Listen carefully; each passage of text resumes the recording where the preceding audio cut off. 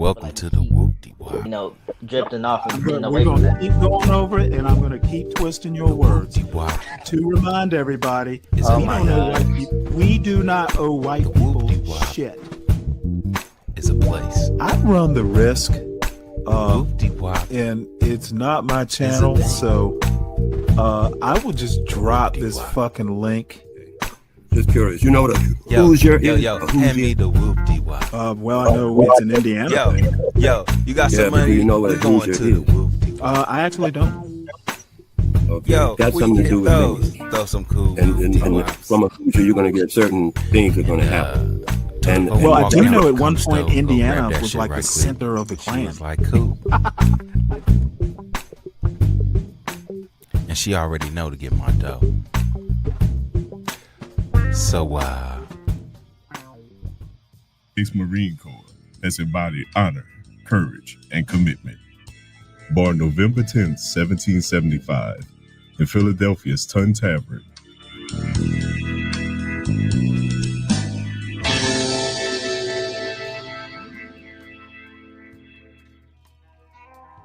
Marines have fought with distinction in every clime and place.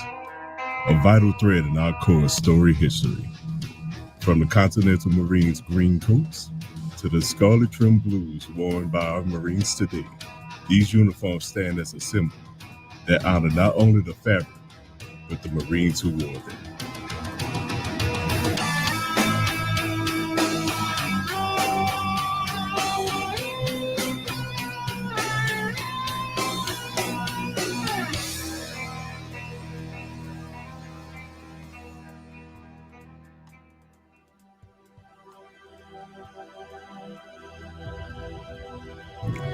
The birth of the Marine Corps came during the American Revolution.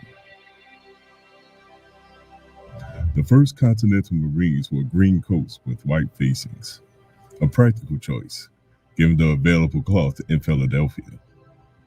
They carried muskets and bayonets, serving as sharpshooters in naval battles and amphibious raids. The most famous of these early actions was the raid on the South Bahamas in 1776. In New Orleans, the city under Spanish rule was a critical port for both trade and smuggling, linking the American Revolution to international allies. This uniform represents the spark that lit the fire of Marine tradition.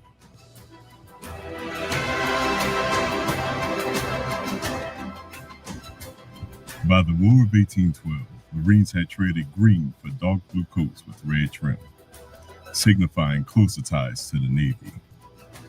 The Marines at Marine Barracks 8th and 9 defended Washington, D.C., while others fought in ship-to-ship battles. At the Battle of New Orleans in 1815, Marines stood alongside Andrew Jackson's mixed forces of soldiers, sailors, and locals, delivering a decisive victory that ensured U.S. sovereignty along the Gulf. The moment forever tied New Orleans to the Marine Corps legacy and the blue and red uniform, echoing spirit of that triumph.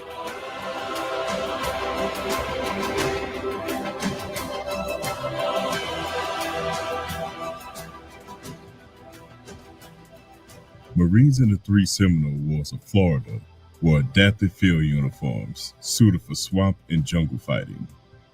Light cotton trousers, simple frock coats, and wide-brimmed headgear.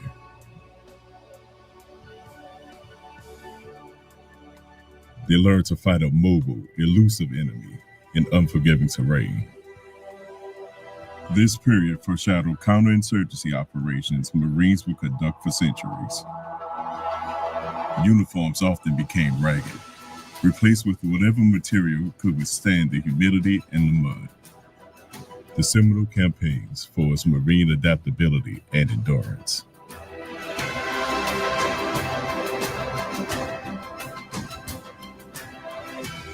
The Mexican-American war uniform featured sky blue frock coats and trousers, often topped with M1842 forage caps. Marines achieved immortal fame in the Battle of Chapultepec in 1847. where they stormed the castle fortress overlooking Mexico City. It was here, at the halls of Montezuma, Marines forever commemorated our hymn. The blood stripe later added to the Marine trousers is said to honor non-commissioned and commissioned officers who fell in Mexico. This uniform embodies bravery in scaling walls against impossible odds.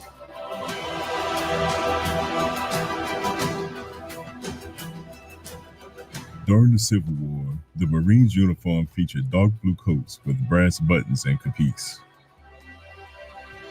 a close cousin to Army attire. Marines manned naval guns and fought in amphibious assaults, including operations along the Mississippi River near New Orleans, which was reclaimed by the Union in 1862. These Marines stood as the backbone of shipboard order during America's deadliest conflict.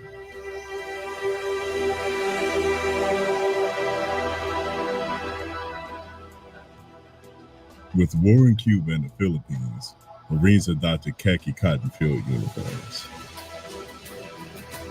lighter and better for tropical heat. Wide brim campaign covers protected Marines from intense sun. They stormed Guantanamo Bay in 1898, establishing a foothold in Cuba after days of arduous fighting. This was the birth of the modern expeditionary Marine. Light, fast, and forward deployed.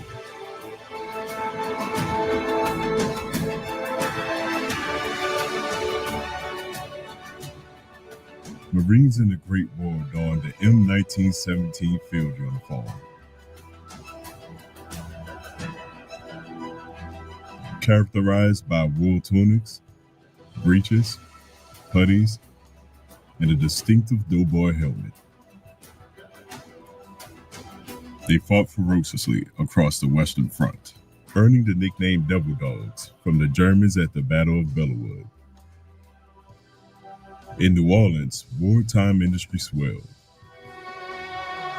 supporting the war effort with shipbuilding and supplies for our troops overseas. The World War I uniform symbolizes the moment Marines stepped into the global stage as shock troops of America.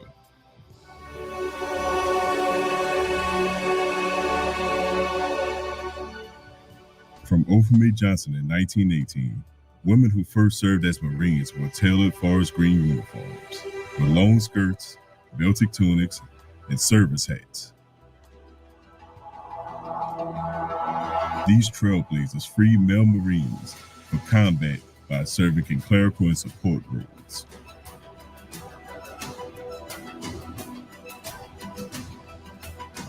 This service began a legacy of women in the Corps that continues to this day.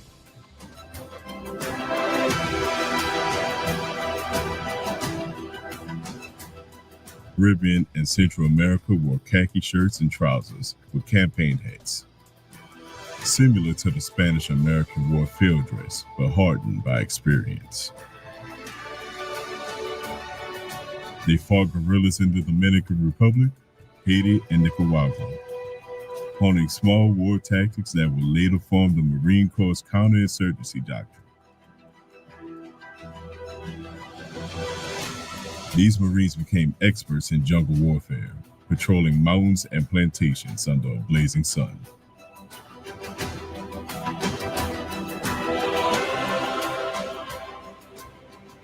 The World War II field uniform was a sage green cotton utility, coupled with the iconic M1 steel helmet. Marines stormed the beaches of Guadalcanal, Tarawa, Iwo Jima, and Okinawa, raising the flag at Mount Suribachi. World War II Marines rode New Orleans-built landing craft into battle. More than 20,000 Higgins boats, designed by Andrew Higgins and built in the Crescent City, became essential to victory.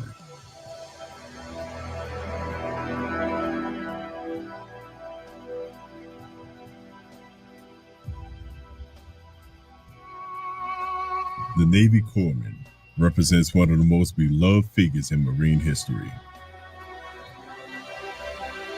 wearing Marine combat gear marked with a red cross. Though sailors by service, corpsmen lived and died with Marines,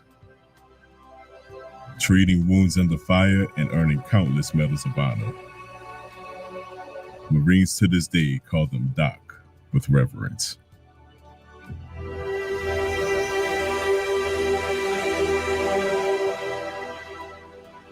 Korean War Marines wore olive drab utilities, cold weather parkas, and the M1 helmet.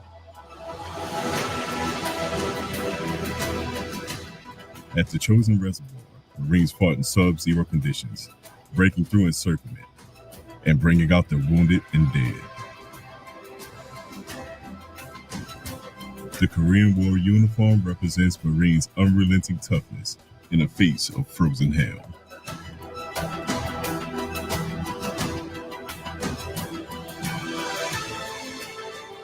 Marines serving in Vietnam wore jungle utilities, flak jackets, and the iconic M1 helmet with camouflage covers.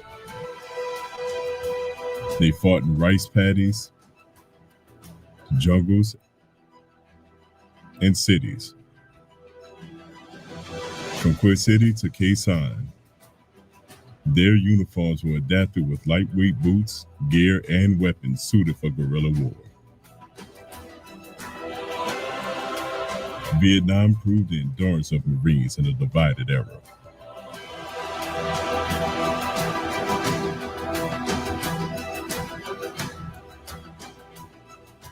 Marines in the 1980s wore woodland camouflage battle dress uniforms. In 1983, 241 Marines were killed in the Beirut barracks bombing. That same year, Marines stormed the beaches of Grenada, rescuing American citizens and toppling a hostile regime. Their uniforms reflect a new era of Cold War crisis and rapid response missions.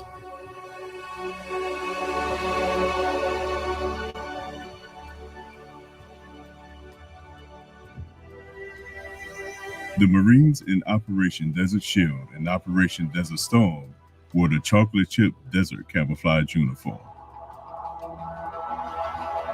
They liberated Kuwait in a lightning-fast campaign, proving America's ability to project power in the Middle East.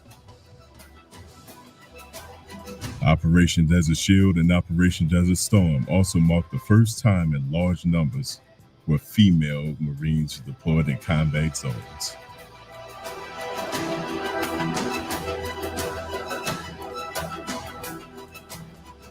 Following the September 11, 2001 terror attacks on the United States, Marines had a central role in combat operations in Afghanistan and Iraq to dismantle the terrorist networks like Al-Qaeda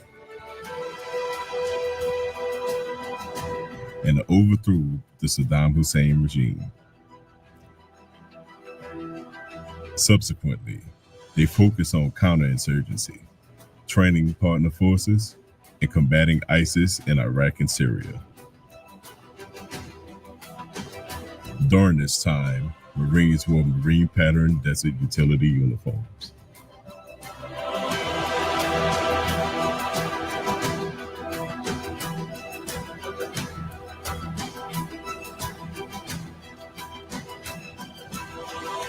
Hurricane Katrina made landfall on August 29, 2005. With subsequent storm surge overwhelming the southeast Louisiana, here Marines will play a large role during the relief efforts, conducting recovery, rebuilding, and humanitarian operations, reinforcing their commitment to the New Orleans community.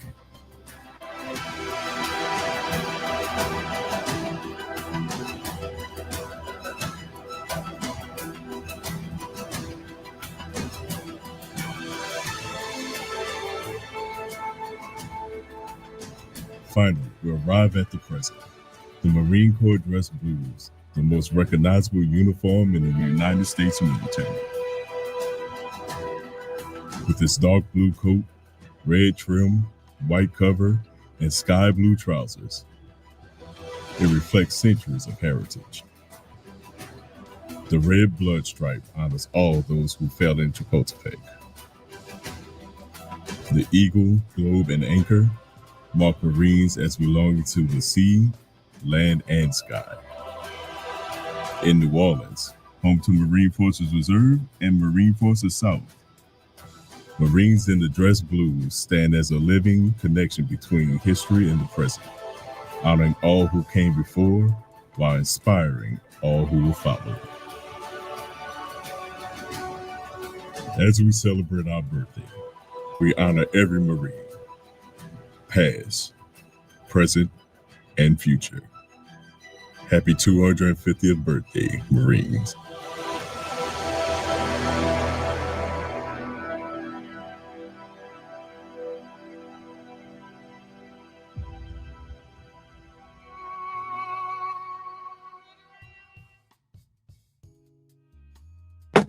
Well, salute to the Marines. Welcome to Stanley versus the world. Everyone, please make sure you hit the like button.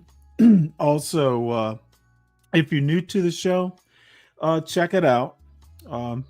Subscribe even.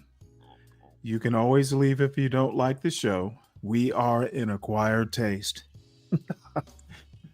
And what's up, Lou?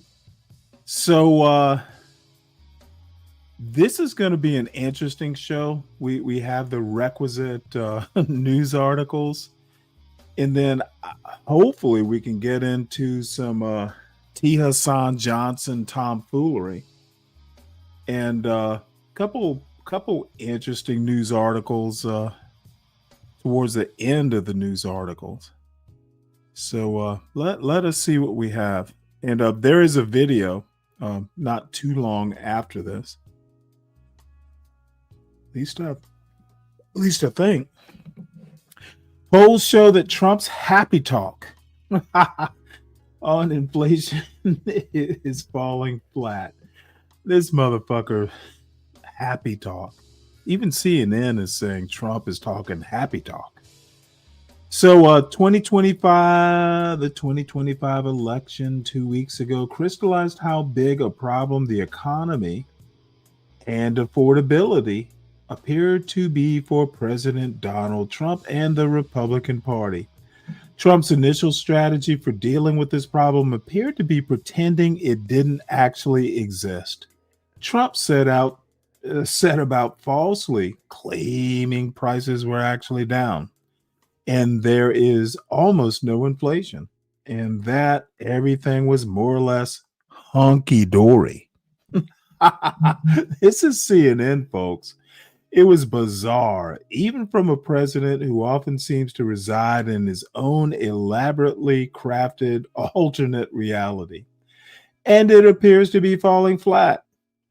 New polling conducted since Trump began driving this message shows Americans continue to see things very differently than Trump has cast them. And their reviews of his economic stewardship appear to actually be getting worse. 75% say grocery prices are up. And I just got groceries yesterday and will be doing another order come this Thanksgiving, probably Monday, if not tomorrow. Despite Trump's repeated claims, our groceries are way down. Everything is way down, Trump said November 6th. Groceries are way down other than beef. He said at another point. He added last week that grocery prices were already at a much lower level than they were with the last administration. This motherfucker is senile. And I'm not going to even give it the dignity of finishing this bullshit. Trump has no clue. And there will be a I told you so New Year's party. Dude, y'all elected a fucking maniac. So this is how billionaires took over American politics. Now, I warn you, Rich people have always run American politics. Rich people founded the country, at least the especially the Constitution. There were no poor people at the Constitutional Convention. So this Washington Post article is how billionaires took over American politics. It's a long article, and we might have to listen to all of it. Many people think they're covered until they find out that they're not. Yep. Needed more money than he ever had before. Let 2.4 me- needed more money than he ever had before. Written by Hey, Beth Reinhard, there we Naftali Ben go. David, Clara Sorry, Morse, and commercials. Aaron Schaefer, and read by Rachel, an AI-generated voice. New York City billionaire John Katzimatidis has long been immersed in politics. But last year, the Republican real estate and oil tycoon donated more money than he ever had before. $2.4 million to support Donald Trump and congressional Republicans, nearly twice as much as he gave in 2016. Katzimatidis What's up, feels Rick? a growing urgency to try to influence the course of American politics, given the wide divergence between the two parties. If you're a billionaire, you want to stay a billionaire, said Katzimatidis, whose net worth is estimated at $4.5 billion. It's not just about his own wealth, he said, adding, I worry about America and the way of life we have. In an era defined by major political divisions and massive wealth accumulation for the richest Americans, billionaires are spending unprecedented amounts on U.S. politics. Dozens have stepped up their political giving in recent years, leading to a record-breaking surge of donations by the ultra-rich in 2024. Since 2000, political giving by the wealthiest 100 Americans to federal elections has gone up almost 140 times, well outpacing the growing costs of campaigns, a Washington Post analysis found. In 2000, the country's wealthiest 100 people donated about 0.25% of the total cost of federal elections, according to a Post analysis of data from Open Secrets. By 2024, they covered about 7.5%, even as the cost of such elections soared. In other words, roughly 1 in every $13 spent in last year's national elections was donated by a handful of the country's richest people. The richest 100 Americans spent on average $21 million in federal elections between 2000 and 2010. Court rulings in 2010 allowed unlimited spending by unions and corporations and created super PACs. Over the past decade, spending by these billionaires rose steadily until 2024, when it increased rapidly, crossing the $1 billion threshold. Over the past quarter century, political, legal, and economic changes have reshaped the relationship between wealth and political power in America. Economists say wealth is now more concentrated at the very top than at any time since the Gilded Age. The tech and market revolutions of recent decades have created riches on an unprecedented scale. Changing norms on executive compensation and lower tax policies under Republican and Democratic administrations have helped insulate those fortunes. And in 3 landmark decisions, starting with 2010's Citizens United versus FEC, federal courts gutted post-Watergate campaign finance restrictions, clearing the way for donors to contribute unlimited money to elections. As a result, U.S. politicians are more dependent on the largesse of the billionaire class than ever before, giving 1/400% of Americans extraordinary influence over which politicians and policies succeed. Political scientists and campaign finance watchdogs also say big money is driving up campaign costs and eroding public confidence in American democracy. In the 2022 Arizona Senate race, for instance, billionaire venture capitalist Peter Thiel helped a friend and former employee, political novice Blake Masters, win a competitive Republican primary contest against the sitting state attorney general and a self-funding millionaire by pouring $15 million into a super PAC backing his campaign. Masters' political consultant, Chad Willems, recalled seeing the first super PAC-funded attack ad against a rival. I was delighted. That's an honest answer, Willems said, though he added that Masters' loss to the well-funded Democratic incumbent, Senator Mark Kelly, shows that support from a billionaire doesn't guarantee success. Things have gotten a lot more expensive, and so you are relying on fundraising a lot more. Former Representative Cherry Bustos, Illinois, who headed House Democrats' campaign arm during the 2020 cycle, said an individual's money, or the ability to raise it, is a big factor when parties seek candidates for office. Part of what you look at when you recruit is the ability to raise money, Bustos said. It's not just being a self-funder, it's more, Do you have access to people who could make big contributions? Do you have those kinds of connections? Donations are not the only path to power for the ultra-wealthy. Following Trump's lead, some billionaires are parlaying their financial clout into public office. At least 44 of the 902 U.S. billionaires on Forbes magazine's 2025 list, or their spouses, have been elected or appointed to state or federal office in the past 10 years. From high-level cabinet posts to more obscure advisory board seats, a review by the Post found.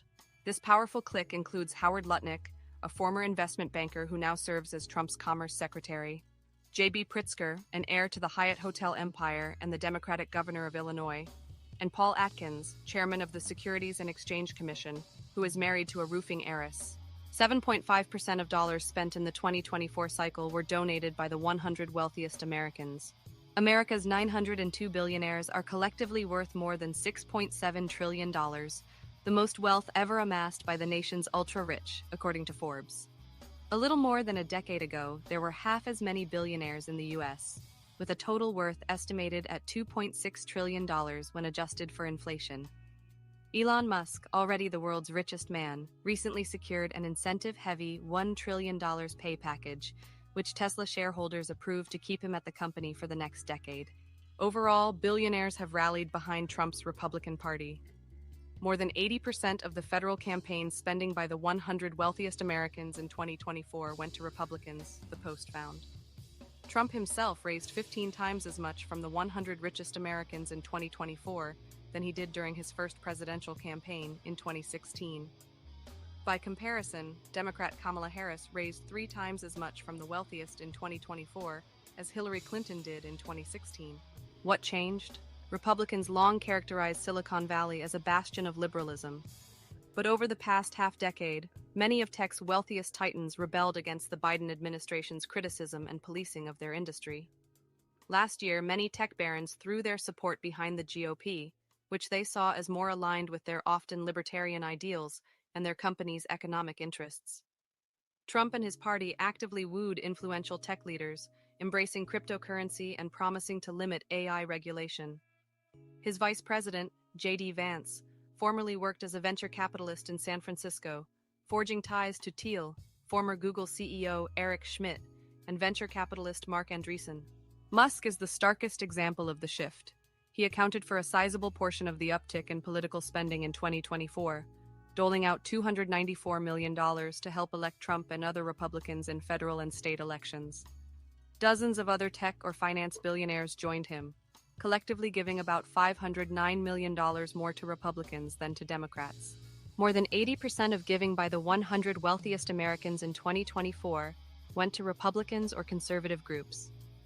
That was a dramatic swing from 2020, when billionaires who made their fortunes in tech or finance contributed about $186 million more to Democrats than to Republicans. Trump's sweeping agenda of tax cuts and deregulation, along with a sense that Democrats have embraced the far left, pushed other billionaires to align more with Republicans, said Mark Schuster, a Miami-based lawyer who represents multimillionaires and billionaires. They think the left has been taken over by Zohran Mamdani's, Schuster said, pointing to the newly elected Democratic Socialist mayor of New York. I think they've shifted because a Democratic Party that used to stand for the working class is now immersed in gender ideology. The progressive left of the Democratic Party is a socialist party, said Thomas Peterfy, who founded an electronic brokerage firm and has a net worth of $57.3 billion, speaking from one of his homes in Aspen, Colorado. The wealthiest people are business people, and they are surging to Trump because they understand how much better Trump is for a prosperous economy. Katzimatidis, This is former a Democrat who bullshit co-hosts a point. popular radio talk show with a Let me Fox stop News this Live, right here. said he doesn't trust Democrats. Since when have the rich people in America been paragons? Rich people are the worst people to do culture wars. Okay, most of them are trans. Elon Musk has a son who is trans. The fuck? What does class have to do with morality? Like working class? What does class have to do with morality? These motherfucking Trump voters are dumb. They have no clue. It sounds good, therefore it is good. Someone tell me what class, economic class, has to do with morality, and then we can debate it. By the way, everyone make sure you hit the like button. Subscribe or don't.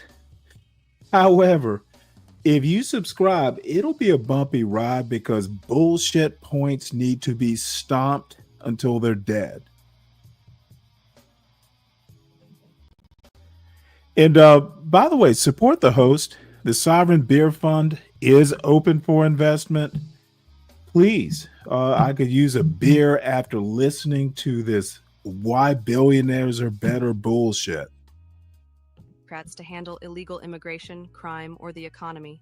Trump is making common sense decisions that a businessman would do on behalf of the United States of America, Katzimatidis said over dinner at the steakhouse across the street from the radio station he bought 5 years ago for $12.5 million. The country was out of control.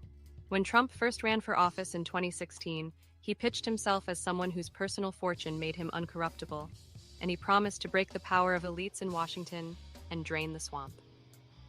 A decade later, many Americans on both sides of the political aisle tell pollsters they fear that the country has spun away from a healthy balance between political power and economic might, between the vote and the dollar. A Washington Post Ipsos poll conducted in September found that a majority of Americans have a negative view of billionaires spending more money on elections, including about a third who said it is very bad. Senator Bernie Sanders, Independent Vermont, who for decades has raised alarms about the undue influence of the very rich, found a receptive audience this year as some 280,000 people attended his fighting oligarchy rallies in both red and blue states. People are very, very worried about where we are as a nation today, Sanders said in an interview. It has to do with a gut understanding that we're living in a nation where ordinary people are struggling to put food on the table, pay rent, pay for health care, pay their electric bills, pay for their food, while people like Elon Musk and Larry Ellison and others are making billions every day. Freezing temperatures moved Donald Trump's second inauguration indoors, leaving tens of thousands of people with tickets out in the cold on January 20th. Even some governors and foreign dignitaries were exiled to overflow areas. But at least 17 billionaires, collectively worth more than $1 trillion, claimed coveted seats in the Capitol Rotunda, a historic concentration of wealth that seemed to herald a new class of American oligarchs, there to celebrate a president known for publicly rewarding his allies and punishing his opponents. The three richest men in the world, Musk, Amazon's Jeff Bezos, who owns the Washington Post, and Meta's Mark Zuckerberg, took places of honor next to Trump's family. The world's fifth richest man, Louis Vuitton executive Bernard Arnault, was there with his wife and 2 children. Several other billionaires were seated close by, including Apple CEO Tim Cook, former Marvel owner Isaac Perlmutter, and media mogul Rupert Murdoch. It was so striking and so out in the open that the rich people are running the country, said former Wall Street executive Morris Pearl, who chairs Patriotic Millionaires, a group that has advocated raising taxes on the rich since the Obama administration, and held a How to Beat the Broligarchs conference in April. It used to be in the back rooms. It became so clear in that moment. Billionaires didn't acquire their influence in D.C. overnight. President Bill Clinton aggressively courted Wall Street, then signed a sweeping financial deregulation bill and a trade deal strongly backed by wealthy Americans. President George W. Bush also relied heavily on affluent donors, then pushed through tax cuts that benefited the rich, as well as the Troubled Asset Relief Program to bail out big banks. In 2008, Barack Obama became the first presidential candidate in the post-Watergate era to reject public campaign financing, opting out of the system's spending limitations and instead raising huge sums from private donors. Bush's TARP and Obama's Great Recession stimulus package ignited a populist backlash that persists to this day, paving the way for Trump's message that despite his wealth, he shares ordinary Americans' fury at a rigged system. Yet under Trump, the first billionaire president, the ultra-wealthy have set up shop inside the corridors of government more openly than ever before. The president installed about a dozen billionaires in his current administration and tapped Musk, his biggest donor, to oversee massive layoffs of civil service employees. Trump's cabinet is the wealthiest in U.S. history, with a combined net worth of $7.5 billion, according to Forbes. Did you hear this? That's more than double. This is literally a new founding of the country. oligarchs founded the country, and that's what we got. Dude, y'all got swindled by Donald Trump. Y'all motherfucking think he is smart because he's a billionaire? Dude, CKJ3 especially, I relish you telling me about, your love for Trump and oh Stanley, you're just talking shit because you're mad. Admiral, the motherfucker is a fuck up. And fools who thought, ooh, he's rich, but he talks like me. Motherfucker, it was literally, again, come the new year, it's going to be an I told you so New Year's party. I'm going to roast some folks. Everyone is going to be invited. Oh, man. The $3.2 billion net worth of Trump's first cabinet and 64 times the combined wealth held by Biden's cabinet. Trump has proudly hosted billionaires at the newly gilded White House at least 4 times this fall, mingling with Google co-founder Sergey Brin, oilman Harold Hamm, and hedge fund manager Bill Ackman. The wealthiest Americans are even helping to fund the administration's priorities. At least 10 billionaires or their... Oh, and by the way, Biden was never this bad. Even with the motherfucking, if you want to believe we were being invaded from the South, dude, y'all don't know what's coming with this Trump economy. This motherfucker, Trump is a fool. 119,000 jobs created in September, and as many, dude, how do you create 119,000 jobs in September and the unemployment rate ticks up? Someone cogitate on that. Motherfucker, because more jobs were lost than created. It's not going well. Y'all voted for what you wanted. Dude. It is. This is going to be a sweet new year. Their family foundations have contributed to a nonprofit organization for the construction of a $300 million ballroom that Trump is adding to the White House. During the recent government shutdown, billionaire Timothy Mellon reportedly gave $130 million to help pay the salaries of U.S. troops. At the same time, Trump has championed a deregulation and tax cut agenda that is bringing huge benefits to wealthy Americans. Under Musk, DOGE, which stands for Department of Government Efficiency, slashed the regulatory state that polices and infuriates billionaires along with their business activities. The IRS has lost thousands of workers, which watchdogs say cripples efforts to pursue tax cheats, reversing an expansion planned by the Biden administration. The Consumer Financial Protection Bureau, created to ensure that financial institutions treat their customers fairly, is on its deathbed. And Trump's main legislative achievement, the One Big Beautiful Bill Act, locked in lower tax rates for corporations and allowed the children of the super rich to inherit $15 million tax-free. Oh, and by the way, I'm letting this play all 19 minutes, and I'm listening to it. While cutting Medicaid programs that benefit the poor and the elderly. The political might of the ultra-wealthy has limits. Several billionaires, including Katzimatidis, banded together to try to stop Mamdani, warning that his election would mean an economic cataclysm. But Mamdani prevailed, citing the billionaire's opposition as a badge of honor.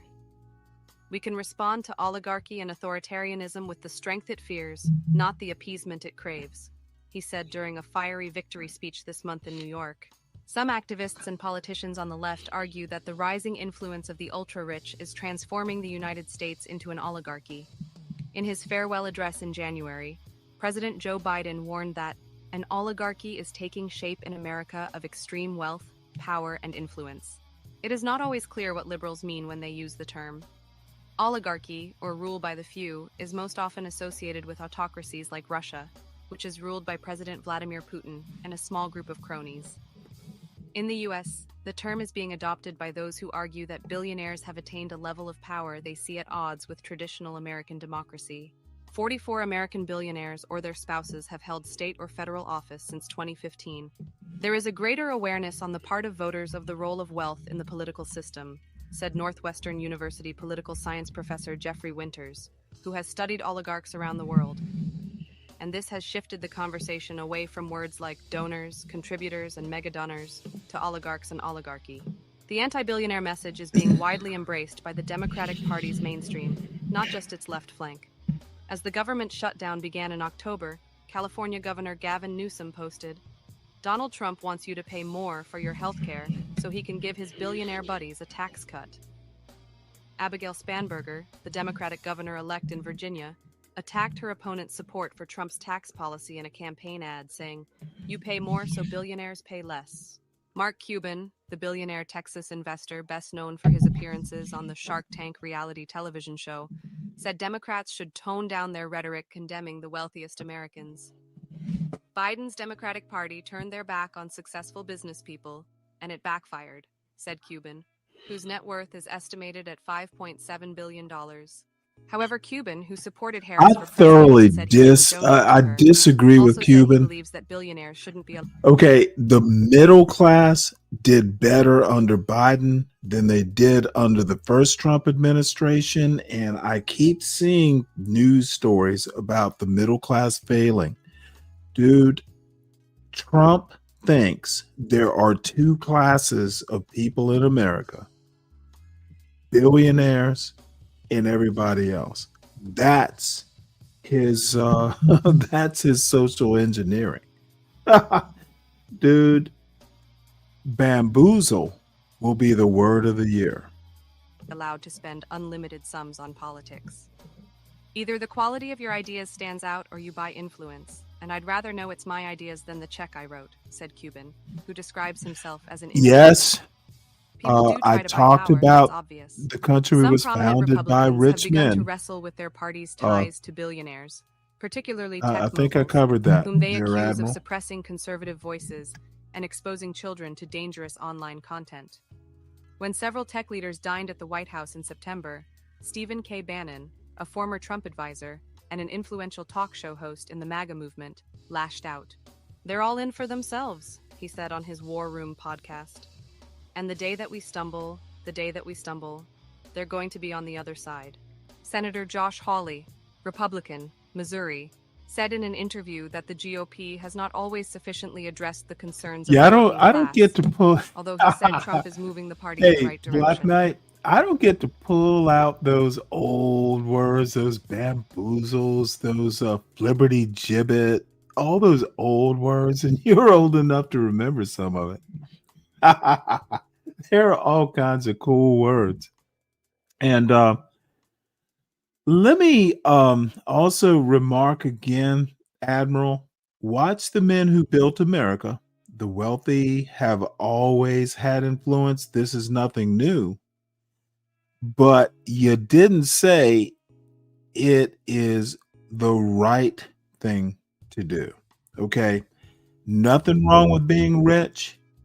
But what Trump is doing right now, building an oligarchy where the motherfucking richest man in the goddamn world gets to fire poor people from the government who are actually working.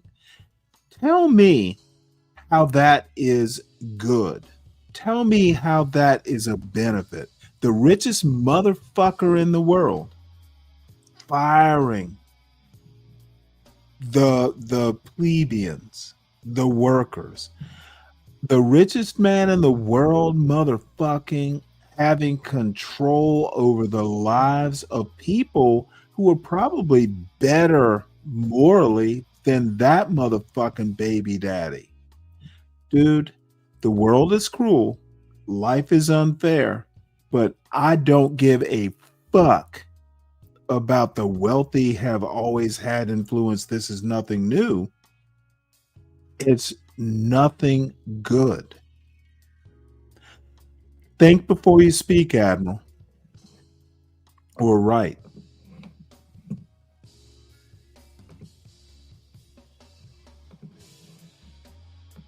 A conservative party worth its salt is a party of the working person.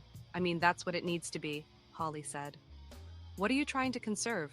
You're trying to conserve home, family, labor. Right now, working people are really under assault. But given billionaires' growing reach in American politics, it is far easier for politicians to denounce them than to escape their influence.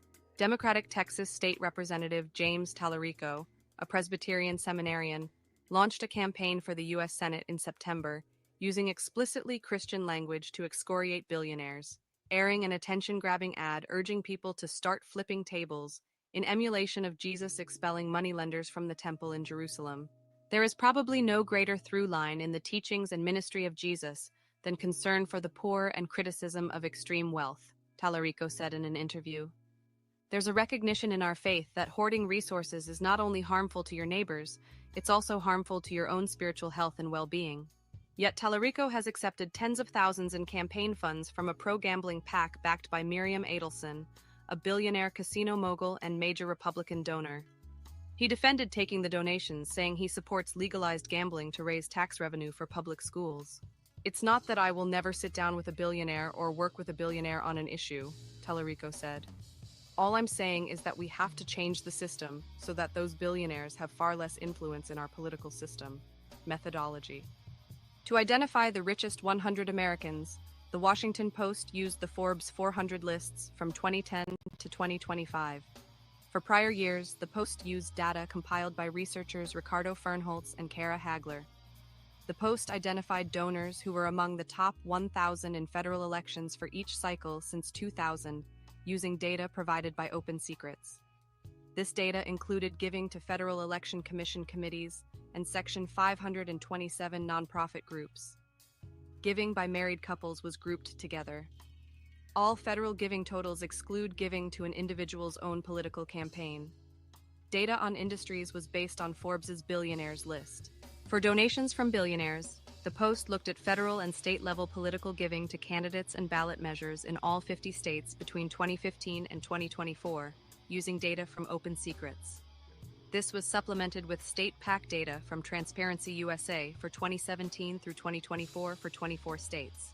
The Post relied on Open Secrets' partisan classifications of federal data to analyze donation recipients and identified a donor as primarily All supporting right. a party Well, if at least 75. guess we don't need to listen to all that. By the way, I'm kind of distracted because, as I said, my son and my father-in-law are going to be here next Tuesday. And I got a lot of motherfucking shit to do. I have already bought the turkey. And it's going to be me, my son, and my father-in-law doing Thanksgiving. And there may be the occasional, wandering guest. I have not cooked a holiday meal in probably 10 years, possibly even 20 years. But, so I'm getting Can I Be Martha Stewart vibes. But turkey's not going to be hard. And I got the turkey. It's frozen. I got half a pork picnic. So I'm going to go ahead and smoke that this weekend. So if the turkey fails, we'll just eat barbecue sandwiches or some bullshit like that. But turkeys aren't that hard. You just have to take your time with them. Oh, clean up. Really, TMKC? Motherfucker, it's a hut. They're going to be eating in a hut. So it'll be okay one way or the other. I will fail or I will not fail. So next story. Federal immigration crackdown ends in Charlotte, North Carolina, sheriff says. Oh, that was short work. U.S. Customs and Border Protection's Operation Charlotte's Web. I didn't know they called it that. Has officially ended, confirmed by Sheriff Gary McFadden in Mecklenburg County, which includes Charlotte. Raleigh Mayor Janet Cowell stated that Border Patrol enforcement appears to have been suspended in the city, easing fears in local immigrant communities. That means they're undercover. The crackdown has faced protests and resistance, while nationwide immigration detention counts have reached record highs above 60,000 since January. Apparently there wasn't enough abuse. You know, there are more people with guns in the South. Maybe that was it.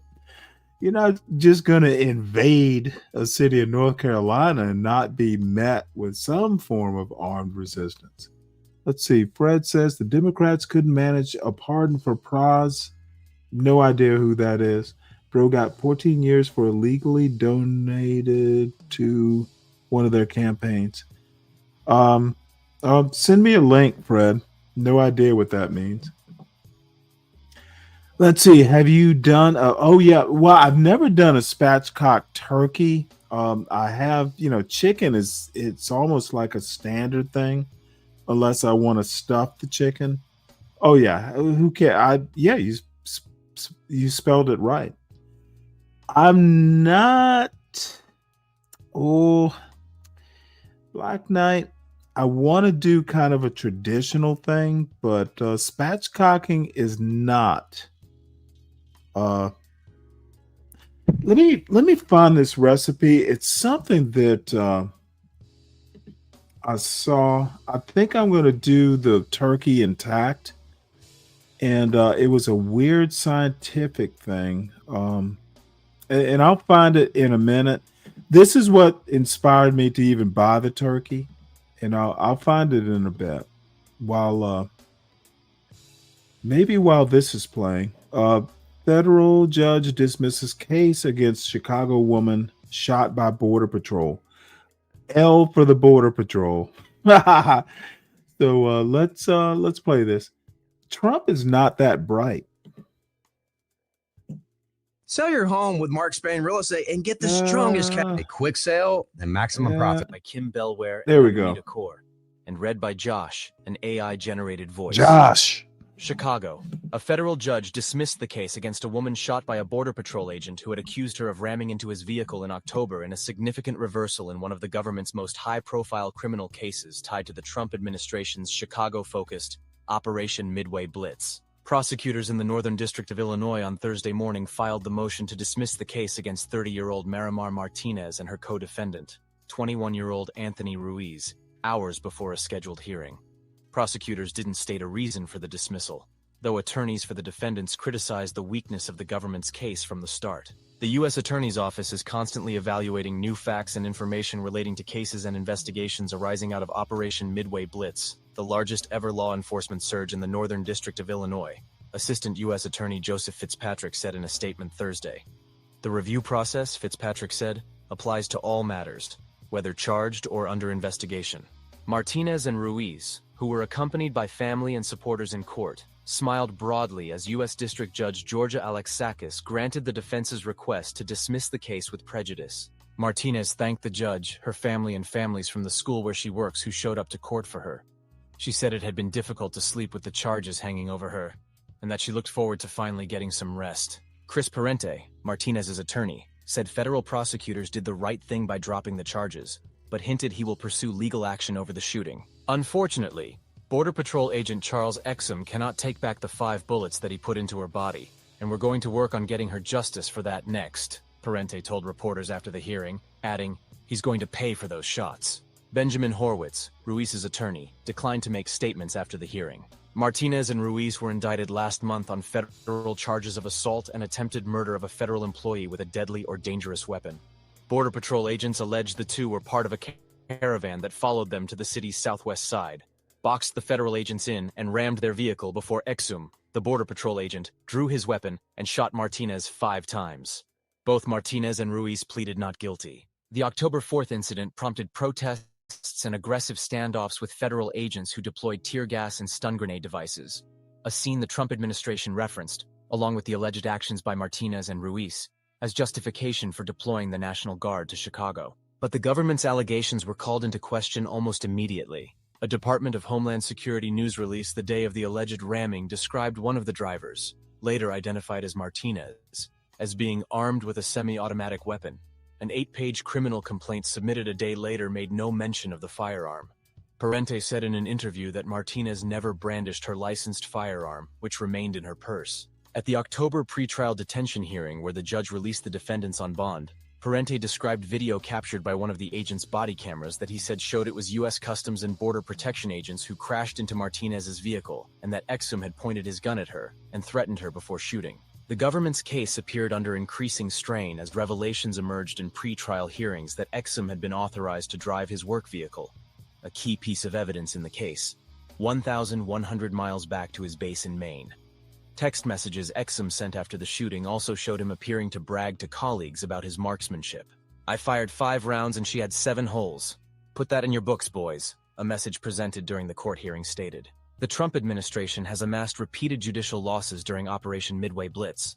The immigration enforcement, which began in September, has led to more than 4,000 arrests across the Chicago area and northern Indiana, according to the Department of Homeland Security. The operation has drawn regular protests outside the suburban Immigration and Customs Enforcement facility in Broadview, Illinois, and in normally quiet Chicago neighborhoods where residents have faced tear gas, rubber bullets, and other force by federal agents that a federal judge said shocks the conscience. Last month, another federal judge temporarily blocked the National Guard from deploying to Illinois after saying she had observed a lack of credibility from federal officials in several declarations they made in the case. The Trump administration faced another new lawsuit stemming from Operation Midway Blitz on Wednesday. The complaint from a religious nonprofit and I agree, Black Knight, asserts that immigration authorities violated plaintiffs' First Amendment rights by stopping them from ministering to people at Broadview. Despite the long history of religious access to the Broadview Detention Center, recent months have brought shifting, contradictory, and often opaque communication from DHS and ICE officials. Faced with this lack of honesty and transparency, we were left with no choice but to file this lawsuit, said Michael N. Okinsey C. Cruz, executive director.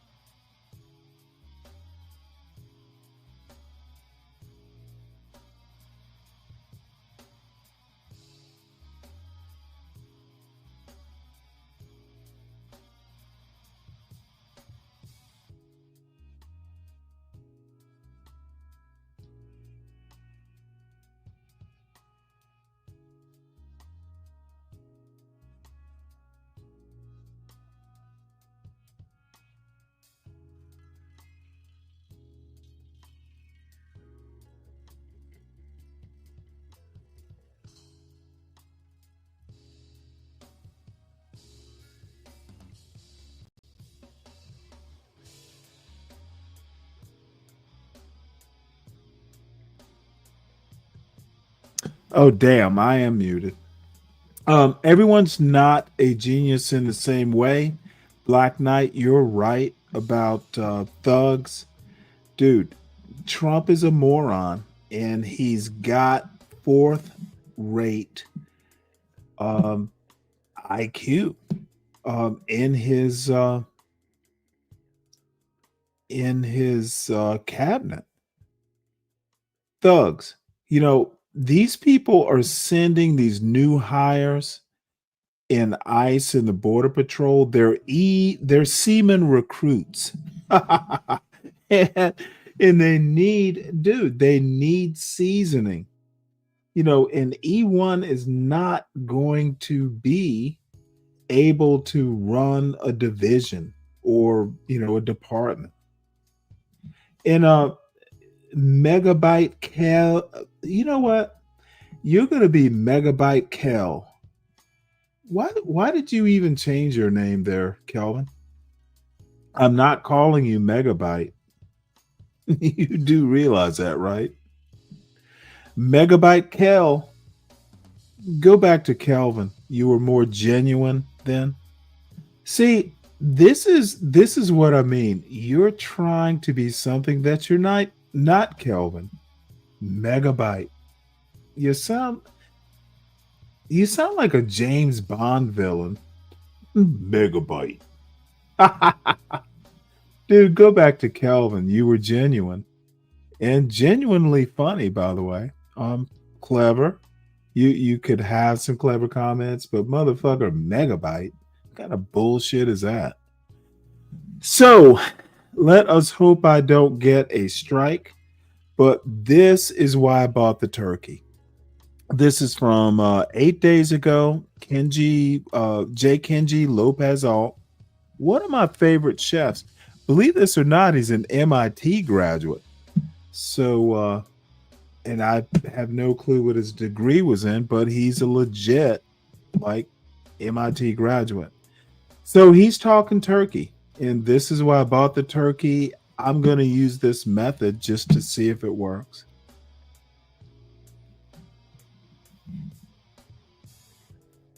Oops. You know, and you want to heat up this pan here. It'll be hot coming out of the oven, so you don't really have to do much. But if you have any trouble sort of scraping, let me go back to the beginning. This stuff off the bottom of it, just put it over a burner. Hey everyone, it's Kenji, and today we are talking turkey. I'm going to show you exactly what's going on inside a turkey as you're roasting it using the help of these two predictive thermometers from Combustion Inc. Not only am I going to show you what's going on inside a turkey, but I'm also going to show you why the roasting pan is perhaps the worst vessel for roasting a turkey in, as well as a much better, faster alternative, what I think you should be doing on Thanksgiving if you want to roast a whole turkey. But first, let's talk about the turkey itself. So turkey, like all poultry, consists of two different types of meat. We know there's dark meat in the legs and thighs, and there's light meat in the breast. What's the difference? Well, dark meat comes from the parts of the animal that are used sort of continuously with low effort throughout the day. So the legs, the turkeys are walking around on their legs all day. The legs are always getting a workout. So there's a lot of connective tissue in there. There's a lot of blood flowing in there, and that's what makes it darker. That's also what makes it a little bit sort of tougher and stringier if you don't cook it properly. Because of all that connective tissue, you want to cook dark meat to at least 165 degrees for food safety, but at least around 175 degrees or so if you want all that connective tissue to soften and for the dark meat to become tender and delicious. White meat, on the other hand, is what's called fast twitch muscle tissue. So white meat, which is in the breast, that's used for the turkeys to flap their wings. They don't flap their wings very often, but when they do, they want to do it in quick, short energy bursts. White meat has much less connective tissue, much less fat in it, much less blood in it, and so it tends to dry out much more easily. Because of that, white meat, you don't really want to cook it beyond 160 to 165 degrees. That's when it starts to get really dry. So the problem is you've got two different types of meat on the same bird that need to be cooked to two separate temperatures. So most people, when they roast a turkey, they'll put it in a roasting pan like this on a rack. They'll stick a thermometer into the leg, and then they will roast the turkey until the leg meat is done. The problem is that by the time the leg meat is cooked, the breast meat is overcooked. And that's why you end up with this really sort of dry, chalky, stringy breast meat. So a roasting pan has these high sides, and what that does is it shields the bottom of the turkey. There's a lot of convection currents, a lot of air moving over the top of the turkey, so the top of the turkey cooks nice and fast. However, the bottom of the turkey doesn't get as much air circulation, therefore doesn't get as much heat energy, and because of that, it slows down the cooking of the thighs. So by the time the thighs are done, the breast meat is going to be even more overdone. In fact, I stuck a couple of thermometers in a turkey that I roasted in a roasting pan in a 375 degree oven until the legs hit 165 degrees. And by the time that they got there, the breast meat was over 170 degrees. And by the time it was all rested, the leg meat had gotten up to around 175, while the breast meat got all the way up to 178 degrees. That's really hot. really, really dry. And, all the gravy in the world is not going to be able to save it. Now, not only does the turkey cook unevenly when you do it in a roasting pan, it also browns unevenly. So you get this nice golden brown skin on the top. But when you flip the turkey over and look at the bottom, you'll see that the thighs and the back of the turkey are really pale and flaccid. In fact, they look almost like they're raw, like the meat was steamed, because essentially it was. There's not much radiant heat coming out here. All you're doing is sort of steaming it in its own liquid there. So what is the solution to this? Well, the first thing is to get it out of the roasting pan and instead put it into one of these, a sheet tray. They're cheaper than roasting pans. They are more useful than roasting pans. In fact, I rarely use my roasting pan. The sheet tray, what it does for your turkey is, first of all, it allows much better air circulation under here. Your skin is going to crisp up more evenly all around the turkey. And more importantly, your thighs are going to cook faster than they would in a roasting pan. The other advantage of a sheet tray is that it's made of aluminum as opposed to most roasting pans, which are made of steel. Aluminum is a much better conductor of heat, so it's going to radiate the heat of the oven up into that turkey a lot better. Now, if you roast this just like this, you'll get better results than you would in a roasting pan. However, if you want to improve it even more, what you can do is use a baking stone or baking steel. I'm using a baking steel. So a heavy stone, the kind that you would use to bake a pizza on, you probably have one at home. By preheating that in the oven at 500 degrees, you're essentially creating a little heat battery. You're storing a lot of thermal energy in that stone. And so then when you place the turkey on top of it, that heat then gets radiated up into the thighs and into the legs so that the legs and thighs cook much faster. By the time the thighs are done, the breast is not going to be overcooked. So to make this turkey, all I've done so far, I took out the wishbone, seasoned it with salt and pepper, and I left it in the fridge overnight. That's called dry brining. What it does is that it starts to break down some of the muscle proteins so that as they cook, they don't squeeze as tightly. And so they're able to hold on to a little bit more moisture. It's going to protect your breast meat a little bit. It's going to make the entire turkey a little bit more juicy. It also... Let me stop this right here. Everyone, please make sure you hit the like button. Please, if you're new to the channel, check it out. You don't have to stay, but if you like it, stay. The Sovereign Beer Fund is open. There will be a Saturday show. Be like Black Knight. Support the foolishness. And by the way, I'm not kidding. I literally, Publix was having a sale on turkeys this year. If you recall the past, maybe not last year, but the years before, turkeys were overpriced. So turkeys actually did go down in price. Probably they overcompensated and had too many turkeys. So I got just a 10 to 20 pound turkey, I think it is. Fairly cheap. And I literally damn, let's try turkey this way. I have all the equipment. I got the turkey now. So why not? The worst that can happen is we will have turkey. You should always have an alternative roast. But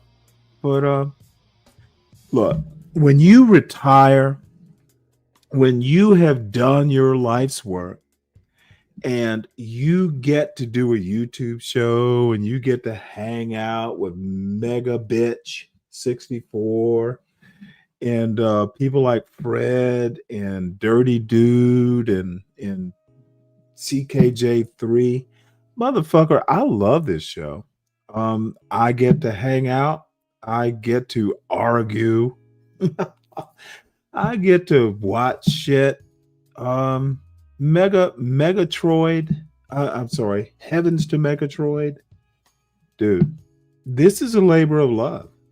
And, I will ask for investment in the Sovereign Beer Fund. So anyway, you get to motherfucking, oh shit, this looks interesting. I haven't cooked a turkey in 10 years. Let's go buy a turkey. Motherfucker, that's what retirement is. Don't retire at 70 or 80 or 90. Dude, work hard. And, I was just texting with my son.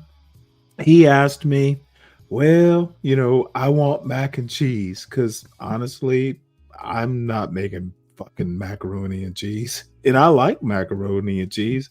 It just wasn't on my menu. So guess what? He gets to motherfucking make mac and cheese. I have not seen that motherfucker in months. So he gets to make mac and cheese, and then, can we make desserts? You know what? I have fucking 5 pounds of frozen goddamn blueberries, and I will get an extra 5 pounds of King Arthur flour.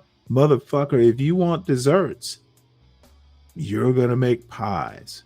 A lot of blueberry pies. We can get apples, but motherfucker, we're not doing that.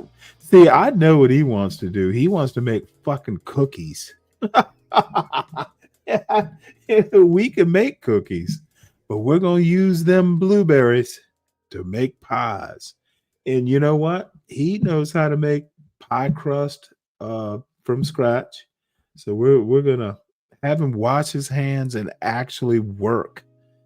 So anyway, way off track, but I bought the turkey literally because I was inspired by this recipe. Allows the skin to dry out. I have not bought the thermometers. I probably don't need them. I got a couple thermometers. I'll figure it out.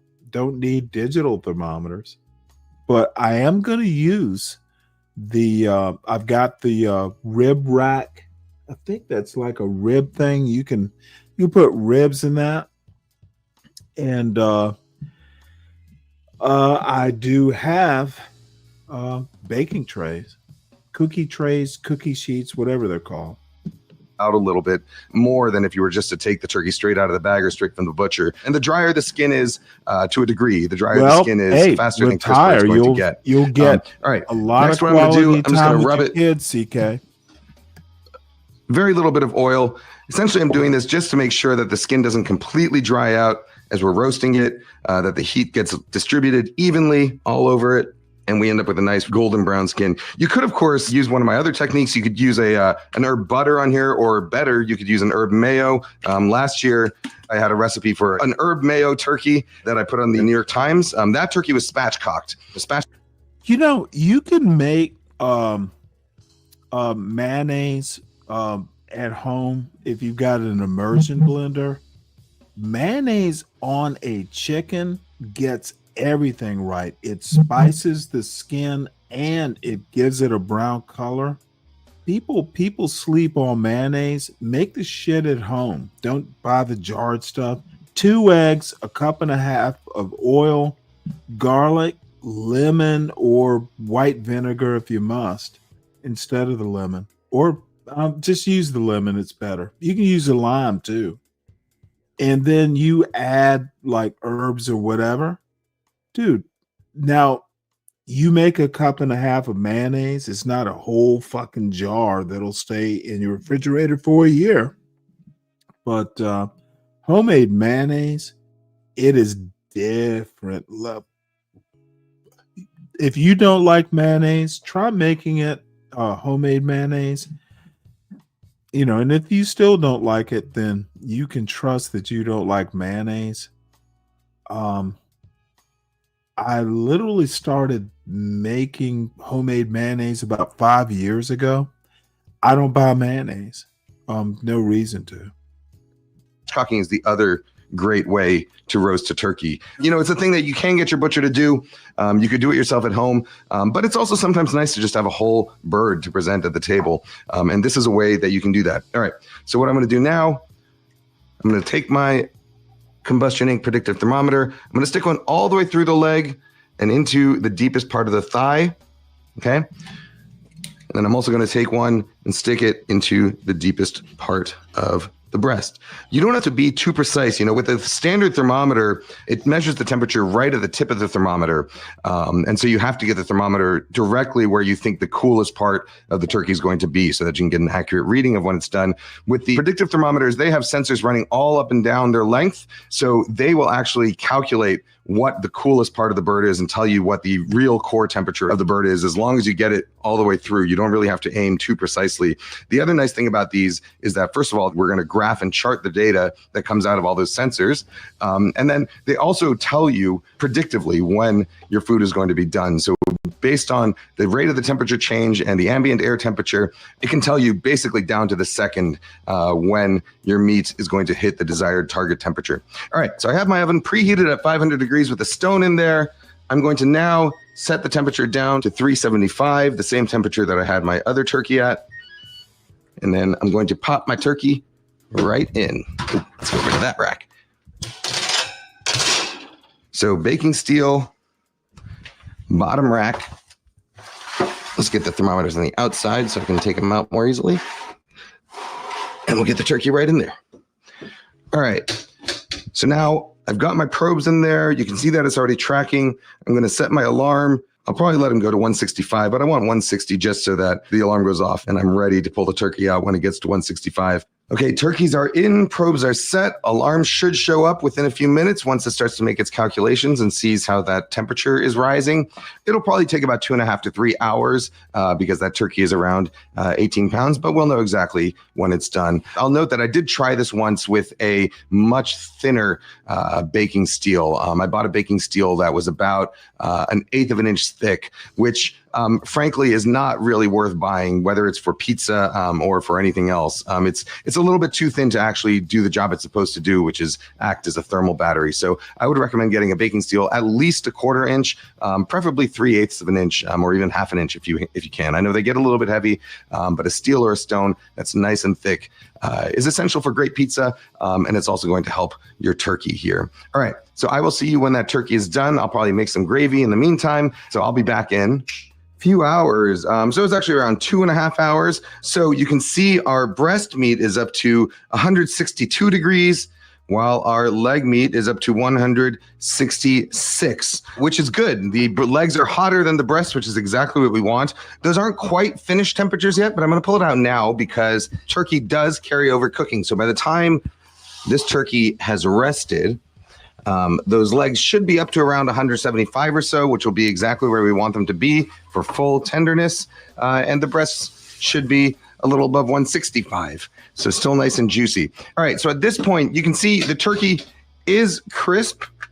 It could be a little bit more brown though. But what's going to happen though is that as the turkey rests, that crisp skin is going to steam a little bit. It's going to start to soften. So I'm going to show you how to fix that so you can serve and carve a nice crispy bird without overcooking the inside and still allowing it to rest. So what I'm going to do now, I'm going to reheat my oven to as hot as it goes. In this case, that's 500 degrees. And we're going to let this turkey rest for about 30 to 45 minutes or so. In that time, the temperature is going to sort of level out inside. It'll reach its peak. It'll start to cool a little bit. And then when we're ready to serve it, we are going to pop it back in the oven to re-crisp and get that skin really nice and golden brown. And then we'll be ready to carve. All right, so I'll see you guys back in one good turkey rest later. All right, so now our turkey has rested. During the process of that rest, the leg meats came all the way up to 175 degrees. The breast meats got up to 164 degrees. So that seems just about perfect to me. So now our oven is preheated at 500 degrees. We're going to throw the turkey back in there now. And by the way, you know, that rest, it can be anywhere you need between, 30 minutes and say 2 hours or so. You don't really have to time your turkey perfectly. Whenever your family is ready to sit down, you get it back into the oven, in the 500 degree oven. And we're going to let it sit there probably for about 15 to 20 minutes or so. And that should get the skin really nice and crispy because the meat has rested and cooled down a bit. It's not going to overcook. And we're going to have the best, not just of both worlds, I think the best of all worlds. All right, so I will be back when this turkey is ready to carve. So I'll see you in about 20 minutes. So you can let this go longer. It's really about crisping up the skin on the outside. And as long as the temperature of the turkey never exceeds the final temperature that it came up to when you were roasting it, it is not going to get any drier. But look at how beautifully golden brown this guy is. Whew. By the way, while this was cooking, all I did, I noticed that the pan, the juices in the pan were getting a little bit dry and the fond was starting to get a little bit dark. So all I did was pour a couple of cups of water into the bottom of the pan in order to make sure that that stuff doesn't burn. So you just have to keep a little bit of an eye on that. But this stuff here, we're going to keep because I have this gravy on the stove that I made out of chicken stock and the roasted neck of the turkey, along with some mirepoix vegetables, so some carrots, onions, celery, a couple bay leaves, some herbs. So now I'm just going to take the pan that the turkey roasted, and all of this stuff is kind of gold, and you want to heat up this pan here. It'll be hot coming out of the oven, so you don't really have to do much. But if you have any trouble sort of scraping this stuff off the bottom of it, just put it over a burner, add some liquid, and you should be able to deglaze it. I'm going to put a fine mesh strainer over the top of the gravy pan. I'm going to take my pan, pour it through there. So those are the juices of the turkey coming out with the water in the turkey, and then the water eventually evaporates, and then those proteins that are dissolved in that turkey juice will start to brown through the Maillard reaction, and that's what we call fond. So the stuff that's stuck on the bottom of the pan after you're done roasting or sautéing or searing, and that's the stuff that you want to keep. All right. So we've got our gravy, we've got our turkey. Let me taste this gravy.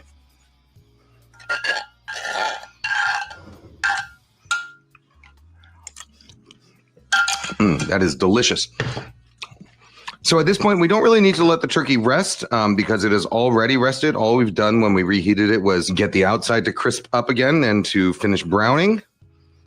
But now let's take this out so you can see what the bottom of the turkey looks like compared to the previous turkey, the one that was roasted the traditional way. Get this out onto our cutting board. So you can see the top of the turkey. Ooh, here, how crispy that is. Top of the turkey, beautifully browned. And the bottom of the turkey, not as browned, but much, much better than the sort of really raw looking turkey that we had coming out of the sheet pan. And let's compare that breast to the breast we had the first time.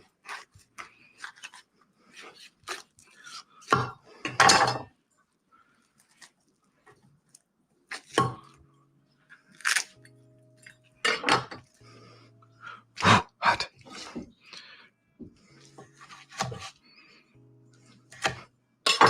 So this breast meat, much finer texture there. Ooh. It doesn't have any of that chalkiness because it's not overcooked. Nice and juicy, nice crispy skin. Let's pull off some of that leg meat and see what it's like, huh? And of course, the best part is that the turkey is intact and you can bring it to the table like a whole beautiful bird, like that Norman Rockwell idea of what a Thanksgiving dinner should be. I love a spatchcock turkey. I do honestly think spatchcocking is the best way to cook a turkey if you're going to do it. But I know a lot of people care about the appearance of the turkey on the table. I think there is a lot to be said about the visual components of dining. And so if you can bring a whole turkey to the table, if that's something that matters to you and your family, this is the way to get it really nice and juicy, really nicely cooked without having to ask your butcher to spatchcock it. Let's try some of that thigh meat here. Oh boy, look at that dark meat. I love turkey. I know some people are not fans of turkey because it feels like either a Thanksgiving thing or a lunch meat thing. But I look forward to Thanksgiving every year because it's like having really good chicken, but with a little more flavor. Get a duck or a goose. You know what? I'm going to get a little plate. They're get some gravy on here. All right, let me cut myself some of that dark meat. Get myself a few slices of that white meat. When I was younger, I hated white meat. Even as a young cook who was sort of working in really nice restaurants, I thought white meat chicken, white meat turkey, it was just sort of like the boring choice. but that was because I never really had it cooked extremely well. Let's put some gravy on there.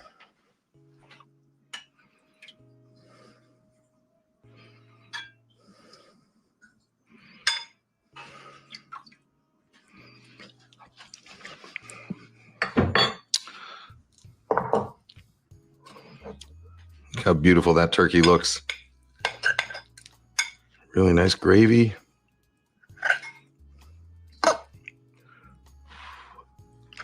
I really do think turkey is one of the finest meats.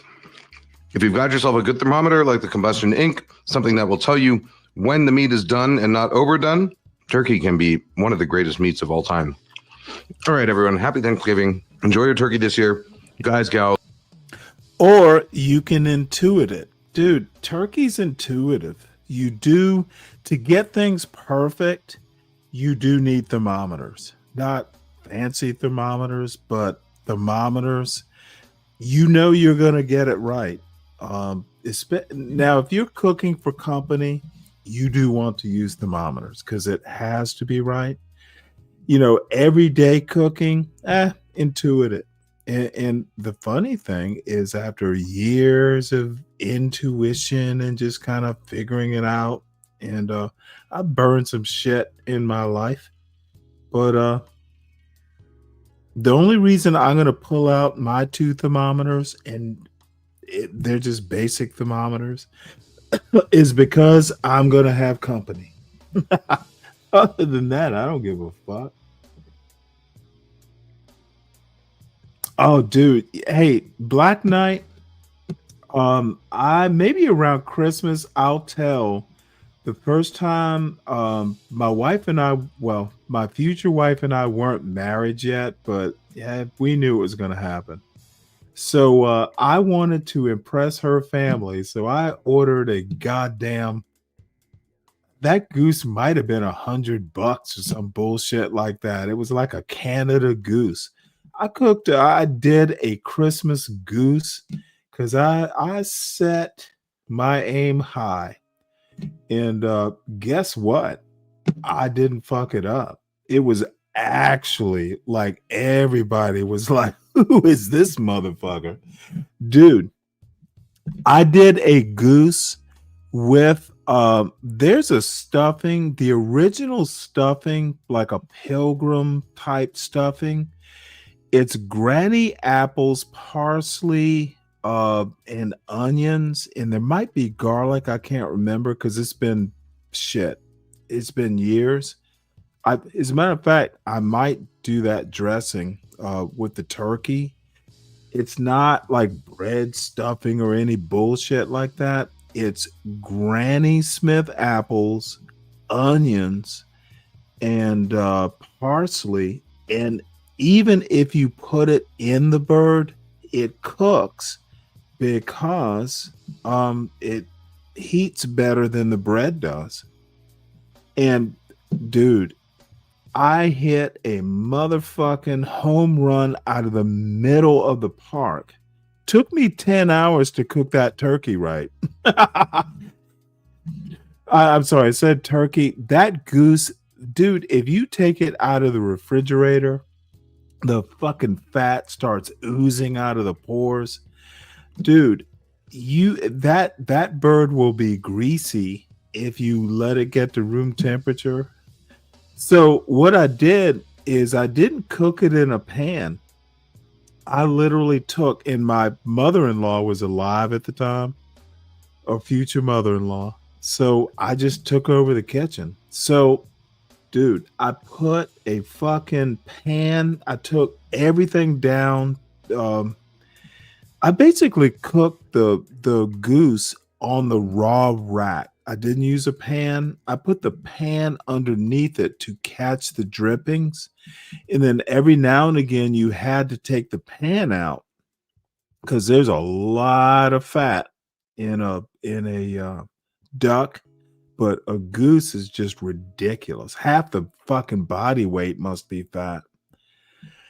So anyway, now I didn't throw away the fat. I put it in a container and we use that to do French fries. Goose fat and French fries. That's peanut butter and jelly. But bottom line is 10 hours, but the motherfucker was done right. So that is it's really the first Christmas my wife and I spent. You know, it was a year maybe before we got married, but I miss that Christmas. You know, my son wasn't born. It was just, you know, people were kind of surprised. You gotta cooking is creativity. So Mom Donnie and Trump are supposed to meet. So let's see how that goes.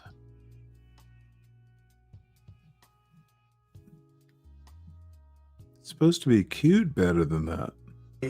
Great meeting, a really good, very productive meeting. We have one thing in common. We want this city of ours that we love to do very well.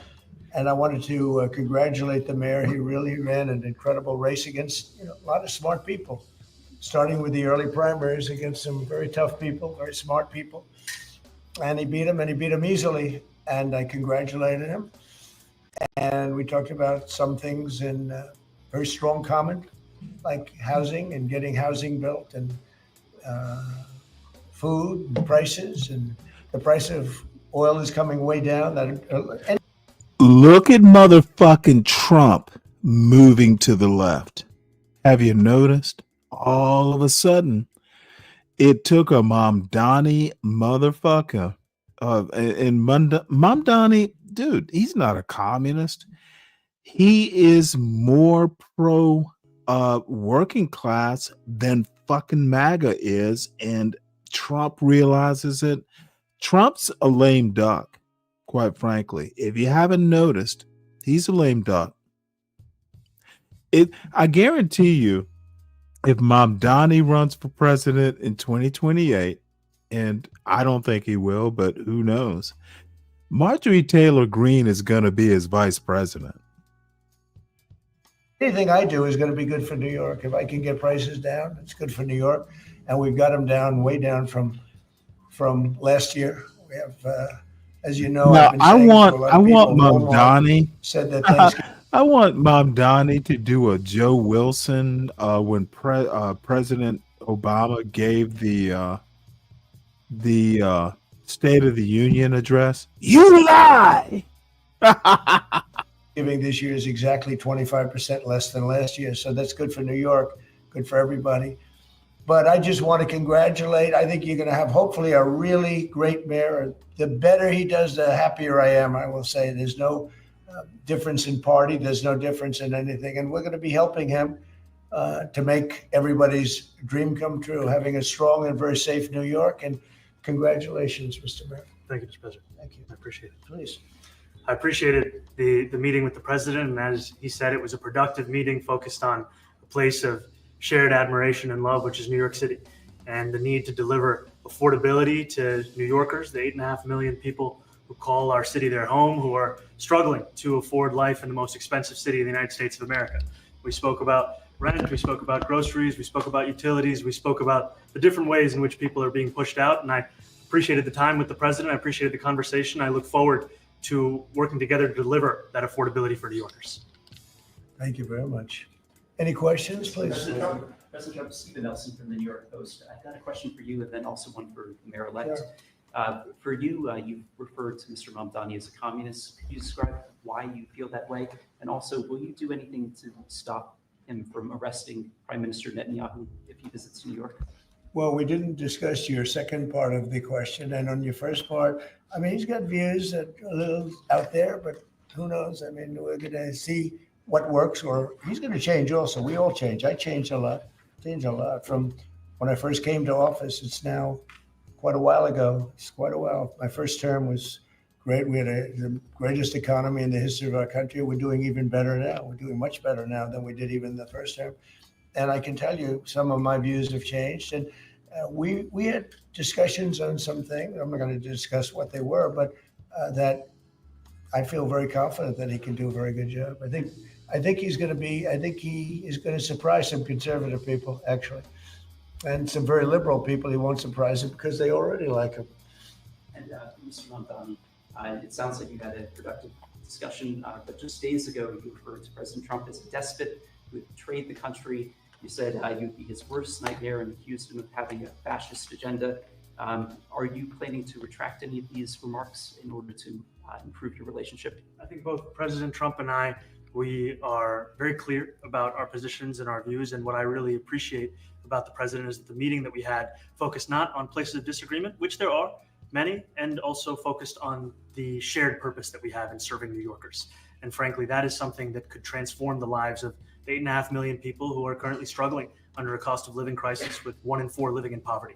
And the meeting came back again and again to what it could look like to lift those New Yorkers out of struggle and start to deliver them a city that they could do more than just struggle to afford it, but actually start to live in it. And I've been called much worse than a despot, so it's not that insulting. Maybe I think he'll change his mind after we get to working together. Yes, please. Mr. President, Anthony Mashak from MTV Lebanon. I would like to ask you a question about the Middle East regarding you said that Hezbollah in Lebanon is not in a good position. And Lebanon now is the final unresolved after Gaza and Syria. Given your assessment, like, what do you say for the Lebanese today? It's the independence day in Lebanon. And what is your next move to push toward disarmament? Trump is having a good hair day, at least from this side. Of Hamas and frankly everybody else. And we actually have peace in the Middle East. As you know, the King of Saudi Arabia just left yesterday.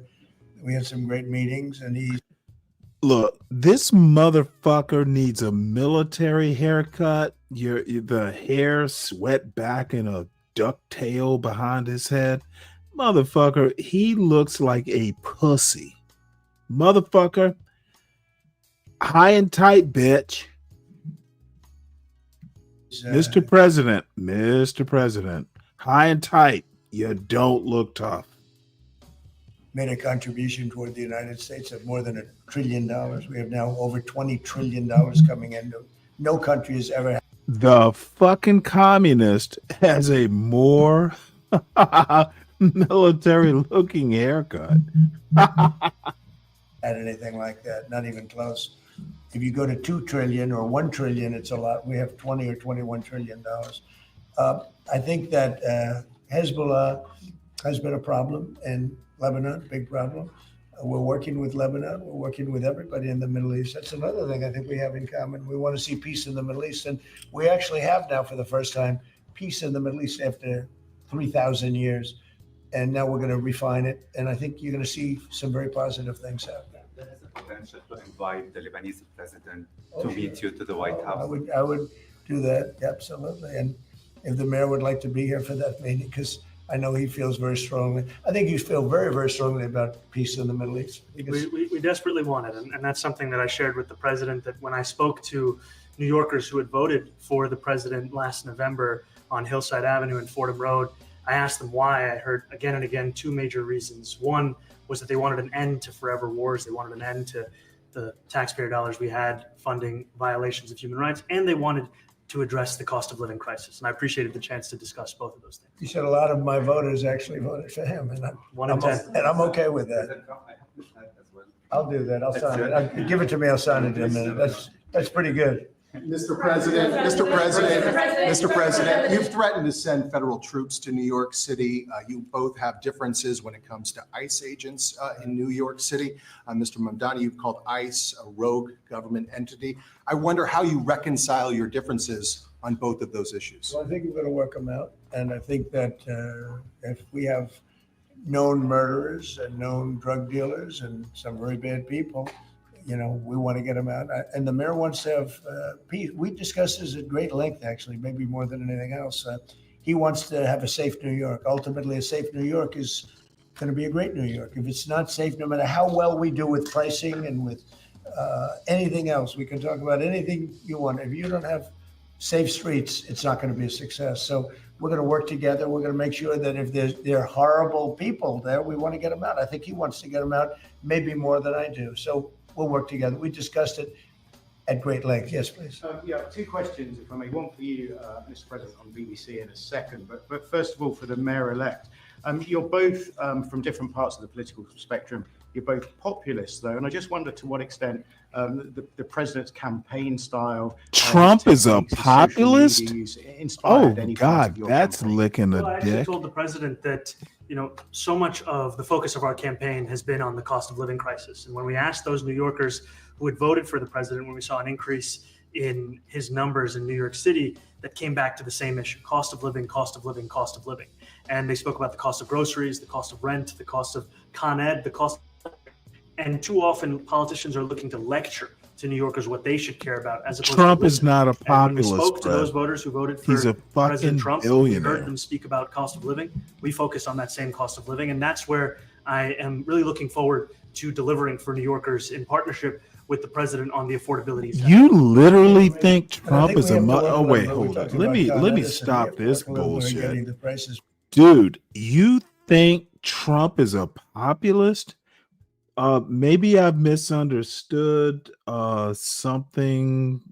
Dude, this motherfucker, if you put Trump in the middle of a grocery store, he wouldn't even be able to find the front door, the way to go out of a grocery store. It is surprising that you think Trump is a fucking populist. What is your definition of a populist? Dude, he's an oligarch. Fred, you might have to go back and do politics 101. Because Jesus. we've gotten fuel prices way down, but it hasn't shown up in Con Edison. And we're going to have to talk to them. If we're sending them fuel at a much lower price than it was a year ago, which is true. Populists have families. They tend to be down on the ground, have families, don't fuck a whore or a porn star when there is a 4 month at home. Dude, they don't choose nude models like Melania to be their wives, their third wives. Fred, you got some catching up to do, son. Read about populism. We have to get Con Edison to start lowering the rates. Absolutely. And if I may, last week you told me you were pushing ahead with your plans to sue the BBC for up to $5 billion. You're going to They ran a Prime Minister populist Starmer as campaign. Well. Is there any progress or any updates Fred. on those issues? Well, we get along very well with the Prime. So they ran a populist campaign, therefore they are populists? What the fuck? You can have fancy rapping. Dude, there are people who will give their dog a fucking ham bone for Christmas and it's wrapped up in a fancy box with frilly wrapping. Fred, you must be pulling my leg. So I'll leave it at that. You must be joking. Minister, we made a deal with UK. I like him. He's a fine person. And, I think they have some big energy problems. They've got windmills all over the place. They're going to have to start using other methods because their energy is out of control. Talking about in the UK, it's out of control. And he's got that problem. He's got a big immigration problem, as you know, and he's got a big energy problem. You think Fred, you are so disappointing today. Usually you're right. On this one, you're wrong. The motherfucker doesn't even know how to eat pizza in New York. Remember? And we talk about it. He's a good man. Fuck? Prime Minister's a good man. You have a chance to speak this week. I haven't spoken this week. Yes, he did. He was just trying I've to spoken flatter with the people. Trump. We have a plan. It's horrible what's happening. It's a war that should have never happened. It would have never happened if I was president, and it's a shame. And I thought they should have acted quicker. But it's a cold winter, and a lot of the you talk about utilities, but a lot of the big energy producing plants have been under attack, to put it mildly, to put it nicely. We have a way of getting peace, or we think we have a way of getting peace. He's going to have to approve it. Just so sad. So many people. Last month they lost 25,000 soldiers. This is something, we haven't seen anything like this since the Second World War. And they're averaging 6,000 or 7,000 a week between the two of them, dead soldiers. And it goes on. And I think they're getting reasonably close, but I don't want to predict. I would have said that would have been one of my early ones. I did 8 peace deals of countries, including in India, Pakistan. You could even go, in fact, they're coming here in a week or two, go to the Congo and Rwanda. That was 10 million people dead. And we worked something out on that, but so many. And the one I thought would have been, for me, because I have a very good relationship with President Putin, I thought that would have been maybe quicker. But it does take 2 to tango. And now you just see all the death. And, it doesn't affect us other than the fact that we don't want to see all those people dead. Really, it's on the other side of the ocean. It's a war that should have never happened. It did happen. I blame the person also sitting right behind this desk. This is a war that should have never happened, and it wouldn't have happened if I were president. But we're trying to save a lot of lives. They're losing 25,000 lives over the last short period of time. That's Ukrainian and Russian, and it's a shame. I want to ask the mayor-elect about a House resolution just passed overwhelmingly to condemn socialism, including with 86 Democrats, all of House Dem leadership, and the minority leader, Hakeem Jeffries, despite his endorsement of you. What's your reaction to that? I have to be honest with you, I focused very little on resolutions. Frankly, I've been focusing. Condemn socialism. I understand. I think the focus is on the work at hand. I can tell you I am someone who is a democratic socialist. I've been very open about that. And I know there might be differences about ideology, but the place of agreement is the work that needs to be done to make New York City affordable. That's what I look forward to. And I want to clarify your answer to Stephen Nelson. He asked about your comment calling the president a fascist. And your answer was, both President Trump and I have been clear about our positions and our views. Are you affirming that you think President Trump is a fascist? I've spoken about. That's okay. You can just say yes. Okay. It's easier. It's easier than explaining it. I don't mind. And Mr. President, I wanted to ask you also about this Ukraine plan. President Zelensky said today that his country would risk either giving up a partner or giving up its dignity. There's been criticism that this deal proposal. He doesn't like it? It's unclear. He was sort of tenuous about it. He'll have to like it. And if he doesn't like it, then, they should just keep fighting, I guess. The suggestion that he made, though, was that if he doesn't accept it, that the U.S. would pull back its support for Ukraine. Is that Well, at some accurate? point, he's going to have to accept something. He hasn't accepted. You remember right in the Oval Office. Let me, not so I'm long going to ago. replay this. I said, you don't have the That cards. is a very Don't forget, I inherited impressive this war. I thing would that have Trump never- just did. That is magnanimous and sophisticated. No, I'm impressed. That's the first thing Trump has done in a while that I'm impressed with. Ukraine plan. President Zelensky said today that his country would risk either giving up a partner or giving up its dignity. There's been criticism that this deal He proposal. doesn't like it? It's unclear. He was sort of tenuous about He'll it. have to like it. And if he doesn't like it, then, they should just keep fighting, I guess. The suggestion that he made, though, was that if he doesn't accept it, that the U.S. would pull back its support for Ukraine. Is that Well, at some accurate? point, he's going to have to accept something. He hasn't accepted. You remember right in the Oval Office not so long ago. I said, you don't have the cards. Don't forget, I inherited this war. This war never would have happened. I inherited this war. And I thought he should have made a deal a year ago, 2 years ago. The ultimate deal would have been if it never started. That would have been the good deal. That could have been done too if you had the right president, but you didn't have the right president. Mr. President, the cost of living is something that you and Mr. Mamdani seem to agree on. Democrats have run New York City for a long time, Mr. Mamdani. Do you see Democrat policy specifically as being a problem? And I'd like that to be a question that both of you could answer in New York City. Look, I think that there are many things in our city where we have to own the responsibility of it, things that existed long before the president was the president. And those are also part of the message of our campaign, was to take on a broken politics of the past. And I ran against a number of candidates who represented different versions of that past. And what we found time and again is that working people were left behind in the politics of our city. And what we're looking to do is put those people right back at the heart of our politics so that we don't have a situation where we're in the wealthiest city in the history of the world, and yet 1 in 5 can't even afford $2.90 for a Metro card. You know, we had some interesting conversation, and some of his ideas really are the same ideas that I have.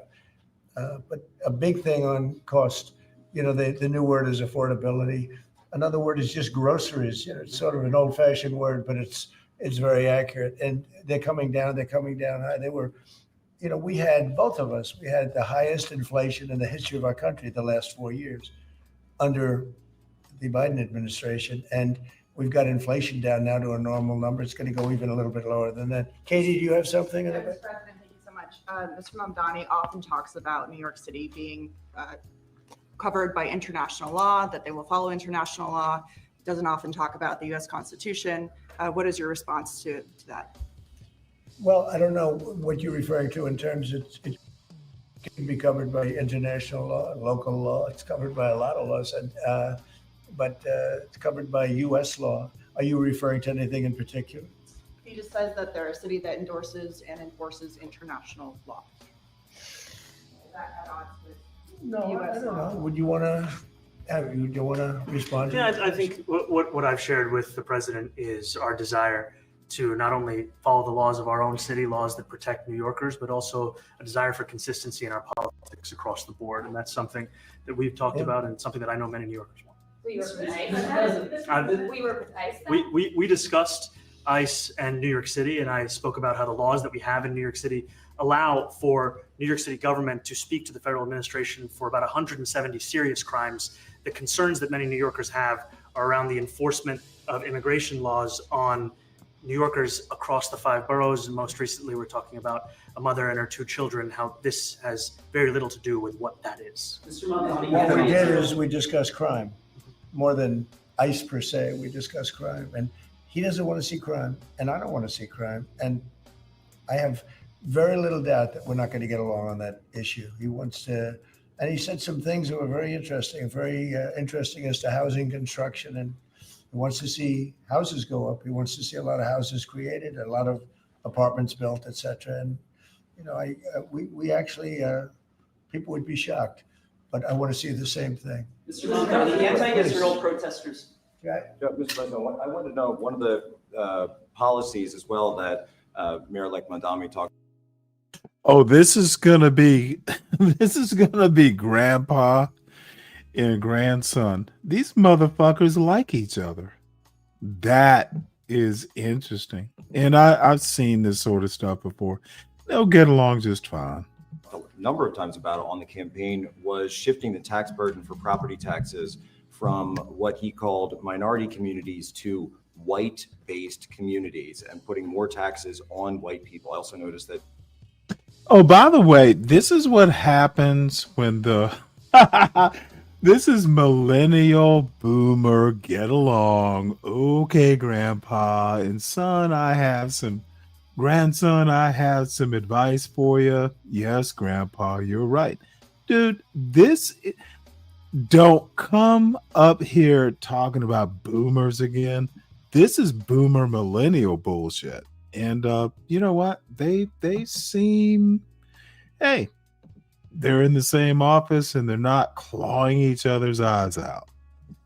In your acceptance speech, you didn't mention anything about America or Christians or white people in general. And so I didn't know if that was one of the policies that you guys had spoken about. We focused on affordability. We focused on the cost of living crisis. What I will say is that I am very much interested in property tax reform, because what we see right now in New York City is a system that is so inequitable that it can't even stand up in court.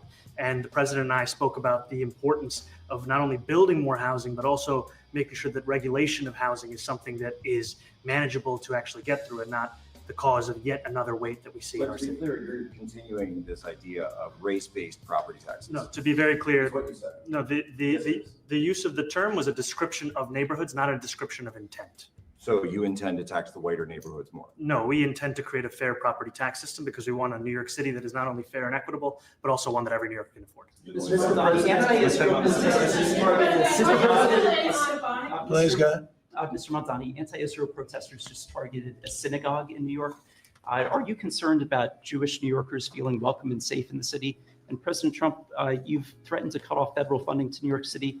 What policies would prompt you to do that? Would that be city-run grocery stores? Would it be something else?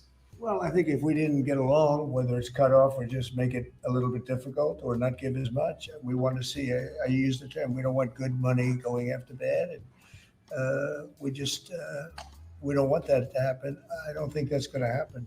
I did say that, subject to what policies are being said. We had a meeting today that actually surprised me. He wants to see no crime. He wants to see housing being built. He wants to see rents coming down, all things that I agree with. Now, we may disagree how we get there, the rent coming down. I think one of the things I really gleaned very, very much today, he'd like to see him come down ideally by building a lot of additional housing. Yeah. That's the ultimate way. He agrees with that, and so do I. But if I read the newspapers and the stories, I don't hear that.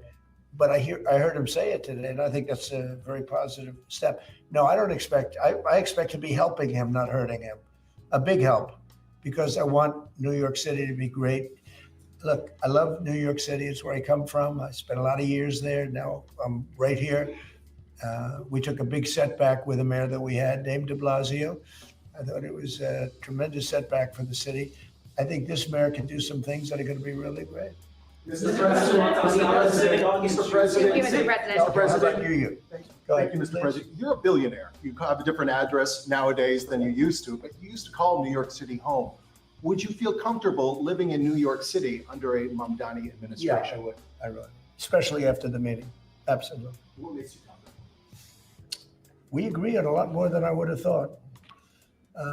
I think I want him to do a great job, and we'll help him do a great job. He may have different views, but in many ways, we were discussing when Bernie Sanders was out of the race, I picked up a lot of his votes, and people had no idea, because he was strong on not getting ripped off in trade and lots of the things that I've practiced and been very successful on. Tariffs, a lot of things. Bernie Sanders and I agreed on much more than people thought. And when he was put out of the race, I think quite unfairly, if you want to know the truth, many of the Bernie Sanders voters voted for me. And I felt very comfortable, frankly, in seeing that and saying that. And, it just turned out to be a statistical truth. But no, I feel very comfortable. I would feel very, very comfortable being in New York. And I think much more so after the meeting. Yes, please. Thank you, Mr. President. I have a question for you, but a very quick one for the mayor. Why did you fly here? Aren't trains greener? I'll use every form of transit, and I want to make sure that they're all affordable in New York City, and that's why making buses fast and free is a centerpiece of our campaign. There is a bus that goes. Well, but I know, but if he flew, that's a lot quicker too. He's working very hard. For him to be, that's a very long drive. I'll stick up for you. The plane takes you 30 minutes and driving takes you a long Mr. President, I was wondering if you could clear up some confusion around a Washington Post report. There was this explosive report that the Coast Guard is no longer going to characterize swastikas and nooses as hate symbols. DHS called that a lie and fake news. Can you clear up? I don't know anything about it. When was this written? Yesterday. Well, look, the Coast Guard's an incredible group of people. I know them very well. We just ordered a lot of new Coast Guard cutters, beautiful, the most magnificent ship. They look like yachts with lots of guns on them. So I don't know. I haven't seen any report like that, but certainly we want them to remain a great force, and they are. Mr. President, peacemaker, and you did a peace in all the 9 months around the world. I would like to ask Mr. Mamdani, you've accused the U.S. government of committing genocide in Gaza while President Trump was working on peace. Why that? I've spoken about the Israeli government committing genocide, and I've spoken about our government funding it. And I shared with the president in our meeting about the concern that many New Yorkers have of wanting their tax dollars to go towards the benefit of New Yorkers and their ability to afford basic dignity. And what we see right now is we're in the 9th consecutive year of more than 100,000 school children being homeless in our city. And there's a desperate need not only for the following of human rights, but also the following through on the promises we've made New Yorkers. And I appreciated the meeting we had and the work that we can do. Do you agree that President Trump did do a peace and work hard to make the peace? Because he worked hard to do the peace in the Middle East and everywhere. What do you agree with that? I appreciate all efforts towards peace, and I shared with President Trump that when I spoke to Trump voters on Hillside Avenue, including one of whom was a pharmacist that spoke about how President Trump's father actually went to that pharmacy not too far from Jamaica Estates, that people were tired of seeing our tax dollars fund endless wars. And I also believe that we have to follow through on the international human rights. And I know that still today, those are being violated, and that continues to be work that has to be done no matter where we're speaking of. Mr. President, question for Mr. Thank you, Mr. President. Do you view the mayor-elect as the true leader of the Democrat Party? And do you think Leader Schumer's and Leader Jeffries, have to follow his lead? Well, look, I hope they have great leaders. This is a man that right now I think is focused on New York City. I really think he has a chance to do a great job. We're going to help him, but I really think he has a chance to do a great job. But I'll let you answer that. You consider yourself the leader of the Democrats? I think it's more appropriate for him. I consider myself the next mayor of New York City, and I keep my horizons firmly on New York City. And I appreciate the meeting with the president, which focused again on the 5 boroughs and whether New Yorkers could afford to live there. By the way, being the mayor of New York City is a big deal. Absolutely. I always said, one of the things I would love to be someday is the mayor of New York City. Being the mayor of New York, and especially now, because I think you're at really a turning point, one way or the other. It could go great, or it can go in a different direction. And I think you really have a chance to make it great. Mr. President, you say you love New York City. Mr. Mamdani, does New York City love President Trump? New York City loves a future that is affordable. And I can tell you that there were more New Yorkers who voted for President Trump in the most recent presidential election because of that focus on cost of living. And I'm looking forward to working together to deliver on that affordability agenda. I got a lot of votes. One more. Go ahead. 1 or 2 more. Go ahead. I tell you, the press has eaten this thing up. I've had a lot of meetings with the heads of major countries. Nobody cared. This meeting that you people have gone crazy. Outside you have hundreds of people waiting. This is just a small little group. For some reason, the press has found this to be a very interesting meeting. The biggest people in the world, they come over from countries nobody cares. But they did care about this meeting, and it was a great meeting. Go ahead. Yeah, Mr. President, I was going to ask you exactly that. Why do you think there's so much more, so much excitement around this city in some form? Because I think he's different. All right, I think he's different, and that can be in a very positive way. But I think he's different than, your typical guy runs, wins, becomes mayor maybe, and nothing exciting. Because he has a chance to really do something great for New York. New York is at a very critical point. And he does need the help of the federal government to really succeed, and we're going to be helping him.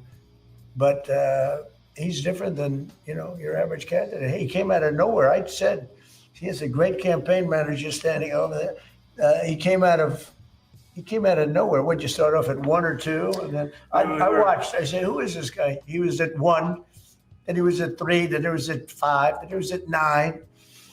Then he went up to 17. I said, that's getting a little bit interesting, right? And then all of a sudden he wins a primary that nobody expected he was going to win. It's a great tribute. I mean, it's an amazing thing that he did. And I'll just add one thing to what the president said. Is one thing I also appreciated is in our meeting to appreciate a portrait of FDR and the incredible work that was done with the New Deal, and also in thinking about what it can look like when the federal government and New York City government work together to deliver on affordability. It can be transformative. We have a great portrait of FDR that I found in the vaults that was missing for years. I found it and I put it up. He's a Democrat, to the best of my knowledge. He's a Democrat. And when the mayor saw that portrait, he said, "Sir, do you mind if I have a picture taken by that portrait?" It's an amazing portrait. I hope the picture comes out good. But it's an amazing portrait in the cabinet room. So he's a big fan of the New Deal, I guess, and of FDR. Yes, ma'am. Thank you, Mr. President. You said that you both spoke about crime. There are many police officers set to come off the rolls at the end of this year in New York City. Are you going to allow those police to be replaced with police officers, actual cops? And are you going to require that happens? Would there be some consequence if the Well, I hope staff it happens, but again, that's going to be ultimately the mayor's decision. What's your answer? Is that I look forward to delivering public safety with the NYPD. And I've said over the course of our campaign that we have the number of police officers today. They are the ones that's budgeted about 35,000 headcount. And I think the key thing is that we have to make it easier for police to focus on police work, not ask them to respond to 200,000 mental health calls a year. So is that a reduction from what you're at right now? Are you committing to maintaining the same level of cops? I've committed over the course of the campaign to maintain the 35,000. That's the headcount that we had through the And campaign. not replace them with caseworkers, social workers? No, I've said that's the headcount that we want. What we need to do is make sure they can focus on serious crime. And he just retained a great police commissioner, I believe, right? Yes, If yes, the- we did. Commissioner if Tisch. if the newspapers are correct. That one they're correct about. He retained, I think, somebody that is she's a good friend of some of the people in my family, of Ivanka, and they say she's really good, really competent, and he just retained her, so that's a good sign. Mr. President, are there still topics that you see the two of you disagreeing on in the future? And do you think you'll have more meetings like this? There will be topics that we disagree on. I think we'll probably come to a conclusion, and ultimately, he'll convince me, or I'll convince him. You know, it's for the good of New York. Ultimately, it's for the good of New York. I don't care about affiliations or parties or anything else. I want to see if this city could be unbelievable. If he could be a spectacular success, I'd be very happy. Do you think you guys will meet more in the future too? Too. Do you think you'll meet again in the future, throughout the administration? I think we will. I think we will. I hope we do. I enjoyed the meeting. We had a great meeting. Please. Mr. President, Republican Elise Stefanik has campaigned multiple times by calling Zohran Mamdani a jihadist. Do you think you're standing next to a jihadist right now in the Oval Office? No. I don't. She's out there campaigning, and you say things sometimes in a campaign. Isn't that sort of She's a very capable person, Isn't but that a kind of you label? really have to ask her about that. I don't particularly. I think I met with I met with a man who's a very rational person. I met with a man who wants to. Okay, motherfuckers, this is politics, and you know what? Donald Trump is a motherfucking politician. Stop telling me he's an outsider. The motherfucker is sitting in the Oval Office with a quote communist. Dude, it's politics. Yeah, fucking it's a 12-round fight. Pussies are not up for politics. And shit, I'm a pussy. I've never run for politics, but or a political position, but dude, I like her question and I like Trump's response for that matter. Really wants to see New York be great again. And I can say again, because New York was great. You know, when I came down to Washington initially, the city was so hot. It was doing great. Oh, and hey, Clarice, I'm looking at your clip. Can you put it in context? Venezuela is going to be a problem. Those F-14s are cute, but I don't. We'll see.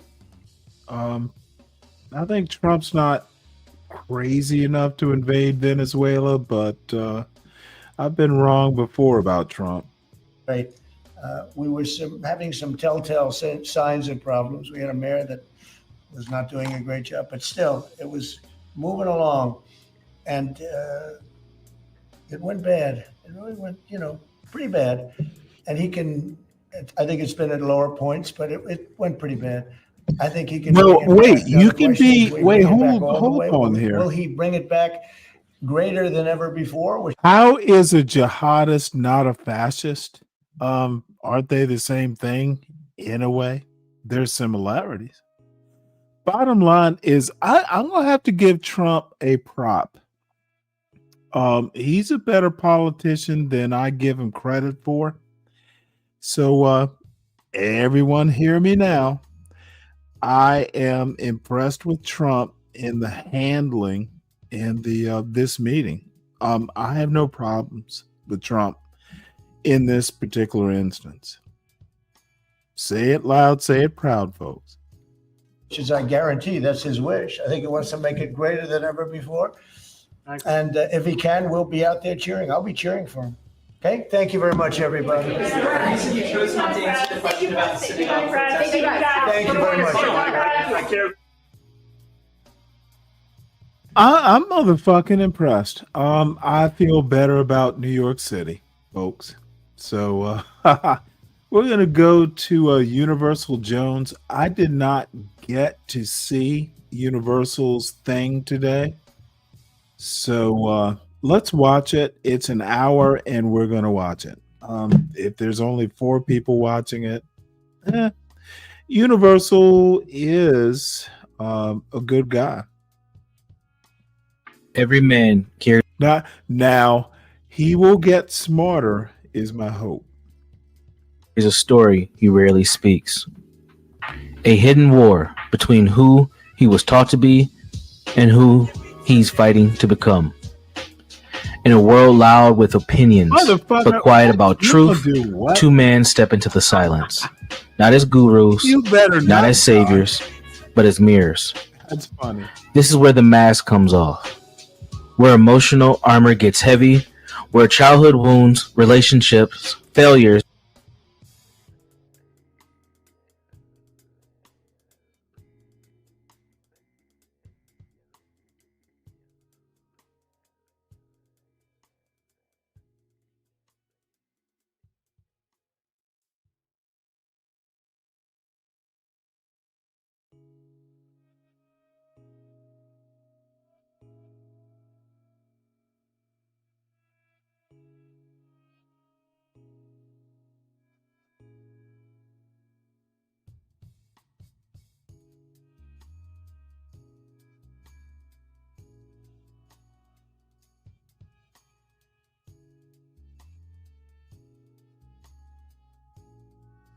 Damn it. Dude, you know what? I'm gonna have to go back to using the I am a bit tipsy. Everybody in this bitch is tipsy. I'm actually excited that next Tuesday it'll be my father-in-law and my son. So I will tell you how this Thanksgiving goes, but I'm kind of excited. You know. Motherfucker, there's gonna be I know how to cook and I get to cook. And I get to send my father-in-law back with fucking there'll be a pie and a bunch of motherfucking turkey. No, I was muted, Shang. But I don't know. Hey, old men have different priorities than the young folks. And dude, I'm actually happy. I'm actually motivated. So be old. You have no choice in being old, folks. But seeing your young lion come back from college. Hey, I'm a parent. I like my son. Even love him. Years and victories get stripped down to their framework. Here, we challenge scripts, we question patterns, we examine the psychology of modern men, and the forces shaping how men love, lead, heal, and grow. From the weight of expectations to the tension between men and women, to the battles inside a man's mind, nothing is off limits. Two therapists, two black men, two perspectives rooted in lived experience, scholarship, and hard lessons earned. This is deeper than conversation. This is dialogue with purpose. This is the journey back to yourself. Welcome to Banter. All right, what's up? Greetings, everybody. Welcome back to the channel. Be Better Network. It's Brandon Jones, also known as Universal Jones on these YouTube streets. We are kicking off a brand new podcast right here on the channel. And I'm going to be inviting one of my friends, this person I know personally. We've known each other professionally for years. We became friends over the last year or so. And we're going to be talking about black men. We're going to be talking about relationships, all that good stuff that you typically hear, but you're going to hear from two actual therapists, psychologists, mental health professionals as we go back and forth on how things are and what we see. And this podcast is going to be called Banter. So I'm going to bring up my friend, let him introduce himself. This is my man, Jimmy. Welcome to the podcast, Jimmy. How are you doing, sir? Oh, you're on mute. You're on mute. Unmute your mic. Right. Yeah, I'm gonna stop this right here and rewind it. So, Jimmy, dude, Universal is not good at this. Gonna start it and then stop it and critique it. dude is not good at language, or reading comprehension, or understanding his own arguments when they come out of his mouth. Atrocious. Hard lessons earned. This is deeper than conversation. This is dialogue with purpose. This is the journey back to yourself. Welcome to Banter. All right, what's up? Greetings, everybody. Welcome back to the channel. Be Better Network. It's Brandon Jones, also known as Universal Jones on these YouTube streets. We are kicking off a brand new podcast right here on the channel. And I'm going to be inviting one of my friends, this person I know personally. We've known each other professionally for years. We became friends over the last year.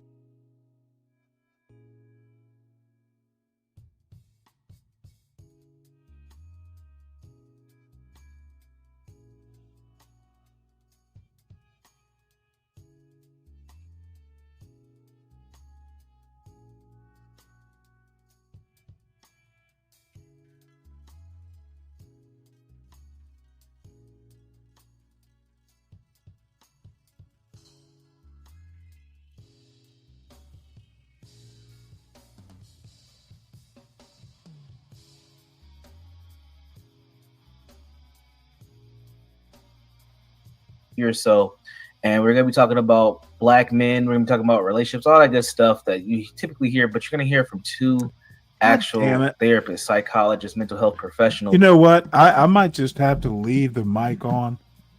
There's some things I would not be doing. You don't want to look like the black.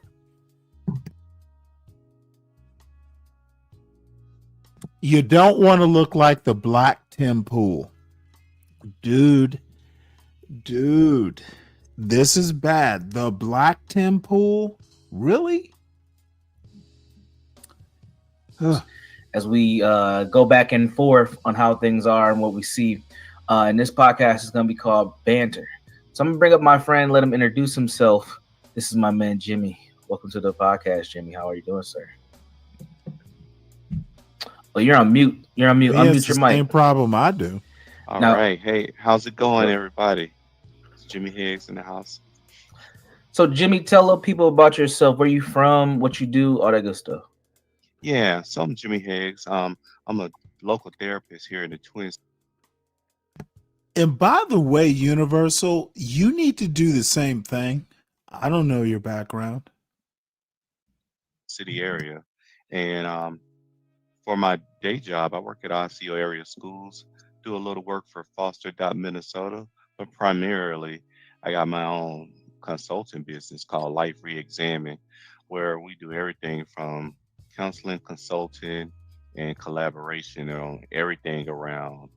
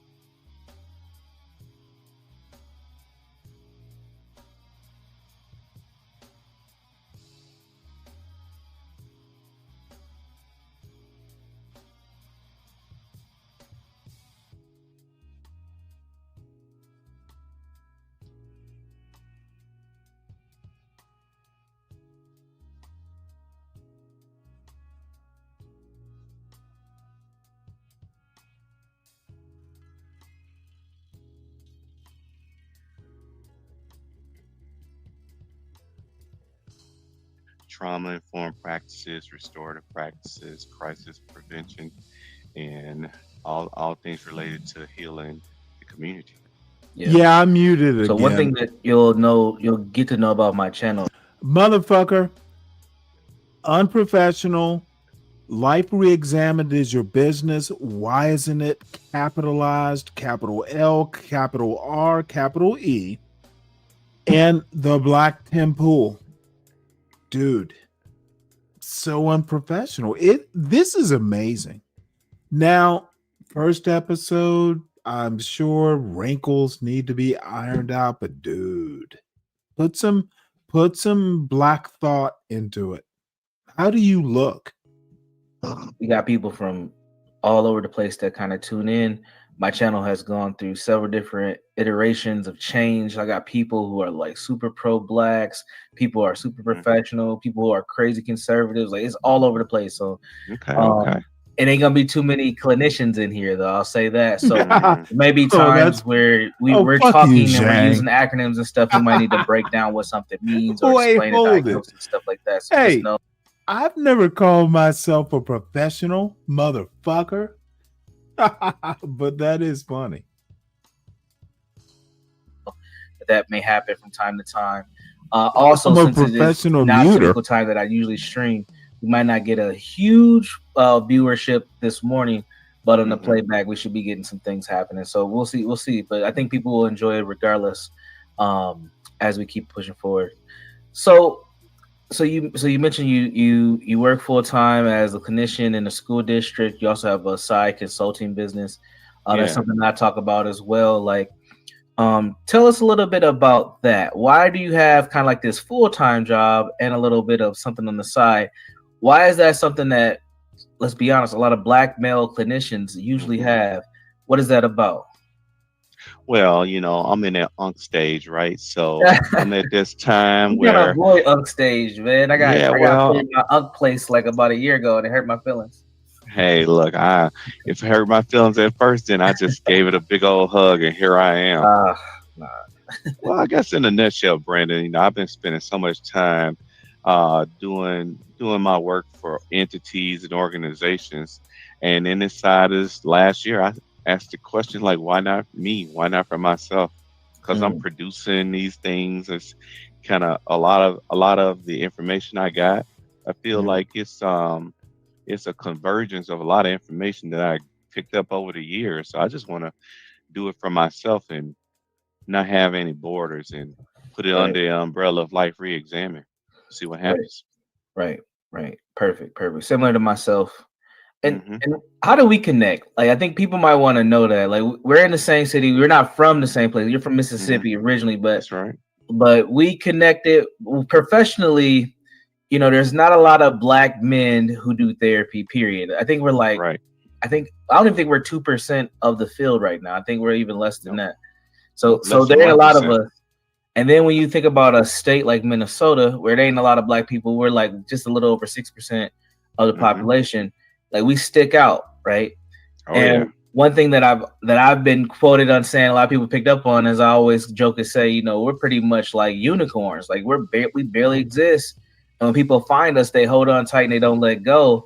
And when I started saying that and sharing that, when I do public speaking, training, when I'm out working with other professionals, I would say that because that's what burnt me out. Like, that burnt me out, bro. Like, it just took me out. And because I felt like I had to save everybody. I had to save the community. My cape was on way too tight. I was out here doing extra work, underpaid, no pay, whatever, just because I was black and I was a black man. And I felt like I owed it to the community. So then what that created was an opportunity to do things like consulting, because people were like, hey, can you do these things? Now, they're not clinical things. I can't bill insurance for it, but somehow I still had to get compensated for my time. And that's what kind of sparked, the side business and things of that nature. But now I bring all that up because we kind of have a similar journey in this path professionally. But how do we connect? Like, do you remember how we met? Or how did you hear about me? Because usually that's what happens, is people are like, yo, you're that dude. Like, you're that. and YouTube don't believe like I got the clout that I have. So go ahead and boost me up.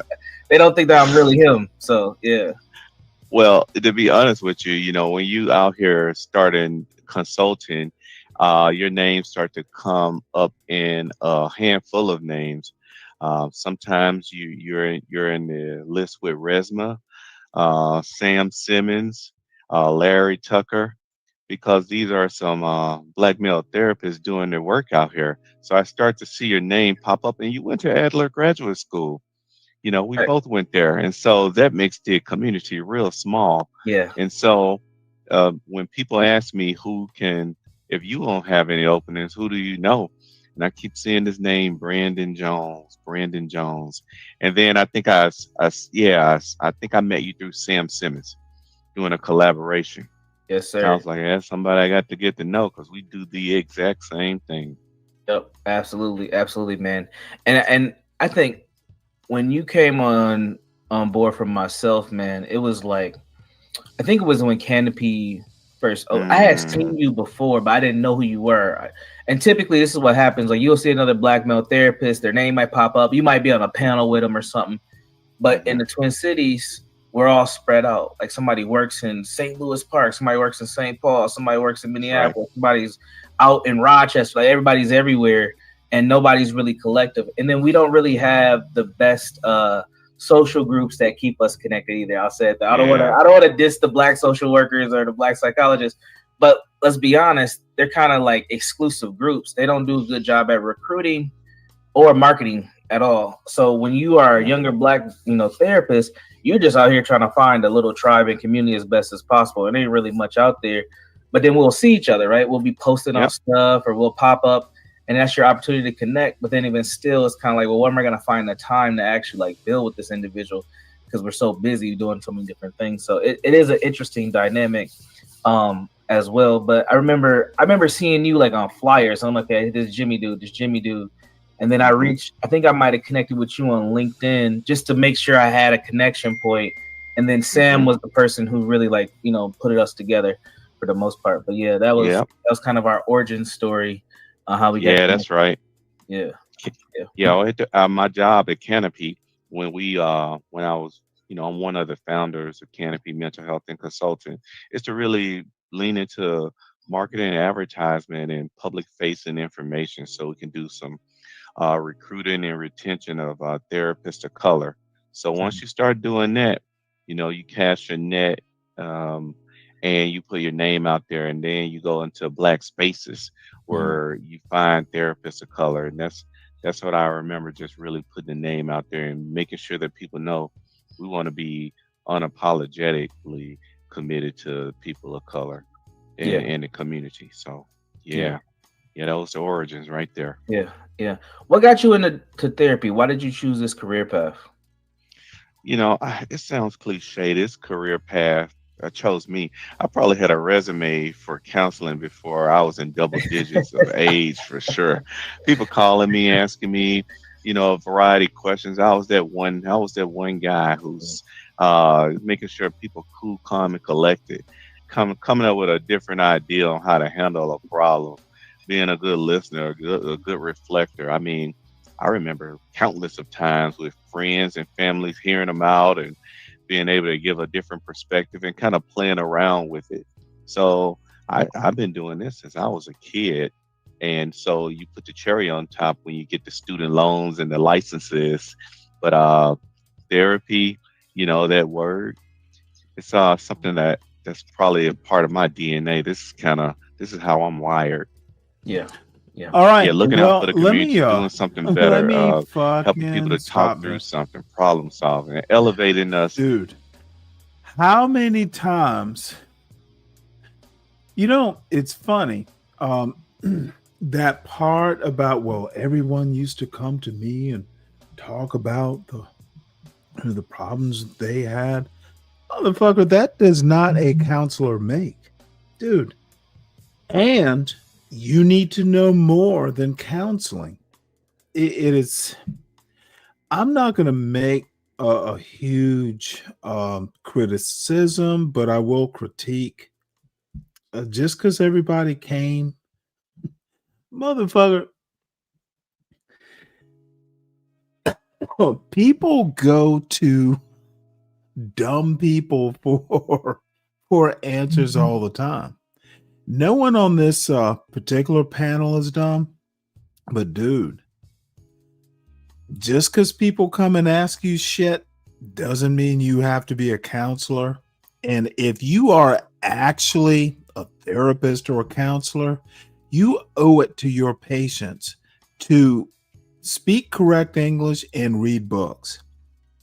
These are not psychiatrists. They're therapists. They're counselors. And no, I don't get fooled by this sort of fucking stuff. Past animals and really leaning into Dave, you're here. ability to think about What up? What the fuck? Wait, hold on one sec. What the fuck? Did you go is straight Jimmy to undergrad counseling? thinking you were gonna become a therapist, or did you I have can't hear you. What is Jimmy counseling? Let me criticize Zhang. Zhang, did you actually go to Georgia Tech? And by the way, my son knows if he needs counseling, he's got two grandfathers and a father. He's got an aunt and an uncle. If he needs something, he'll get it. And it will be, he will get too much. So I hope that's a joke. No idea what Jimmy counseling is. Welcome, Deacon Dave. This is universal. I can't Did you lick your wounds? Oh, I don't get wounds from fools, man. That shit. You guys are ridiculous. No, I don't blame. I know. I don't blame Queen. I don't blame Queen. Look, because I know who Queen is, but I blame you and Big J. And what you guys did was you went up there and you did exactly what Pearl said Ilkan Ali did. And you instead of checking her for her foolishness. Hold on, son. You're not taking over this panel. You're not taking over this panel. Is coming. Hey, you're gonna need the whole gulag to support you here. Actually, bottom line, I just know when bottom to be quiet. line, actually, you do. See, no, I don't. This is the I know when to wonderful be thing. quiet. I wasn't going to sit up there and argue with you The fools. gulag has raised you to think you are capable of taking on someone who knows more. Dude, See, that ignorance that's your bullshit. problem. That You think this is no. a one Of versus course, one. it's my opinion. It's my opinion No, and that's my your problem. panel. You think it's a battle. I don't have Nah. a problem, son. I don't have a problem. I don't Neither either. do I'm you. good. Neither I just do wish you. that you and Big. See, I wish you and what Big J I'm didn't do that. saying, Deacon Dave, you don't have to fight back. This isn't a fight. No, It's advice. I get that it's 3 versus It's 1. advice. I got that it It's was 3 versus advice. 1, but I It's don't understand advice. why you pump You up the have dumbest person you on have the been panel. gulag ruined by motherfuckers who don't know how to think. SKC is the only thinker in that gulag group.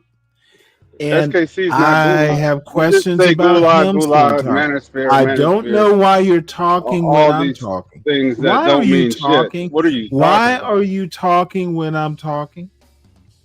Because you got to be corrected when you're wrong. You can get your response. Just let me finish, sir. All I'm You're saying saying stuff. It don't. is, It's other than inconsistent. oh my God, as soon as I talk, you talk.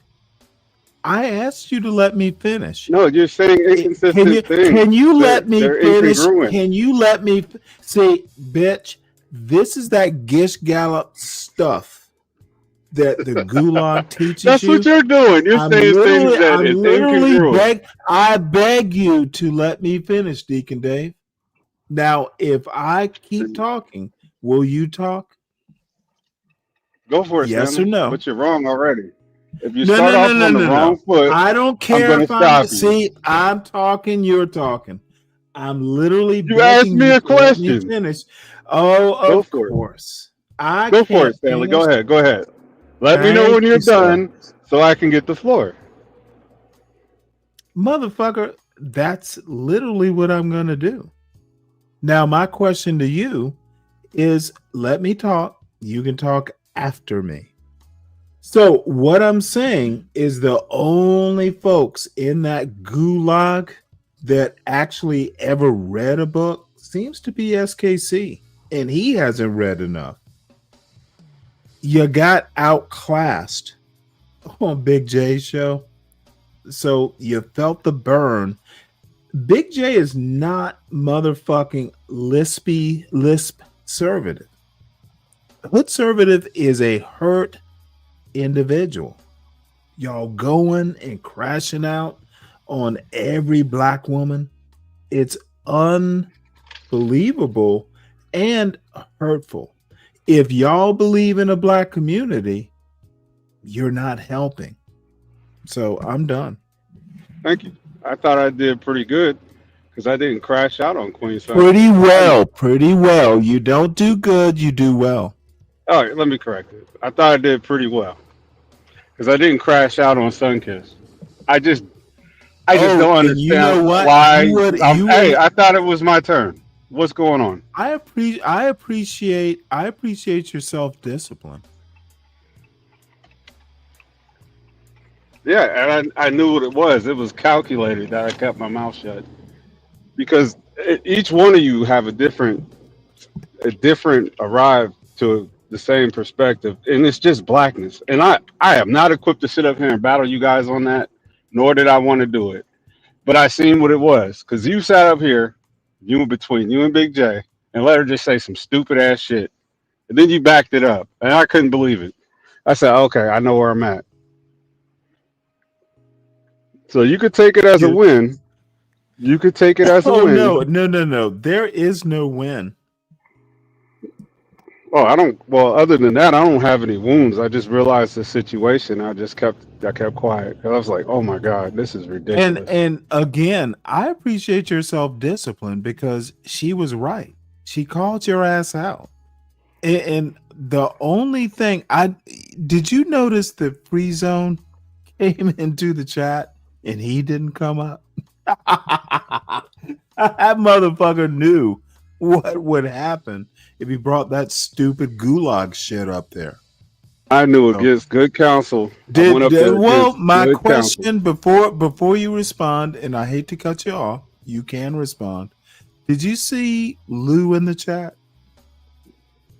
Yeah, I seen Free Zone in the chat. And he did not come up. He doesn't have to come up. He doesn't have to, but my perspective is he didn't. That is dumb as hell, Stanley. But okay. I mean, what does he have to come up for?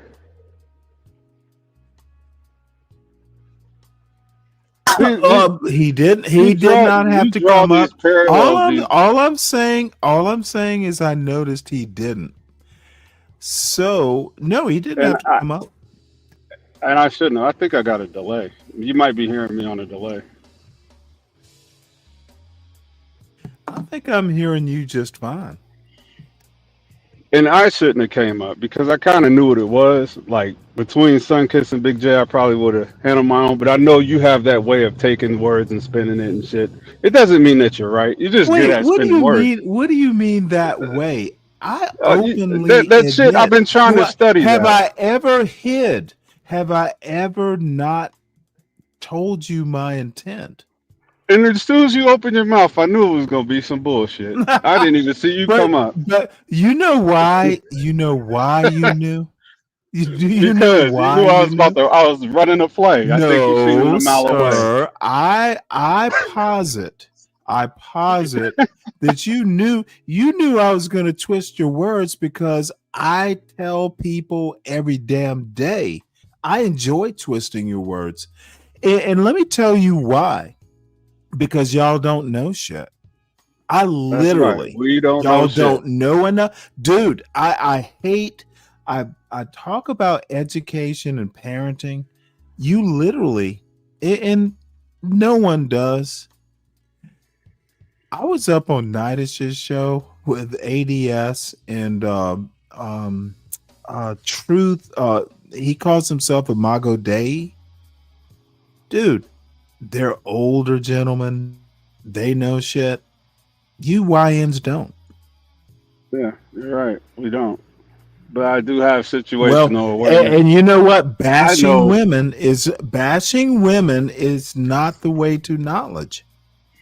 Stanley, I know you'll stand next to the Transformer community just to prove a point. Oh, and that's not saying nothing about your sexuality. At the front of it. I will be at the front. I will be at the front with a shield and a sword going, cross this line and I'll cut your head off. Because you're not using your brain anyway. Right, but You us won't, with situational you awareness, won't miss your brain. Why don't I right, just cut your head off? right, and us with situational awareness, knowing to be quiet, and that's what I did. I just chose the silent route. Oh, you were absolutely silent. But again, I appreciate your self restraint, your self discipline. That was manly behavior. Well, I'm glad you've seen it. But what another issue earlier today? Well, You was not up on seen it, not seen it. I've or noticed. noticed. Well, yeah, but the other issue up on the panel. Who was you talking to? And like with Savage yesterday. Oh, Earlier, you fuck was on the Savage. panel. You was You know what? yeah, but the same thing happened He's a today good guy. again. Savage is another unread. That motherfucker's never read a book in his life. I think I am leveling up on my chops, but sometimes I do gotta pick better Okay, battles. we're talking about Savage, not you.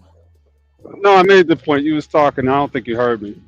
It happened again today when somebody had said you took a chick perspective, and I don't know who you was talking to when that happened, but it happened again. And Well, it's probably you not noticing. no, I didn't look at the names. I was working, and that was another reason why I was quiet too, because I had a lot of You know shit what, going on. Dave? You should, Dave. You get carte blanche. I will roast your ass, but you're smart and you're a good sport. I try to be. That's the most I important do part. not think, dude, you're still young. Motherfucker, read a book. Dude, this is going to be the fun part. When I was your age and I had a young son, dude, that is like, dude, you are literally in heaven. You got a young boy, you can train. That's heaven. Dude, Yeah, unfortunately, I work too much. I had the same experience. And guess what? That boy, I motherfucking texted him today. First time we talked in a week or so. Dude, it was a pleasure to hear from him. You love little Dave like I love my son, Trevor. Did you get a hint that there was a grandson coming? Grandson? No. How about Why a would I daughter-in-law? expect a grandson? I'm just teasing, man. How about a daughter-in-law? Hey, if they decide to do it, now the thing is she's an Emory, like, who knows what she's doing, but she's good at math, so I don't care. They'll figure it out. And guess what? I don't have to figure it out because they're both smart. They don't, motherfucker. Dude, I'm old. I'm no longer I'm parent emeritus. I'm not gonna parent. Even though I'm giving you shit, Stanley, I do appreciate you coming up there because it kept me honest. I do have to have an approach with you. Oh, that I don't. motherfucker, you should keep yourself honest. I was ready. I was ready to cut a fool because there was. What can I say? They wasn't triggering me. Wait, but you were my gonna spidey cut a senses. fool on J on oh god damn. What would Big J have done to you? Nah, he was saying Booker T was a coon, and then when I questioned him about the book, Well, see, that's from too slavery, far. I would never go that far. and then when I questioned him about the book from slavery, because I did Narratives read with that us. one, he said he asked me if I read it, and he don't remember Booker T collected What? money From in the book. slavery? Yeah. Yeah. Well, everyone's read it, right? DiCaprio salute. And by the way, look, calling Booker T a coon, that is too far. You will never hear me do that. Not And even then- motherfucker. Do you know what he did? Motherfucker, that shit must have been scary plenty of times down in goddamn Alabama. The motherfucker's a hero. absolutely. The motherfucker's a hero. Didn't he And go if like you really Paris? want to argue the other side, he did something that fucking Du Bois didn't. He stayed in the South. Du Bois was in Atlanta, and he wasn't favored. He got fired basically of teaching at Spelman, or I guess it was Atlanta University at the time, but it was Spelman. And Booker T had more balls. That part I can admit. And You that's the part gotta I do respect. both. You got to do both. And Motherfucker, I could agree with that too. But when Sunkiss said he was a coon, and my kids will not be going to I didn't hear Tuskegee, I that was like, part. that's when I came up. Like, she don't know what she's talking about. Oh, okay. I came up way after that. You should have just called her out on that. I was Present gonna my cut a argument. jig. I was gonna go up there and dance on that point she made, but then you showed up and they changed the subject, and then they just got out of hand. Well, Dave, you and I would have been aligned. Don't call Booker D. Washington a fucking coon. That is literally a historical and just disrespectful as much as what the fuck? You never, dude, I don't agree with his position, but you gotta under motherfucking stand. Back in his time, late 19th, early 20th century, motherfuckers were being lynched. All he wanted to do is soothe these savage white people. Dude, he's a fucking hero. Why would I? Have you ever heard me disparage Booker T. Washington? No, and that's what threw me off when I was over there. Dude, he's a hero. You just don't agree with his approach. That's the worst you can say. I just don't agree with the approach. I would do it differently, and that's the Du Bois debate. These motherfuckers didn't get in a ring and fight each other, and in the end, academics like Du Bois, it's not impressive that he didn't die in America. Right. You stand your goddamn ground. Right. So you seen me up there. You was like, I'm gonna go up there and fuck with Dave, didn't you? You said I that, did. didn't I did. you? Of course I did. Motherfucker, that was the first time I've ever that's the first time I've ever been on Big J's panel. Oh my God. Hey man.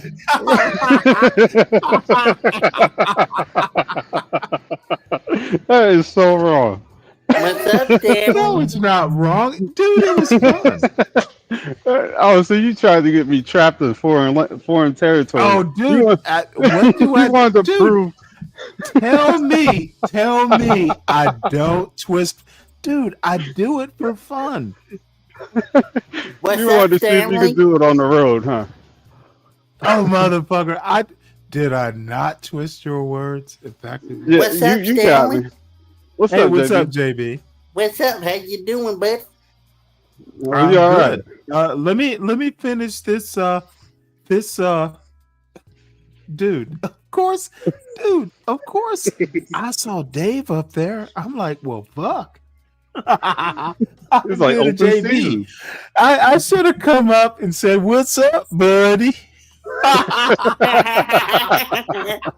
Yeah, that would have got him right there. Oh, that was so wrong. I see you took extra Well, pleasure in trying to trap me up there. I didn't do anything disingenuously. I just thought it would be fun to go up there. Dude, you knew you were outmatched. Motherfucker, you had to. Yeah, It you shut me did. down. It shut me down a little bit. I ain't gonna lie, but I kind of was for other reasons. Now It's tell one- me, did you have fun at least? I did. And there was times I wanted to chime in, but I knew I would have got the 3-verse-1. I'm not ready for that yet. All you gotta do is do what JB do, is talk shit. No, I wanted it to have more of a I don't talk shit. I really don't. I'm You not good can't at that. have conversations with idiots. That's why I shut down. And Stanley didn't see what the issue was, so I can't Oh, blame him. okay. Okay.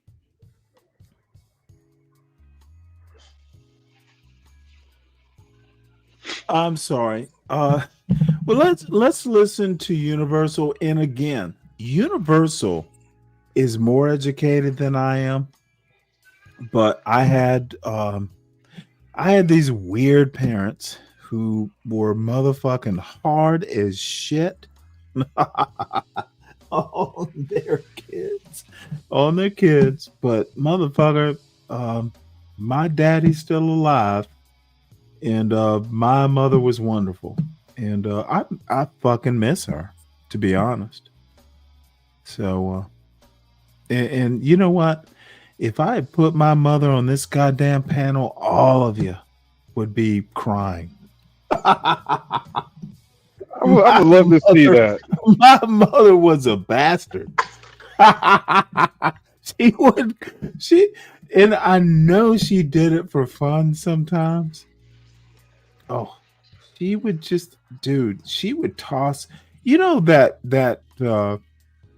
that metaphor of tossing a grenade in the middle of a bunch of folks and just let's see who dies. Oh, my mother, oh, she could be, and she was a good woman. She was a loving mother, but dude, every now and again, you know what? Let's have some fun. Let's see what happens. That was my mother. Hurricane Dolores. Different kind of trajectory early on in your educational career? That's a good question. I really went in.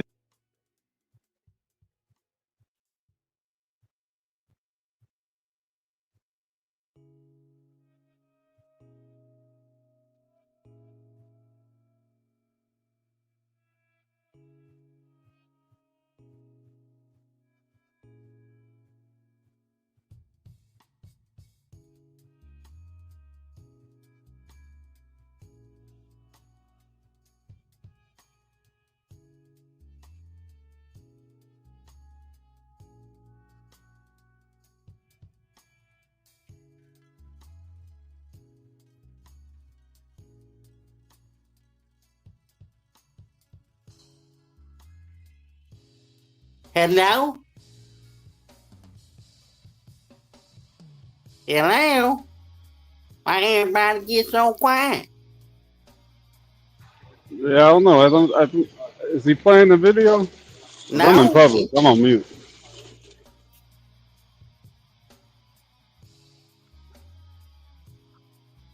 Stanley must went to do something. Oh, I'm sorry. I'm having a problem with my mute button. My mute button and I are fighting. Yeah, Anyway, Stanley. let's get back. You know what? I haven't said hello to you. What you got? How you doing? Oh, I'm doing good, Stanley. Just came back from my vacation. From what? I just came back from my little vacation. Well, tell us about it. Yeah, I was in Vegas, man. Oh, really? Yeah, went down there to Vegas with some of my homies, Stanley, and got drunk in the motherfucker. No doubt you did. Did Hell they yes. serve moonshine at the baccarat tables? Hell no, I had to drink some goddamn vodka. I was ready to get back home to my moonshine. It's nothing like some good old moonshine. I took my cousin All right. with me. And anything more interesting than you got drunk in Vegas? Yeah, I took my cousin I with hope me. you did more in Vegas than get drunk. Yeah, I took my cousin with me, and we had a good time. You know, we had a good old time. I told her, well, we might be married right now, but if we get divorced, you still gonna be my sister. JB, that's a hell of a lean in, man. What the hell?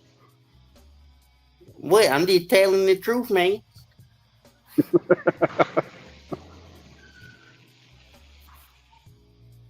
And I lost too much money, man. I tried to buy me one of those women, you know, off that page. I had a good old time, though. You tried to buy a woman? Yeah, Yeah? Was she nice looking? it was too much money. Motherfucker wanted $5,000 for 2 hours. Damn. So That's what I they just charge. told my cousin to come on. That's what they charge you, huh? No, my cousin did it for free, man. Oh man, that's crazy. Yeah, How do you not get arrested? How do you dodge the popo? because my cousin, she's married, but, you know, we got to keep it in the family, man. Oh.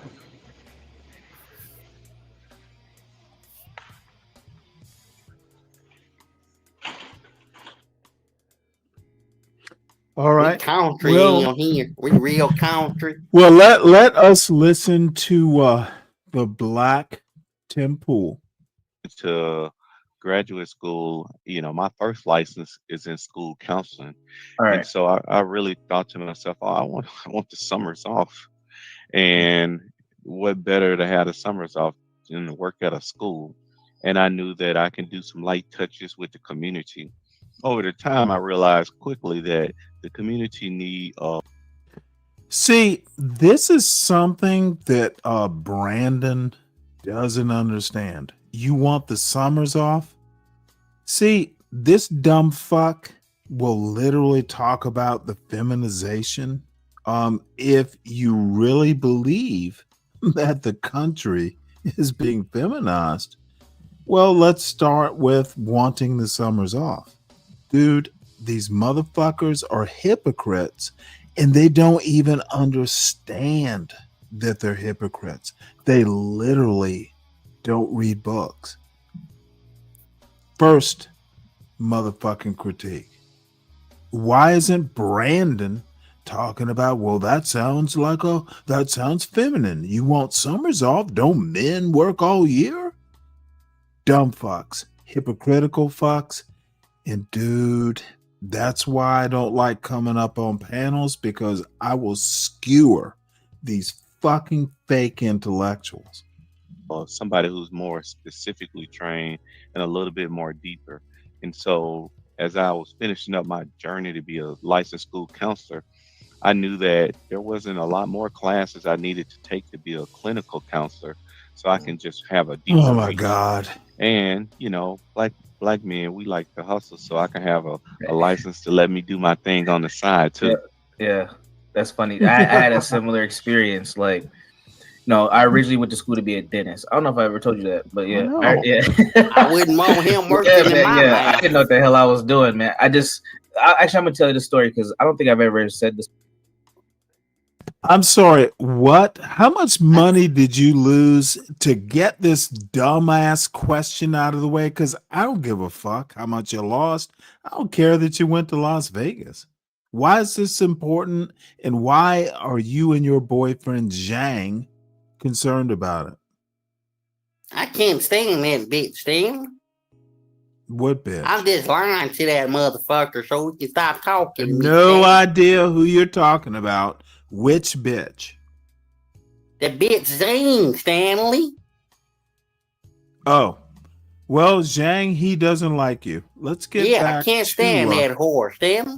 Cool. So let's get back to Brandon telling his story.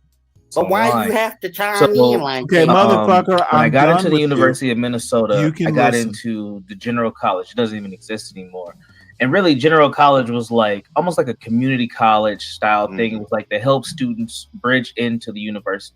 So your first semester, you you didn't like commit to a major yet. It was just like, get your generals done, get all the general classes you get done that you can. But second semester, you need to make a decision, like what path you're going to take, because they transition you out of general college into your actual college, right? So this is at the University of Minnesota. And I had a couple of ideas of what to do. Therapy was never one of them. It was like, all right, I knew I wanted to be a dentist, and this is how it came about. Like before, like probably about a month before I actually started freshman year of college, everybody's excited. You know, Brandon made it. He's going to the U, right? I'm not going to college. I'm going to the U. So for a lot of black folks, going to the U is like, this nigga's rich. I'm sorry, like, that's what they think. What the fuck is funny about Everybody was that? like, Brandon's going. What the fuck is funny about what? What did he say? He banged my sister wife, and you laugh. Did he say it or did he write it? He wrote it, but it's the same thing. No, it's not. Don't you ever laugh at nothing like Speaking that. no more, motherfucker, Sam. don't you come up here hot? No, I'm asking you a Motherfucker, I thought it was a funny joke. Boy, but it wasn't And fun. he wrote it, he did not say it. God damn, you people are nuts. What people? You blacks. Well, see ya. Fuck you, nigga. 25. See, motherfucker, I will see you $100 later. Motherfucker, don't you come up to my panel and be all racist and shit. Did you hear that, Dave? This motherfucker. Wait, I might have to fucking go back. Yo, what was that? What in the That was a fuck? party That shot, yo. motherfucker.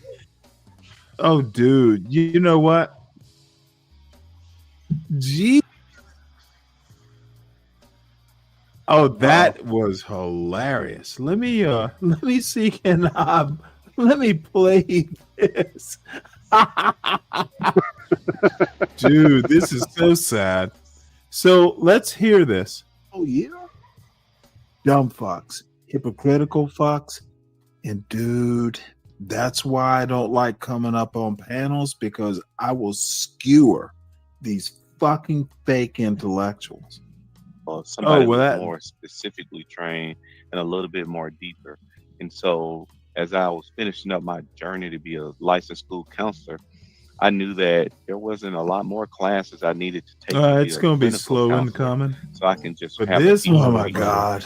And JB, like me, don't like bother hustle, coming so I up can have anymore. a license Come up to let me with do my thing on like the side too. $100. Yeah, that's funny. I had a similar experience. Like, no, I originally went to school to be a dentist. I don't know if I ever told you that, but yeah, I wouldn't want him working in my I mouth. didn't know what the hell I was doing, man. Actually, I'm gonna tell you the story because I don't think I've ever said this. I'm sorry, what? How much money did you lose to get this dumbass question out of the way? Because I don't give a fuck how much you lost. I don't care that you went to Las Vegas. Why is this important? And why are you and your boyfriend Zhang concerned about it? I can't stand that bitch, Stan. What bitch? I'm just lying to that motherfucker so we can stop talking. to me, No Stan. idea who you're talking about. Which bitch? The bitch Zing, Stanley. Oh, well, Zhang, he doesn't like you. Let's get Yeah, back I can't stand to, that horse, Stan.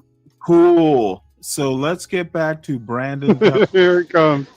Why you have to So, turn me like okay, that? motherfucker, when I I'm got done into the with University you. of Minnesota, You can I got listen. into the general college. It doesn't even exist anymore. And really, general college was like almost like a community college style thing. It was like to help students bridge into the university. So your first semester, you didn't like commit to a major yet. It was just like, get your generals done, get all the general classes you get done that you can. But second semester, you need to make a decision, like what path you're going to take, because they transition you out of general college into your actual college, right? So this is at the University of Minnesota.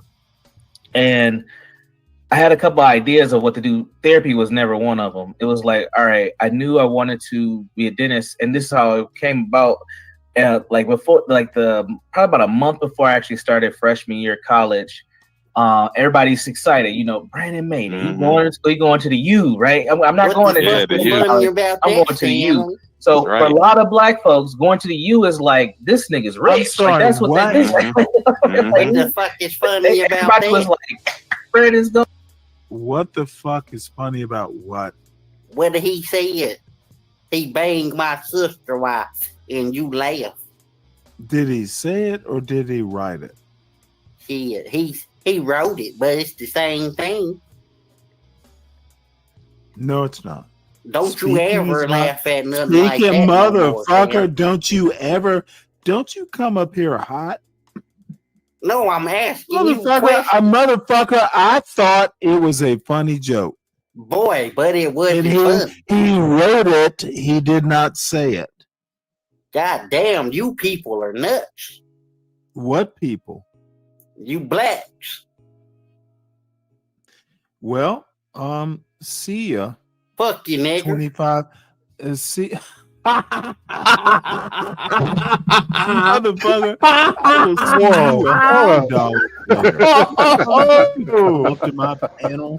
Okay, I am. Oh, dude, that is a classic. Motherfucker. Wait, yeah, you gotta clip that. Fucking no, motherfucker. Of course I'm gonna clip that. Fuck you, nigger. Oh, that's like motherfucking gold. I'm gonna have to put that. I'm gonna have to put that in my. I've been meaning to go back and do some, little tweaking, little updating to the opening theme, and that's gonna be it. It's gonna be all that fluff, John Gold, and then it's gonna end before we come to the show. Fuck you, nigger. This motherfucker. JB made the highlight reel. I can't. It cannot get better. That's like my favorite moment ever on Stanley versus the World. Fuck you, nigger. Oh, Jesus. Thank you. JB said that Thank with you, his chest, JB too. Smooth. I like it. That's hilarious. Oh, dude, you gotta clip it. Motherfucking send that to dude. SKC would fucking be like rolling on the floor. Yeah, but SKC, we'll make that the reality is, JB, you can hang out in the back. Motherfucker, I don't allow people who say it like you did. Black people can say the N-word. It is literally a double standard, you bitch. You're done. You're cooked. Bring your buddy Mike. $100 for you, dude. If you keep fucking with me, fuck with me in the chat and see, you will be banned. You don't do that motherfucking shit, you little fool. That motherfucking, like, I don't even know what to call you other than dude, you are the lawn jockey to the Stanley versus the World show. God damn, that was dumb.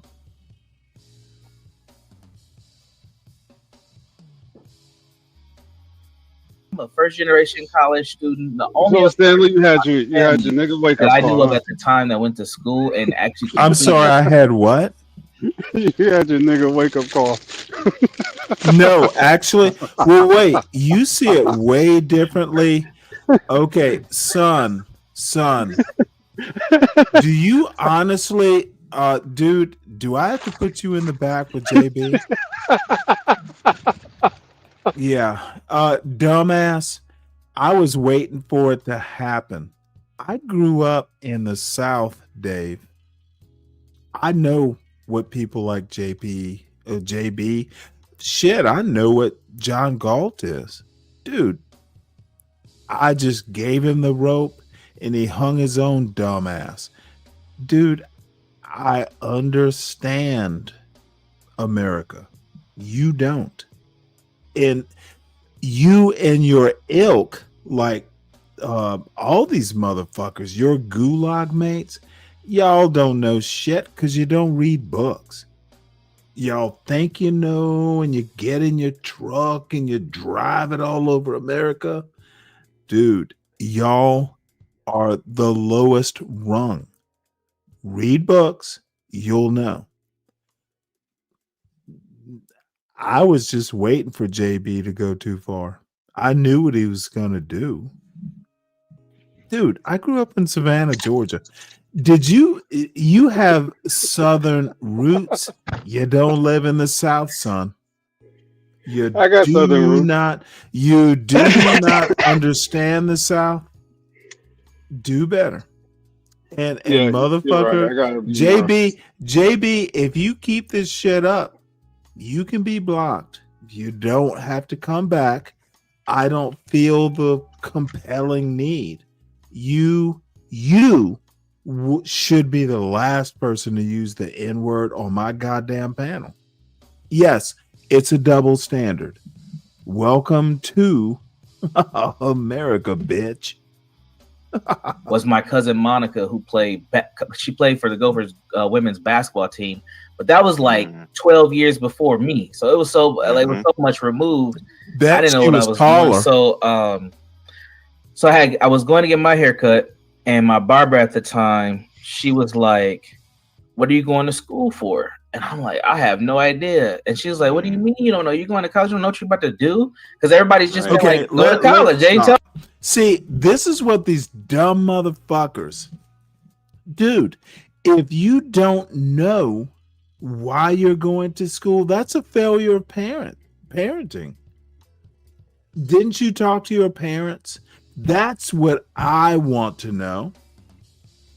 Why are you doing something and you don't know why you're doing it?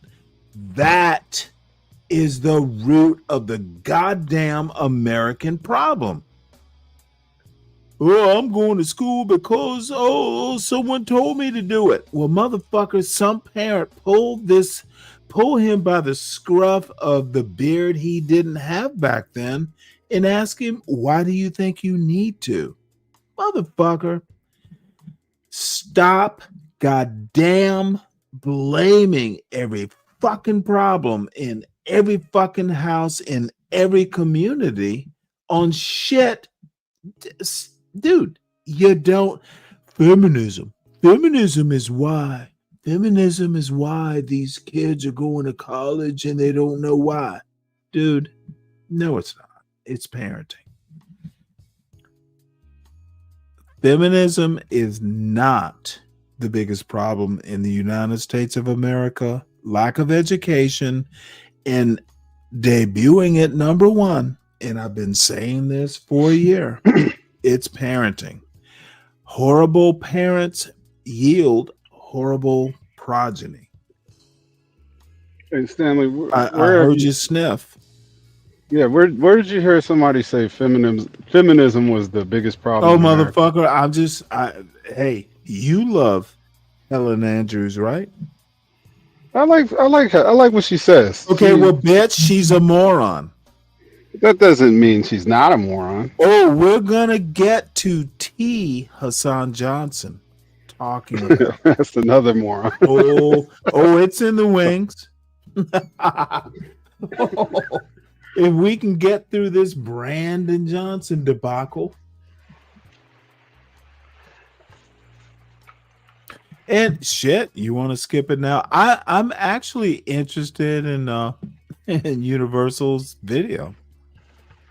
That's our guy. You shouldn't shit on him. Of course no. I like Universal. You don't think I like Universal? Oh no, sometimes I wouldn't be watching. How often have you seen me look? Apparently, John Galt brought my name up to Pastor Manning. Hey, did you watch any of that interview? Fuck no. Why would I? It's Pastor Manning. Here is my point. I'm watching Universal Jones. dude, I don't give up. Pastor Manning is a moron, and so is John Galt. They love each other. That they bring up my name, that I am in John Galt's between, that they talk to me. One thing I do know, neither John Galt nor Pastor Manning would come up to my panel, so fuck them. They are uneducated. And John Galt, how do you fucking get a master's degree from University of Alabama and be so dumb? So he worked to get a master's degree to sit in a fucking, all his work, all that hard work just to be a slumlord? Motherfucker, that is demented. See, no one understands what perspective or context is. This motherfucker probably took out student loans himself to go and get a motherfucking master's degree just to be a slumlord. The best I could do was, motherfucker, sit here and talk to Pastor Manning about Stanley Cross. This motherfucker couldn't even get me out of his head long enough to worship his pastor. This motherfucker is a fail. I mean, you need to figure out something. And she said, you know what? You should be a dentist. You got nice teeth. You should be a dentist. And dentists make a lot of money. That's all I need to hear. Dentists make a lot of money. And that's why I was like, all right, I'm going to be a dentist. That's what, and I literally was on a pre-dental track. This is literally where, in my opinion, the mother Booker T. Washington gets this wrong. This notion that economics, rich black people will change white people's minds, dumb. Motherfucker, you have to know more than they do and be successful. You price them out of the market, and then you go, oh, by the way, not only am I smarter than you, I'm richer. If you don't understand white people like that, Booker T. Washington, I want to be a dentist because they make a lot of money. Dude, that is ghetto. At the University of Minnesota from that conversation. That's I agree with that. Another thing that happened, motherfucker, summer, of course you agree with it because, see, y'all think I don't understand black people? Motherfucker, I'm sorry. Wanting to be a dentist because, someone told you they make a lot of money? How motherfucking ghetto is that?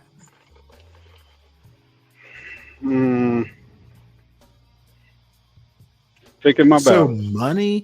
money is why you want to stick your fingers in their nasty mouths? You got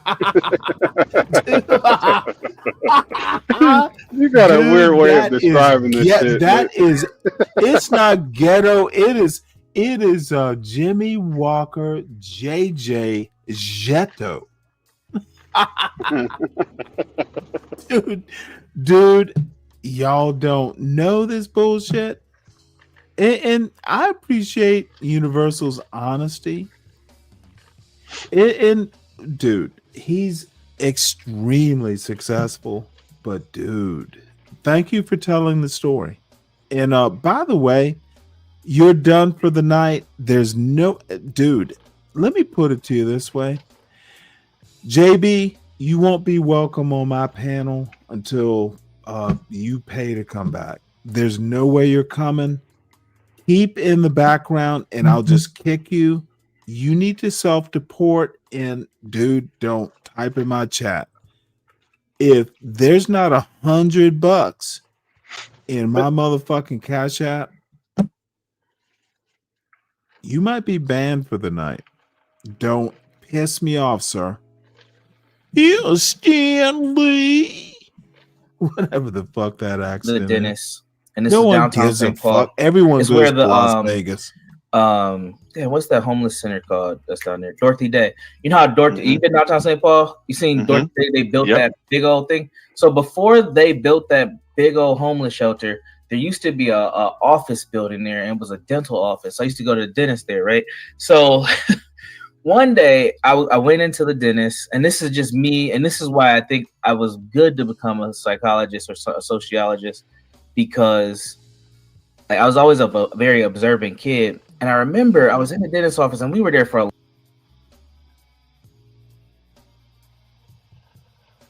long time. It was me, my mom, and one of my younger brothers, and we were there for a long ass time. And I remember when it was my turn in the chair, the dentist came in. He was filling around for a little bit, and he was out. The dude was in there probably like maybe 10 minutes. He was in and out. The dental hygienist, she did everything else, right? And I remember when we were leaving the dentist appointment, and I seen the dentist drive by in a Bentley. Like he was in the parking lot. He drove past us in a Bentley, and I was like, "Oh shit, that's our dentist."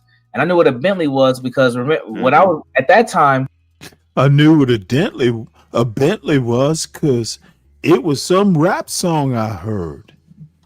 Jesus fucking Christ! It's Cash Money. It's it's oh Master Jesus! P. So Goddamn all the Christ. music videos had Bentleys in. Dude, really? Yeah, you called it. Yeah, but that is a good motivator for young men. You Bentley. But I've seen is people lose their lives over chasing what drug dealers do, or Let me ask you a question. Since you want to carry on with this dumb fucking bullshit. What's the difference between a white man becoming a dentist and Universal Jones? There is no difference. Nah, I think whatever your is, motivation is. What, he's black? Is that Nope. Well, I'm not on the same page. Go ahead, fill me in. See, you're a racist. That's why you want to bring race into it. You said that shit. No, motherfucker. I did not say Universal. I did not say Universal wants to be a dentist because of his color. No, you said he wanted to be a dentist because you're not able to had think your Bentleys way. in the video. See, dude, Dave. What the fuck are you talking you're about? Not able to think your way, dude. Stop trying. You just say shit sometimes. No, I literally challenge you, Dave. You don't What are you even challenging me to? understand the bullshit you want to propagate. You Help me out here. propagate a lot of bullshit too. I'm suffering from Stanley logic. I can't follow it. So Oh, why don't you help me out? motherfucker, there is no such thing as Stanley logic. There is such a thing as critical thinking. Now, you heard the motherfucker talk about his dentist driving away in a Bentley. Did you hear that part? Yeah, Did you hear you it, said Dave? it was from music, and then he Okay, said then it. motherfucker, this idiot said he wanted to be. And little boys think things like that. The problem is when you motherfucking are motherfucker, you are literally choosing your major based on what your dentist drove away in. That sounds motherfucking crazy. It sounds ghetto. So you picked your major on what your dentist drove a Bentley. So you pick a major on that? Oh, Jesus. And my question is, in my opinion, it's parenting. He didn't talk to his parents about why he wanted to be a dentist. And there's nothing wrong with that. Maybe he didn't have parents. But dude, don't you ever come up and you and these motherfucking manosphere assholes, you cry on panels. He's crying. Jones is crying because he made a bad decision. And he is a mental health professional, so talking it out and letting people know this stuff is useful to his business. But dude, Don't come up on a political panel talking that bullshit because I will laugh at you. We don't care. We won't cry. There. And I'm like, wait a minute. My dentist And just drove past. John the fucking I can't be sober for a minute galt talking to me to a pastor. Oh, Slick Rick, if you were there, I hope you can clip it. John Galt didn't talk about me long. Me in a fucking Bentley. I was like, whoa. Right. I was like, so then it was clicking because I seen the Bentley. My barber said they make a lot of money. I'm like, oh, I'm about to get to the bag. But I was like, I'm about to become a dentist. So I end up I literally ended up enrolling in pre-dentistry. Bro, the University of Minnesota kicked my butt. Bro. I was not ready. First of all, I played football in high school, so I knew a bunch of football players, and I was recruited to the U at one point. So some of the guys that when I was recruited were actually there. So I had friends already on campus. So I got to the U. I'm lying to people, telling people I'm on a football team. You get access to girls. Did you say you want to talk about this? About 2.5 weeks. No, I just wanted to say something real quick. Go ahead. I am not gonna lie to you. Sometimes you confuse me in conversation. Oh, motherfucker. Why would I confuse you? Keep up would be my recommendation. And I know in like your world, dude, I have the foundation. I'm Mach 1 and you are NASCAR. Is that what you're saying? Yeah, exactly. Dude, I just know my shit. And the scary part is there are people who know it 2 or 3 or 4 times better than I do. They're faster, they're smarter, they're better educated. I'm middle class educated, but I know enough. This fucking bullshit that this Manosphere, the John Galts, all these motherfuckers, dude. Oh, were you around when fucking Witch Doctor, DJ Witch Doctor, motherfucker? I was watching Rogue C's show. So Witch Doctor and what's his name? Blintz bands, Izzy bands. These motherfuckers are on a jag. Like if you watch their lives and stream them from your lives, ooh, what you doing? These motherfuckers, fucking Witch Doctor showed up in my chat. Now, this motherfucker doesn't even have 2,000 subscribers, and he comes over here, what you doing? What you doing? You're stealing money. Motherfucker, what money? This motherfucker thinks he is a big kingfish in his Jamaican sea. Dude, and you know what I did? The consequence, and it's a little consequence they won't even notice. Dude, I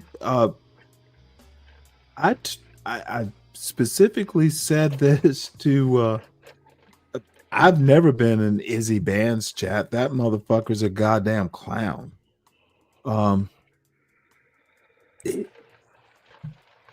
Witch Doctor?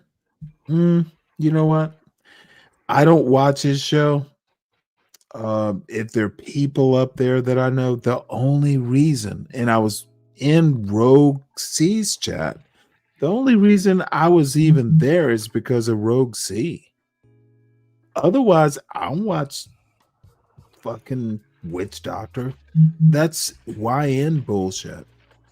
So, and I told him this because he wound up showing up in my chat. I just unsubscribed from all 3 channels. It's not consequential, essential, or anything of interest. So, motherfucker, I won't piss you off. I won't steal your super chats anymore. Witch Doctor does nothing. Is that what he said? You still in the super chat? Interesting. I'm sorry, what? He said you were still in the super chats. Well, it was something about why you in my chat. It's the same argument that they used with John Galt. I'd have to go back and find it, but it basically, and he doesn't have a bad argument, but if I'm showing his live on my live, then I am stealing people who could go over to his live. I think that's the basic logic. And you're a YouTube person. I wouldn't see it as that. That's free advertisement. I don't either. I think, as a matter of fact, they might get bored with my bullshit and go over there. Right. And for him, that's free advertisement for him. You know what? Dude, I don't understand that logic. These motherfuckers are small ball, and they just get jealous of a motherfucker. Dude, I was in Rogue C's chat. The motherfucker went into Rogue C's chat, and then he came over to my chat. What you doing? You know that gravelly voice bullshit? And dude, I was so turned off. Motherfucker, dude, you could have President Trump on your fucking panel. Dude, he lost a subscriber. So did Rogue C, because she's too dumb to fucking control her own chat. And Izzy Bands, I was never impressed. And dude, I'm a little bitty motherfucker of a chat, but dude, I would never. These people are small ball. They don't. I was disappointed in Rogue C, and that's pretty much it. Izzy Bands and Witch Doctor and Sharon Bracey, and I think they all come out of like the Fight Club. Even Nightish, he's from Fight Club. Well, I don't give a fuck about any of that. I was never in Fight Club. Don't give a fuck. What I do mind is a motherfucker coming into my chat and telling me, and I responded, dude, I'm literally just watching the live on my live. Why is that a problem? They think they're doing large money with the super chats. Dude, that motherfucker, that bullshit is so fucking just niggling. Yeah, but I can't tell you how to feel about how you get your money, you know? Well, the problem is you know what? I didn't even put up a fuss other than I'm not stealing your content. That's what it was. Why are you stealing our content? Motherfucker, I'm sharing your content, moron. That sounds just like it, really. Got me. Dude, stealing, motherfucker, I am putting it out there. It's another channel showing your content. And that moron couldn't figure it out.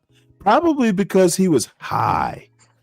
That motherfucker couldn't think his way out of Rogue C's chat. And I'm gonna bash Rogue C. Woman. So Rogue C was on Rogue C was on Not for Humans. They were doing I think they were doing a joint panel. Oh, okay. Yeah. So you were sharing Rogue C, but she was on his.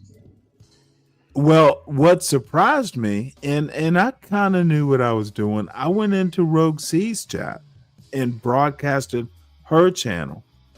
And these motherfuckers were like, she literally said, well, Stanley, can you get out? Dude, I got out. I didn't put up a fuss until dumbass came into my... Motherfucker, I was fine getting out of the chat, and then that bitch came into my chat. That's Hold on, I thought you liked Rogue C. Okay, listen to what I do. Oh, okay, my bad. I see what you're saying. Yeah. No. Witch Doctor. Witch Doctor. What's his name? Witch Doctor came into my chat Okay, I And then, thought you was talking about Rogue C. My oh bad. no, motherfucker, I was out of the chats and all that bullshit, and then he came into my chat for what? He didn't broadcast it, that's for sure. Probably gave you a sub. You're breaking up. No, I would never. Dude, I've known who that motherfucker is for a bit. I'm not. Why would I go up on Witch Doctor's panel? For what? To hang out with the YNs? Nah, it's the same conversation everywhere. That's all it is. Good. That's why I don't go up. And you know what? And I'm just telling the story at this point. I've unsubscribed. I don't have to be worried with them anymore. Early before all the other students came in, because I was in a scholarship program. So like I started off bad. I was partying from like Wednesday to Sunday. I was smart enough in St. Paul Public Schools to get through. I ain't really need to study, so I'm just kicking it, bro. I'm like, okay, college is easy. I don't even have class on Wednesdays. Like I'm just balling. I'm just living my best life. I'm on a scholarship. I got a job. I got a car on campus. I'm living. That's real. I got freedom. I was balling.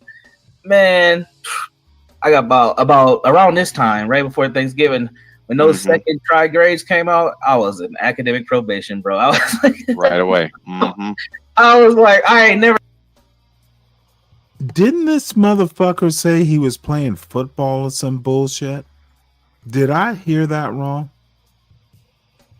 Nah, I didn't hear it. Didn't he say he played football for something or another? He said it before, but I didn't hear him say it now.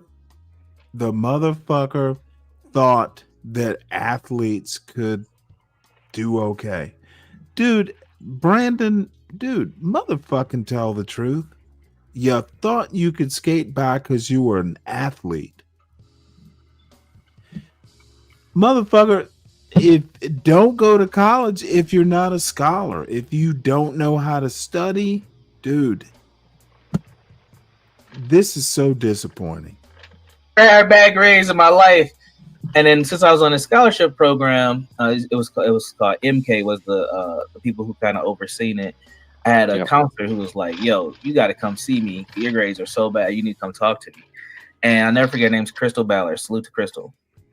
And her son actually plays college. He's a big time college basketball player right now. And so she brings me in, and she's like, "Sit down, black woman." She's like, "Sit down."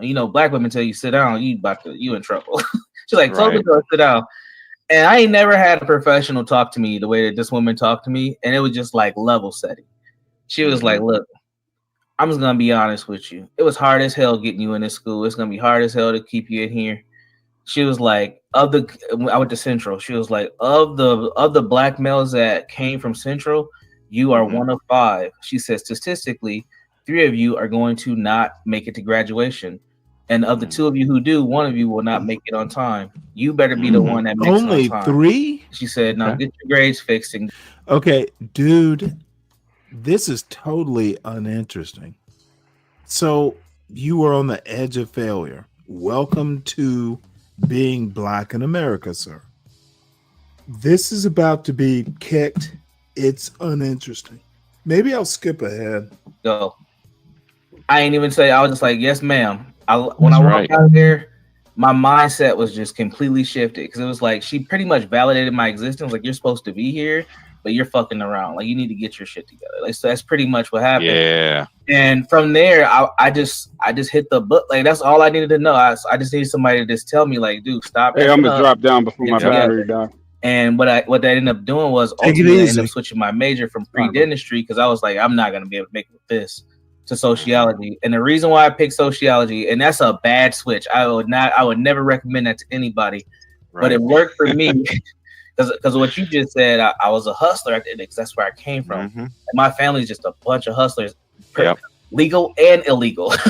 So I knew, like, okay, if I can finesse this, I can figure out how to get to a bag. Like, it's not gonna be a problem for me. But pre-dentistry was not gonna be it, because it was just like foreign.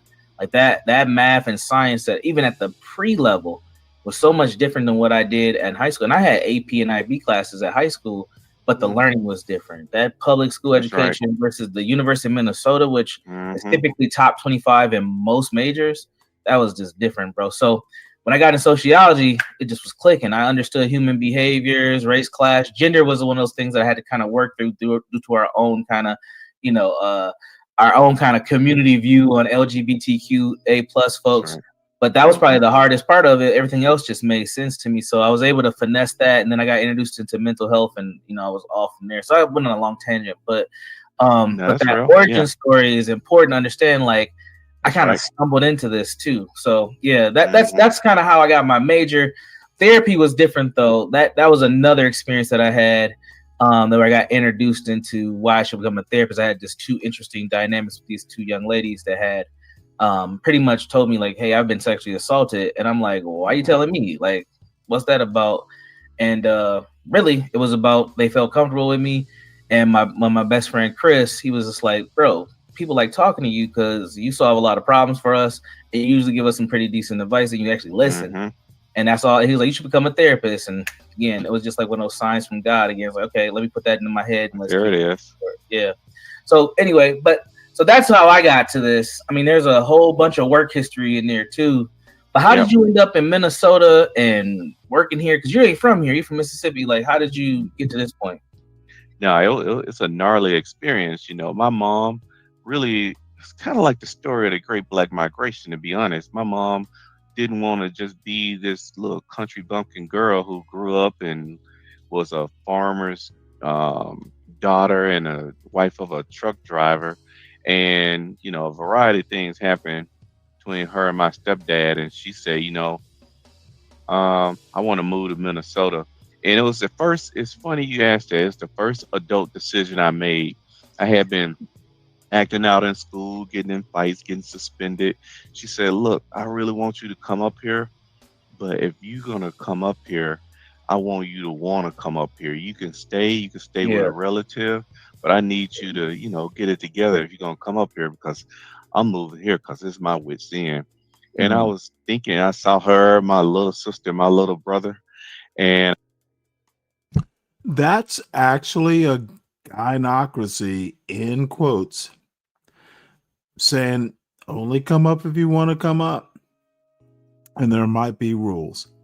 See, that was the first discipline Jimmy ever had. I was like, oh, okay, it's time to do something different. So that's when I made the decision. I could have stayed and hung out and just kind of, I don't know what life would have been like, but then I wanted to go with my mom. And so we moved here and it was a long time ago. It was mid-90s and it was the dead of winter and it was rough, man. The It was worst crazy. time to come. Yeah, and I was finished halfway in my junior year of high school, so I only had about a year and a half left, and so I came here. Only thing I know about Minnesota was Kirby Puckett and Prince. That's it. That's it. I'm surprised That's Kirby it. made the list, man. Yeah, Kirby, because they Legend. had too long won the World Series, and that's why. Well, maybe stereotypes are weird. I didn't know about how to do math, but knew about Kirby Puckett. Dude, not good examples. I was aware of Kirby Puckett. I wasn't much into baseball, but the Twins had won the World Series, I think, a few years earlier, so I was aware of that. But most certainly Apollonia and Prince, I was like, I'm gonna go in and see I can meet Apollonia and Prince, see what's up. But yeah, man, then I've been up here ever since. I got up here, went to a small charter school, which was perfect for us country bumpkins coming up here. And after that, Literally, there are stories about the Great Migration, and Jimmy got lucky. There were many who did not have good mothers who could figure out how to get him educated. I just started working there at this school. I took PSEO classes. Yeah. And then got a job at the school, and that's how I got connected with schools. Yeah. Got it. Yeah. Got it. And you have one master's or two? Now, see, This is what these two won't get into. I'm more interested in Jimmy's mother. How did she get him up there? She gave him the rules. See, they don't want to talk about how a woman brought her son up there and got him into private school. A much more interesting story than two masters. Motherfucker, dude, I could outthink you on a Thursday. Not the salient point. How Jimmy's mother got him up there and put him in private school. So sad. This is black failure. One master's, 3 licenses. 3 licenses. That's what it was. Yeah. So let's dive into that a little bit because people don't always understand how that all works. No, we heard a lot about how Universal got here, but we're not hearing how Jimmy got here. Failure of a program, and I'm about to move on. We got to know more. Yeah. Let's talk about grad school. How did you choose your grad school? Why did you go to Adler? Adler's very significant, very unknown. But if you know, you know what I mean? Like once you once you become an Adlerian, it's like we're probably almost like a secret society kind of. So tell us a little bit about your grad school experience. Yeah, well, I mean, we've been talking about hustling, right? So I knew that I needed to go to school at night. I couldn't just, go to graduate school and that is the totality of my life. I needed something that's going to give me flexibility. That's why I went to Metro State for my undergraduate. I worked in the day and I went to school at night, and Adler let me just pick up where I left off and keep on working as a educational assistant in the day. And I think I was a dean of students, and in the end, go to school at night. So, and I kind of looked a little bit at Adlerian philosophy and felt like it aligned with what my values are. It didn't seem too intimidating. It didn't seem too psychobabblish, like psychodynamic.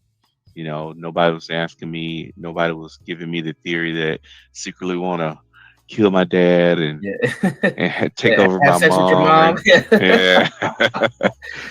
But and people were down to earth, friendly, and I'm from the South. The only thing you need to do is treat me well, and we can break bread. And so the journey at Adler Graduate School, it's kind of like the trouble's all the same. Everybody getting off work, everybody a little tired, everybody got a lot of work to do. We just grinding and bonding. And it became a lifestyle after a while. And next thing you know, somebody handed me a degree telling me I'm done after a few years. But that's when the real work started, though, too. A lot of people don't realize, like, when you go get your master's in counseling, that's really like the first step. Like when you get your degree, it's not like other degrees, like, okay, you're done. Like that's the beginning, because you have to get your clinical hours and your supervision hours after. That's the real, to me, I think that, and I always tell my students, that's the real work. Like you're about to get this degree, you think you're done, but you're really getting started right now. You thought your practicum was hard, bruh. Try to get these relational hours. Good luck. Like it's not what you think out here.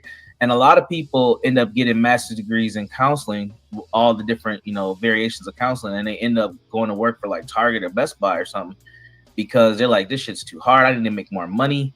I got a family to take care of, and it's a grind afterwards. Like, how was your grind to get to that 2,000 hours to that licensure? And you got to take a test too. Don't forget about the test. So. Yeah, I mean, I feel like I lucked up. I had some real supporters. I worked at a school that serves students with special needs, and when you work at a school that serves students with special needs, their mental health diagnosis is also their special education diagnosis. So I got a chance to be with a LICSW, a licensed independent clinical social worker who worked at a school, and we did relational hours because we collaborated with parents. We did groups because we collaborated on skill building. We did individual. So we really forged and got creative in acquiring most of the hours from the school job that was paid, which is unheard of in terms of trying to get those hours. And also, and I hadn't thought about this for years. I did some of my work at this place called Bar None. This is residential treatment place out in, I think, Ramsey, Minnesota, or something out there. I've heard of Barna. Mm-hmm. Yeah, and then I ran a group out there with some kids who had a variety of deep challenges, and between those two, that's how I got my hours. But most of them came from having a clinical supervisor who was good at and cool with being creative and didn't do every single thing by the book, and was chill. And we got creative, and we knew both that the real learning is going to come on the job anyhow, and that my brand of working as a licensed person is likely going to be primarily in schools. So then it's like customized.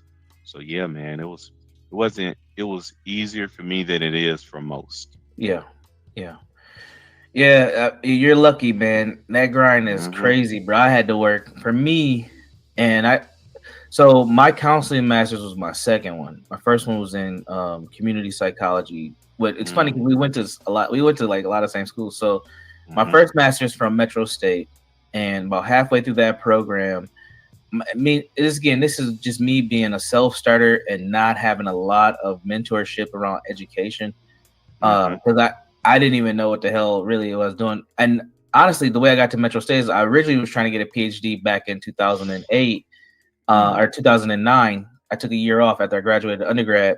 And at the time, my stupid self, I don't know nothing, bro. I applied to 10 top 25 schools. I literally went to, I don't know if you remember this, USA Today used to put out their top 25. Yeah, I remember that. Yeah. So, and they would break it down by like degree or subject. So I just went to sociology, top 25, USA Today, and I picked all the schools that I thought would be cool to live in those places. I applied to Vanderbilt. I wasn't getting into fucking Vanderbilt. I applied to USC, what the hell was it? UC Santa Barbara. I applied to North Carolina. I applied to University of Minnesota. I thought that was my best chance, so I went there. I applied to a bunch of, literally 10 schools, bro. I got like, I probably got like six like wait list things, like you're not in, but you could get in, and I got the rest of them was absolutely not. And I was just like, damn, I was crushed. And I was dating this chick at the time, and she was going to Metro, and she was like, Brandon, like, you should think about going to Metro. They got master's programs there.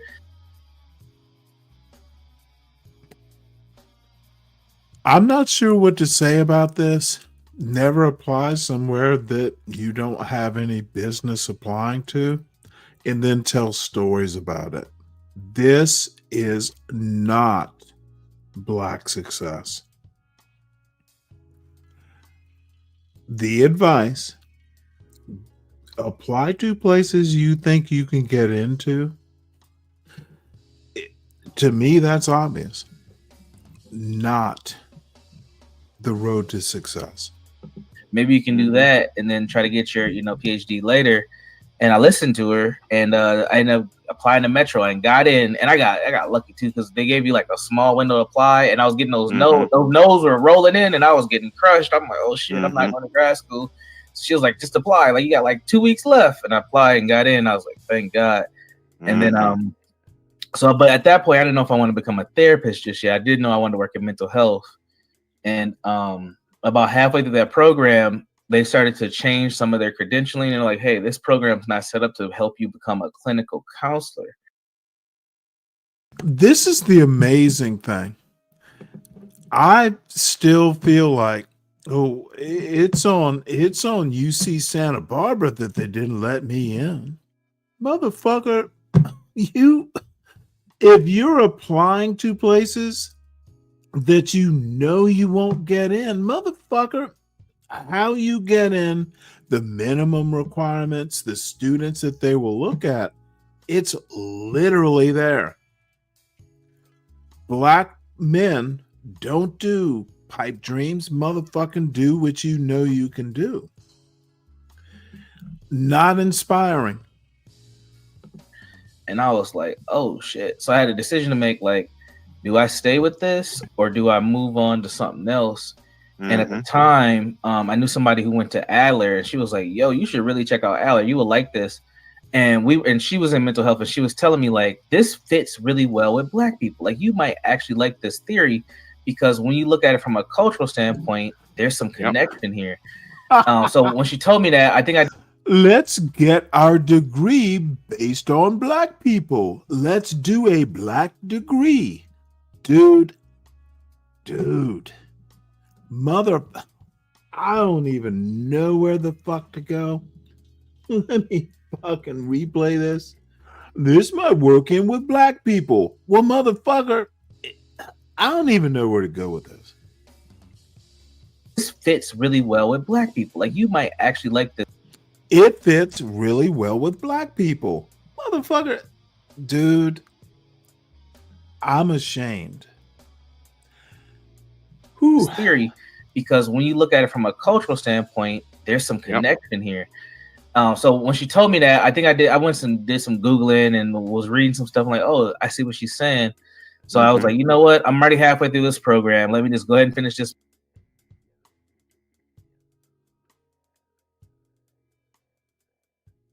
this. Or do I move on to something else? And at the time, I knew somebody who went to Adler, and she was like, "Yo, you should really check out Adler. You will like this." And she was in mental health, and she was telling me like, "This fits really well with Black people. Like, you might actually like." Sorry. It fits real well with Black people. So, motherfucker, doesn't that sound like a DEI thing or an affirmative action thing? This dumb fuck will get up on a panel and be against DEI. See, this is some Clarence Thomas bullshit. I'm going to get rid of motherfucking, I'll get rid of fucking affirmative action because if affirmative action benefited me, then I wasn't a good student. Why should it benefit anyone else? This is literally moronic. Oh, you know what, Khan? That's how these motherfuckers think. These anti-Black blacks will benefit because, it'll benefit Black people. Dude, this is not high-level thinking. I don't know where to go with this because I think Universal's a good man, but goddamn, dude, don't come up and tell me, motherfucker, I went to a top 50 college. And top 50 isn't Harvard, but motherfucker, I think that when I speak, I simply know more than you. I'll just let this play. This theory because when you look at it from a cultural standpoint, there's some connection here. So when she told me that, I think I went and did some Googling and was reading some stuff. I'm like, oh, I see what she's saying.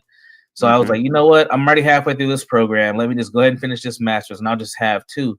Man, I graduated from Metro in May and started Adler in June, bro. I just was straight to it. I just got straight to it. You could, so you have to go to a Black person's master's degree at Adler. If I ever hear Universal talk about getting a trade, I'm going to trash the motherfucker. You'd have made more money fucking getting a trade. The motherfucker is disingenuous. This whole anti-black bullshit. Disingenuous. These motherfuckers are respected for what? And because, Adler is rolling all year round. They take students all year round. Well, we don't now. Funny how life works. I'm the vice chair of the board at Adler now. That's what another. We gotta get to that one later. I do big things, man. I do big things. The internet doesn't know all that though. Let's say start Googling shit, but the internet doesn't used to care. take year-round enrollment. So I literally graduated and went straight in that helped me because I didn't have to take all the classes, so I was able to graduate pretty fast with the second master's, and I didn't have to do another master's thesis either. So it was helpful, but thinking back at it, I would never get 2 master's degrees, man. It wasn't a waste of time because I gained so much of a network at both schools, but at the end of the day, I could have got to where I got to without both of them for sure. So yeah, it was interesting. But That's yeah, a journey. That's a journey. Hell yeah, it was a journey. And I was at the time, let's see, this is like 2012. I was engaged. Yeah, married in 2012. Yeah, 2012. I got married in 2012. And then we had a baby in 2013. So like all that was happening at the same time. Like, I'm doing all that. Then I got the Bush Fellowship in 2013. So I was moving, bro. You was rolling. I was rolling. You was rolling. Rolling. But the Bush Fellowship helped everything that I did. Like it just propelled me to like the next level. So it was pretty cool. But yeah, man, that grind though afterwards is hard because like and I think it also depends on the type of clinician that you try to become too. So for example, I think and this is my bias. So if there's any social workers watching, don't come at me.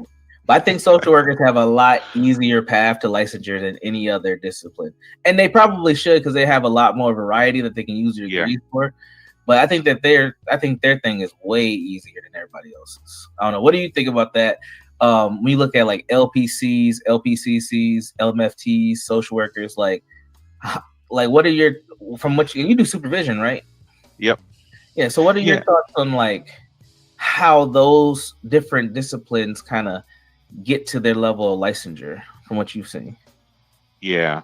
I mean, LPCC is a newer license in Minnesota, right? And, before or right when I was getting mine, I think it was just a lower level license, just a licensed professional counselor. Tell us how lucky and easy it was, the black man's sociology degree, and then you're going to shit on sociologists. I can guess why you're shitting, because most sociologists, like social workers, are women. That's why you're doing it, Brandon. Dude, bad luck. Neither of you are PhDs. It's just 2 masters, but not a PhD level into it. Oh, my Lord. Dude, so sad. Now, of course, it's a licensed professional clinical counselor. But I think that the path I took, it was similar to yours. I'm not going to get into if I had that. to do it all over again, Brandon, I would take that major interstate that social work that. path provides. You go in to get a BA, and it's a interstate to get your license. You just do this, do that, and do this. I spent a lot of time learning school counseling and finishing up all of that, and then going back and then doing some more classes.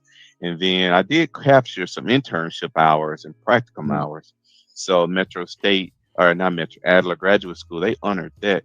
Yeah. But I really appreciated everything I got, and what's paying off these days as I, hone my career, life re-examine, is having an educational license and a mental health license. That's starting to show its face, because now I can do things in different areas. In education, they don't necessarily talk to people in mental health and vice versa. They do a lot of the same work, but it's strange how much they don't talk to each other. And that's what I'm learning. My niche then is that gap between special education and mental health, and that's what I appreciate the most. But it wasn't easy. And I'm sure that's where the consulting comes into the hustle, because like when you see those gaps, it opens a huge opportunity. There you go. To not just do good work and fix something that's really helping to make the education system worse, but also you can make a living doing this stuff. Like that's one thing that I found out. Like, and the funny thing is too, if you don't meet people who do these things, you would never know. A lot of therapists are stuck at that $40,000 to $50,000 range because they don't know how to finesse their degrees or utilize their interests or fill these gaps. And I went in So I went in different. When I went to Adler, I went in like I'm about to finesse this degree. Like same way I'm doing my PhD now. Like my class, they're all talking. They don't even know. Half my damn cohort don't know what they're doing. They're just getting a PhD because it was the next thing to do. And I'm already 2 years ahead. Like, bro, I'm about to do this, Yep. because I'm That's right. lining it all up. I'm lining it all up now. So once I'm Dr. Jones, I'm already flying. You know, I'm taking off on the runway by then. And you have to do that with these degrees. These are highly skilled professional degrees. But if you don't have a business mindset or Let even me some put innovation this behind you, in you will be perspective. You are going to get your PhD in your 40s. You're going to be in class with 25-year-olds. There's nothing wrong with that, except don't fucking do an eminence front. It's dumb. Just get your goddamn PhD and move on. Don't brag about, I'm 45 and I just got my PhD. People do it before they're 30. No big whoop. stuck. And you'll be like, damn, I just went to school for $60,000 in debt. And I'm stuck at a $40,000 to $50,000 level because that's what you're gonna get. Well, I know every state's a little different, but on average, that's what a lot of clinical mental health professionals are making. Now, you can be specialized and go into a government system or a prison and make a lot more money, but you do have to do multiple things. You got to get some credentialing. You got to understand some things differently if you want to make some money. So tell us a little bit about your journey, because you got 3 different, additional pieces to under yours. So tell us about those. Well, I could tell you this is a magnificent thing, Brandon. Like being able to do Pelsby. Pelsby is this body that, teachers have to be, teachers are required to take certain classes. And now I've been approved to provide them with some classes. And I remember you telling me that, you was a CEU provider for the MNBBHT. Yep. So I took that and like we talking about, like being able to see the long game. So now after being with Pelsby, that licensing board, as soon as I applied to the Minnesota Board of Behavior Health and Therapy, they was like, yeah, cool. You already, got the standards, and I'm licensed in drug and alcohol counseling. So then that's kind of like a part of the blueprint. So to be able to say what I have to say has already been vetted. And then if you hire me, this is one less thing you have to worry about. Those licenses in those 3 areas help me to start to hone in and be focused with precision on what I want the consulting business to be, Life Reexamined. Something that talks about the relationship between special education, health, and substance abuse in terms of co-occurring disorders. Something happened with your audio. Let's say, you're muted. 1 second. Try to reset your audio real quick. I think something either came unplugged, something happened. Now. Say it one more time. We got now? Yeah, but you sound way different than you did before. Yeah. But that's okay. Go for it. Okay. You're back now. Whatever, something just happened. You're back now. Yeah. I really tried to bring it all together. Just like you're saying, I'm in the long game here, school counseling. I know I got the summers off. I know I got these breaks. I know I can consult during those times. Therapy, I know that I don't have to be an administrator. I could see clients on the side beyond my workday. The union protects me from overtime, so nobody's going to say, oh, well, you got to work till the day's done. The union say, no, you're in a contract. So I can guarantee to see a client with the amount of time it takes for me to drive from work to get home. And then, of course, being able to help let the left hand know what the right hand doing. If a therapist is trying to help a kid with a diagnosis and the school is trying to help a kid who's in special education and it's one and the same, somebody have to speak that same language. And not only to the people involved, but generally speaking, to get their license. And so being around professional development and curating what do I bring to the table, is something that I really been leaning into. And that's why, beyond just being a hustler in terms of a black man, that's why I've been saying, well, why not just focus on doing this for me? Because ain't nobody doing exactly what I'm doing the way I'm doing it in those three areas. So, drug and alcohol counseling is helpful. So no one has ever done drug and alcohol counseling? That, oh my God. Oh, Jesus. Especially when you got a certificate in co-occurring disorder, because when you think about integrated treatment, how to do something that relates to an addiction as well as mental health, then you're on to something. You don't have to go from one place to another. You can do both of them. Talk about the nature of addiction. And this, addiction can be anything. Video games, which is we see a lot of young folks being depressed and drinking, or drinking and then you depressed.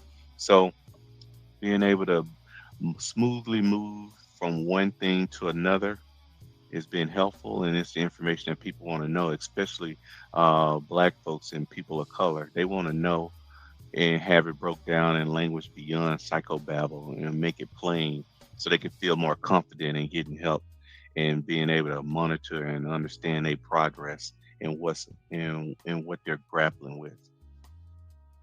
Absolutely, absolutely. Yeah. You said something that I've had conversations with early career clinicians of color, not just black folks, but just other ethnicities. I've had a couple Hmong folks. I know I've talked to a few Somali folks about this too, where they're entering the field and they feel like their racial or ethnic background is going to be a barrier to them doing the work. And I'm like, man, you guys understand. Like, you got to shift that. You got to flip that mentality. Like, it honestly gives you a little bit of an advantage because you have a unique perspective that's missing across the board. But if you go into it with the victim mentality, it will. Dude, you two are literally talking about a victim mentality. Oh.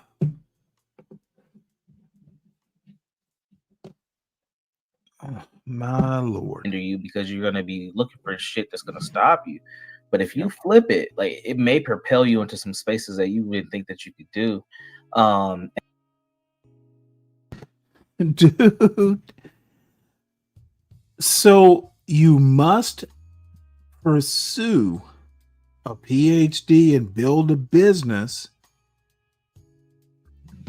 I'm confused. Maybe I'm missing something, but dude, build a construction company. And I've seen how that's worked for a few colleagues. Like I don't call myself a mentor, but I do try to help people. When people reach out, I try to help as much as I can. And there's a lot of clinicians that they circle back like, dude, you were right. Like, you told me this like 5 years ago and it's working. And I'm like, I'm telling you, like, you can't come into this field thinking like that it's gonna, like, you being a black person or a brown person, whatever, is going to hurt you. Like, there's an opportunity here because a lot of the need, and as quiet as it's kept, a lot of the programming is built off the dysfunction that a lot of people of color are dealing with. And so that's where we come in as fixers, helpers, things that I don't like the word fixers, but I know people use that. But we try to help, I would love to know the balance. Dude, people of color are dealing with dysfunction. Dude, I literally heard this is literally, I need to make money. It is nominally, it's a caring business. We want to be therapists. Motherfucker, I don't feel the passion. Y'all have talked about how you got here, and now we're talking about building businesses. Not deep psychological talk. Dude, it's how we can build businesses. And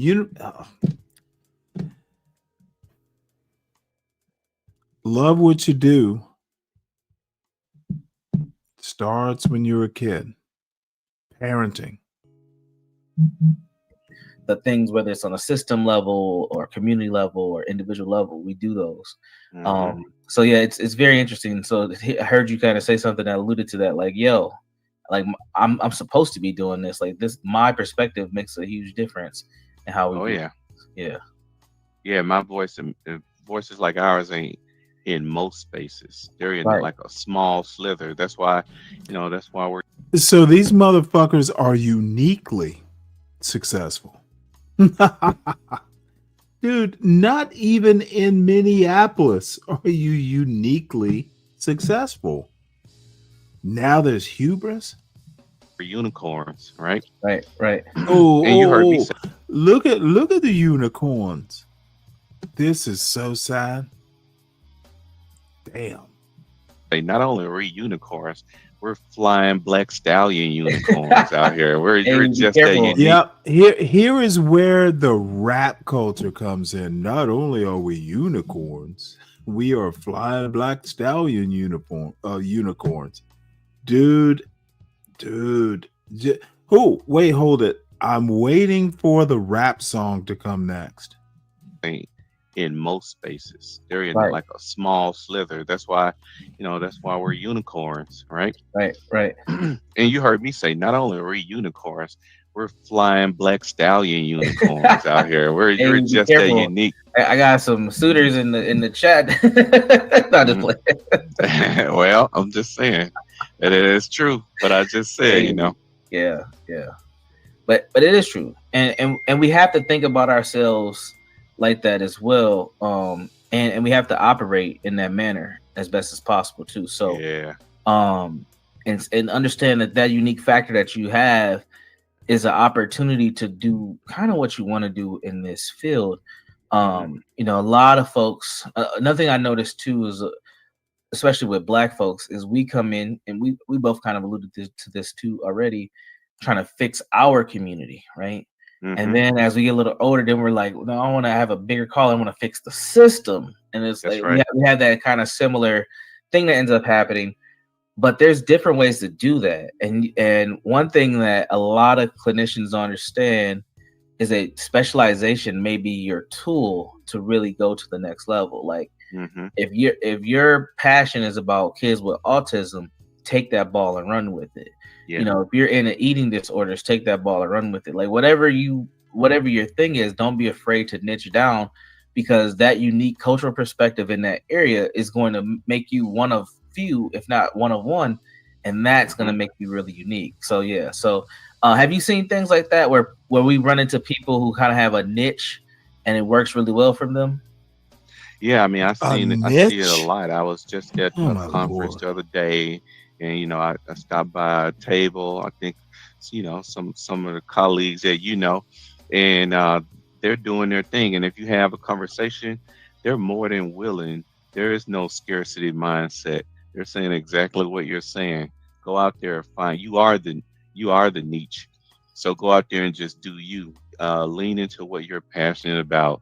Do what people have reflected that you're good at.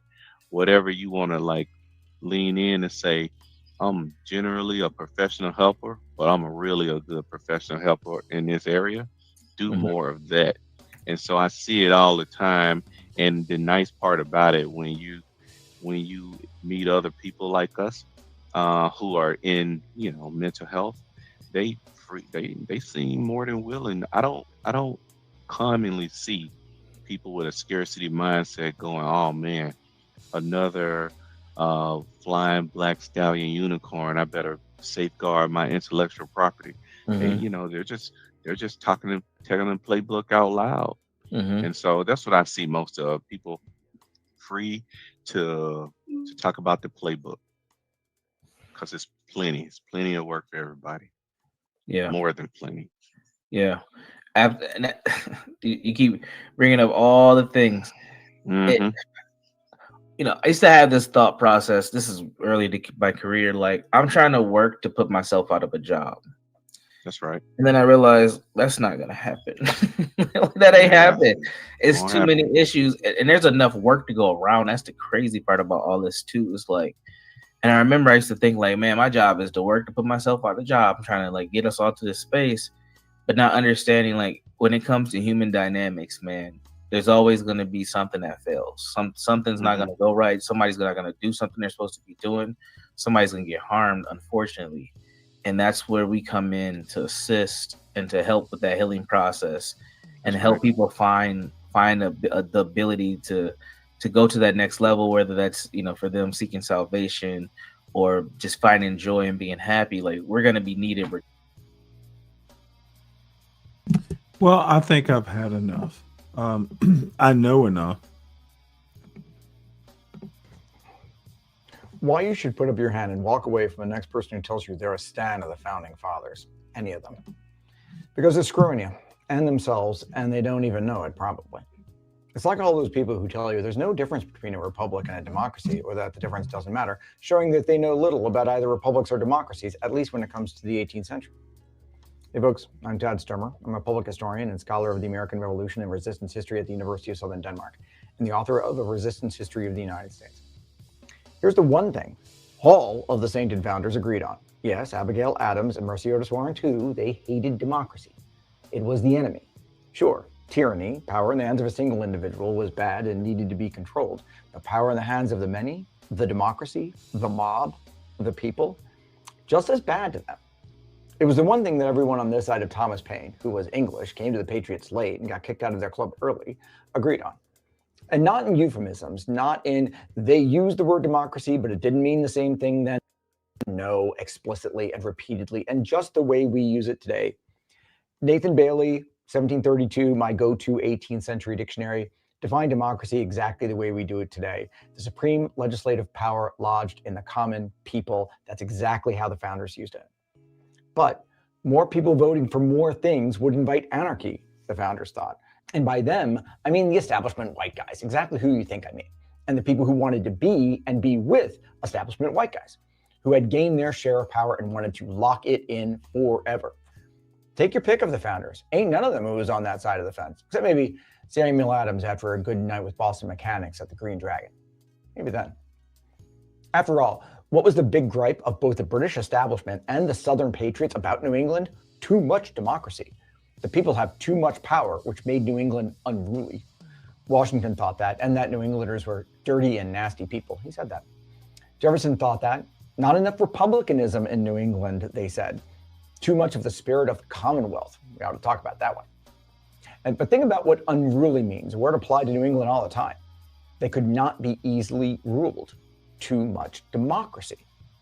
Edmund Burke said it plainly in the House of Commons, January 1769, talking about the unrest in Massachusetts over the Townsend duties and the quiet in Virginia, the unrest pretty much every place else. What Burke said was that there is too much democracy in Massachusetts Bay, but Virginia is cool because it has no democracy in its government. That's the divide Burke saw. That's the divide most of the founders saw. And Burke, the great conservative philosopher everyone loves to quote, at least after the French Revolution, scared the shit out of him. He knew which side he was on. So did Virginia planters. They looked at Massachusetts town meetings, at ordinary people having a say in local governance, at the relative ease of holding office, and they saw a problem that needed fixing. Virginia, with its tight Republican oligarchy of enslavers, with its high property requirements for office holding, with its system designed to keep power in the hands of the establishment, that was the model. That was order. That was proper government. And when they finally sat down to write constitutions, they didn't write Massachusetts, they wrote Virginia. That's why they wanted to establish a republic, ruled by only a chosen few. Sure, they could be elected by themselves. Voting doesn't make for a democracy, folks. Identify and define who deserves to rule and then shut that door. Want to know what that looks like? Just look at all the first state constitutions, the ones written by the Patriots during the Revolutionary War, when they had their first chance to create the new governments that would turn the world upside down. Except they kept turning until it was upside right again, because the new world looked just like the old one, just with fewer wigs. The same people who were in charge in 1773 were in charge in 1783, but with innovations. In most of the states, voting was limited to white Protestant men with property. Yes, Protestant. Sure, there was freedom to practice religion in most of the states, which wasn't a major change from the religious toleration before the war. But that doesn't mean you got to be part of the society, certainly not part of the civic society. If you weren't Protestant in most of the states, hell, if you didn't take an oath to affirm that you believed in the salvation presented by the New Testament in some states, then you couldn't hold office. You couldn't be elected. And they tightened the noose for higher offices. In most of the states, they just continue the same structure they had under the British, a lower elected House of Assembly, an appointed upper council, and an appointed governor, except in Rhode Island and Connecticut, which already had elected theirs for generations. After independence, they simply made the appointed positions elected ones and expanded the role of the council. That's pretty much it. When Jefferson and Adams said that the revolution was a revolution in government, not a revolution in society or in principles, that's what they were talking about. People governing themselves, sure, but it mattered which people. So the higher up the rungs of authority, the fewer people could vote. The property restrictions especially got tougher to limit the influence of anyone but the core of white Protestant male establishment. In some states, only members of the assembly could choose the upper body, and then only members of the upper body could choose the governor. South Carolina's 1778 Constitution had such high property requirements that 90% of white adults couldn't run for office. See, voting ain't everything. And if you think that's anti-democratic, you're right. But it's how U.S. senators were chosen until 1913, just picked by state legislatures, usually from one of their own, just as the founders wanted. Almost every structural fight after that was about controlling the democracy, limiting the power of the people. Enter the tyranny of the majority. Now, the founding mother stands, the ones who think Hamilton is all that and sleep in a t-shirt with Madison's face on it, and are stoked that Paul Giamatti is the voice of John Adams and pissed off that Laura Linney isn't Abigail Adams. They immediately leap to the Federalist Papers and just adopt the position of exclusionary enslavers working to lock in their power. And then you can time it with a stopwatch until you hear these words: tyranny of the majority. Gotta protect the minority. Yeah. You know, the majority, the people, the minority, the white Protestant male establishment. They already could look around then and see they were outnumbered. They need to lock that shit down. But here's how their argument goes. Without checks on majority rule, the masses will inevitably trample the rights of the minority. They'll redistribute property, they'll persecute unpopular groups, and destroy individual liberty. They can be taken hold of by a demagogue. Yeah, the majority will do that.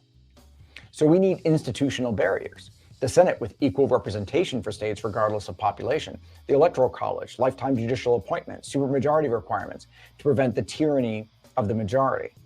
Sounds reasonable, right? Protecting rights is good. Preventing mob rule is good. Except notice what they're actually protecting. Property, political power, the existing establishment order. Madison's explicit about that in Federalist 10. Read that shit. He writes that the most common and durable source of factions has been the various and unequal distribution of property. Those who hold and those who are without property have ever formed distinct interests in society. This is what gets the Marxists going about this stuff. The whole point of the constitutional structure is to prevent the have-nots from using democratic power to challenge the privileges of the haves. That's why Daniel Shays scared them. Madison actually wrote that protecting the diversity in the faculties of men from which the rights of property originate is the first object of government. That's what set him apart from Samuel Adams. And then he says this about democracy. And anyone in modern America who agrees with any of this is a complete tool. Pure democracies have ever been spectacles of turbulence and contention, have ever been found incompatible with personal security or the rights of property, and have in general been as short in their lives as they have been violent in their deaths. Yeah, frighten people. Democracy is incompatible with personal security or the rights of property.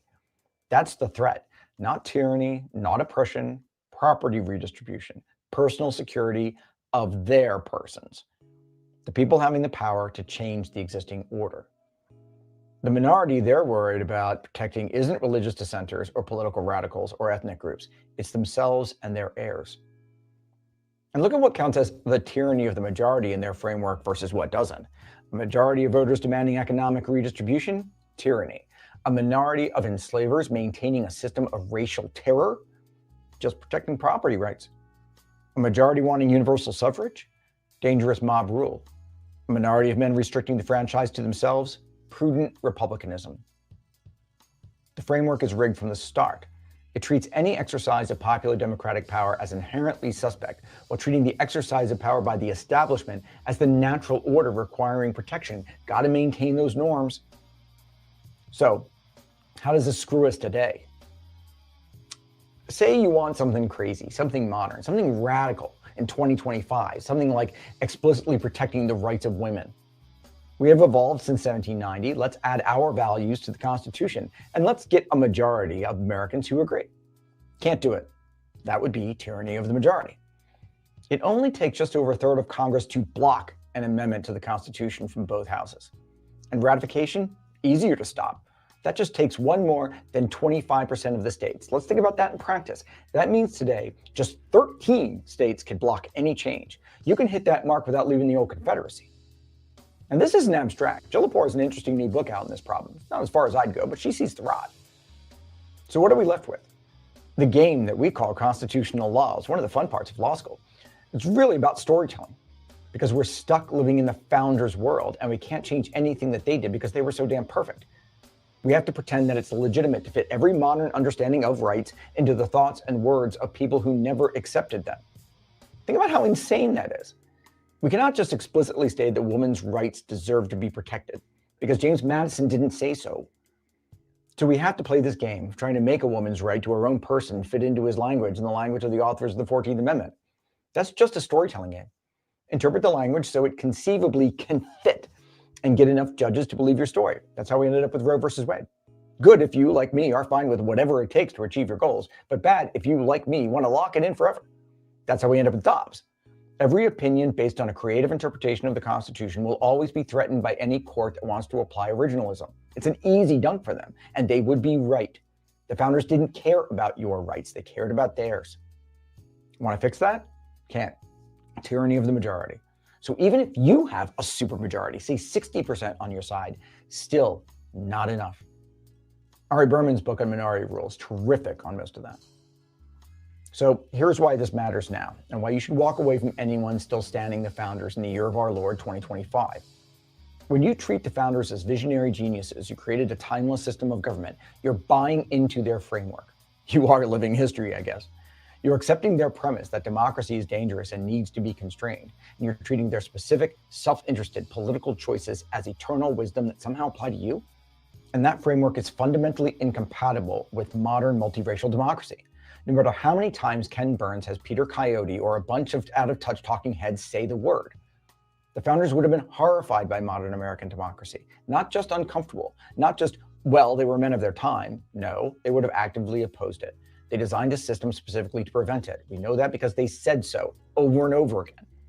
Universal suffrage, they built barriers against it. Political equality across race and gender, antithetical to their entire worldview. Direct election of senators, they'd call it mob rule. Majority rule actually meaning something, that's the tyranny they spent their lives trying to prevent. When you lionize the founders, when you treat the Constitution as a sacred text, when you appeal to original intent, when you think when they said the people, they ever meant you, you're not standing on neutral ground, you're standing with them. People who would have seen the basic premises of modern democracy as the worst nightmare come true. And you're giving away the fight before it starts. Because when the argument becomes, what did the founders intend? You have already lost. They intended to keep power in the hands of people like them. They said so, repeatedly, in writing. They weren't shy about it. The real resistance history of the United States isn't the story of the founders. It's the story of everyone who fought against the system they created. The anti-federalists who fought for the Bill of Rights, the anti-slavery forces who rejected constitutional compromises with slavery, the suffragists who demanded rights the founders explicitly denied them, the labor organizers who challenged property rights the founders held sacred, the civil rights activists who tore down the barriers the founders built, everyone who picked up a brick at Stonewall. Every expansion of democracy in American history has required fighting against the founders' vision, not fulfilling it. So when someone tells you they're a stand of the founding fathers, what they're really telling you is that they've signed on to an anti-democratic project dressed up in the language of liberty. It's intellectual cosplay, put on a costume of an exclusionary enslavers. They've accepted the premise that some people deserve more political power than others. They've bought the myth that a system designed by and for a narrow elite somehow represents timeless principles of freedom. They're screwing you, and they're screwing themselves, and they don't even know it. It's like going to a fictional world like Colonial Williamsburg and thinking that the horses didn't shit on the streets in the 18th century and everyone around you is polite, pretty, and white. And wouldn't that be a great place to live? Let me buy a pillow. Because they think the founders would be proud of modern America when the founders would be leading the fight against it.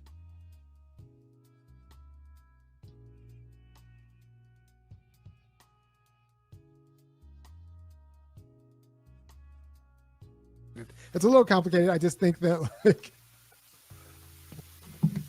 well, there's an epidemic let us do this. Apparently, everyone's busy this Friday night. That's fine. But we will watch this and then be done with it, unless the juke gets juke gets jumping. And apparently I've had one too many beers.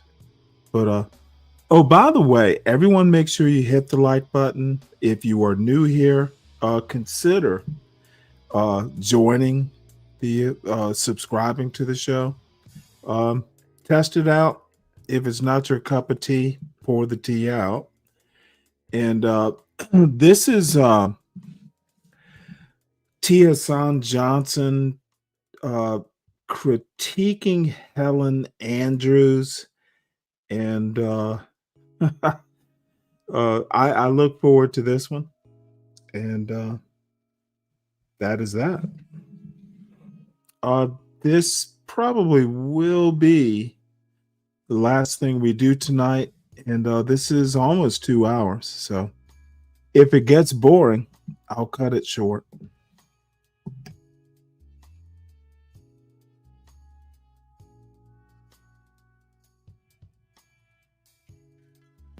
What's up, 12th man?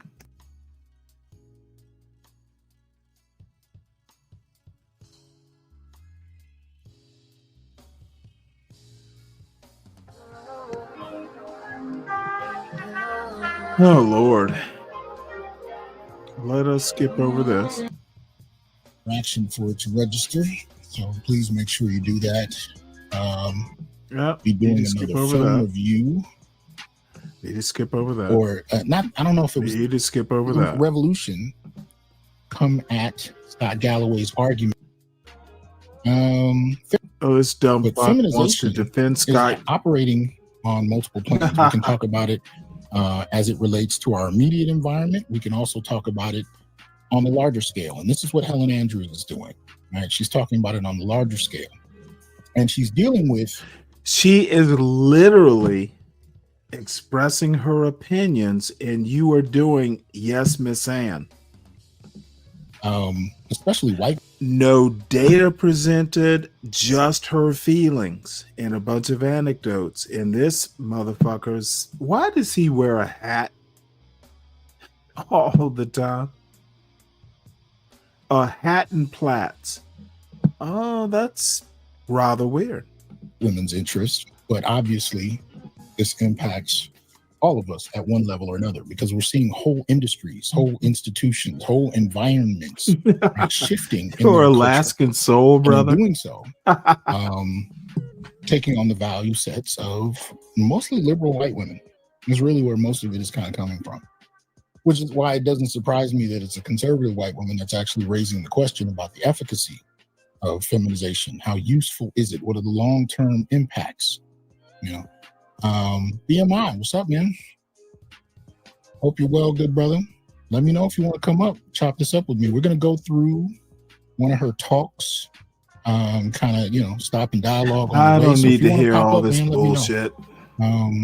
My let's see. bad. This is posted about a month ago. This one is about something called the Great Feminization. That is not a phrase that a lot of Americans know, but future historians may well rank it as having greater importance than almost any other revolution on that list. The Great Feminization is very easy to define. It refers to the increasing representation of women in all of the institutions of our society. But as simple as it is to define, it's very difficult for them. Now, see, this is weird. So the increasing representation of women is a problem. This is, oh, and by the way, apparently tonight at 8 p.m. there's another Hassan coming out. Scott Galloway and Brian McKnight, Black Feminization and the Death of Manhood. Dude, these people are motherfucking hyperbolic. Dude, the feminization is literally y'all acting like women. If a woman comes out and says something that you agree with, all of a sudden she's right. Sounds like feminization. Dude, y'all sound dumb. And I'm talking about the manhoodosphere. That's what I'm going to start calling it.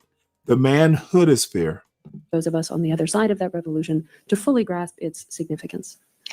Now, I want to say, jumping right out the gate, when she says it's kind of a significant revolution of sorts, it reminds me of Bill Burr on Saturday Night Live talking about how generals need to study how white women have done this. And essentially, even though he was talking about a very specific issue, but both are right, and they're really speaking to the same thing in a certain respect.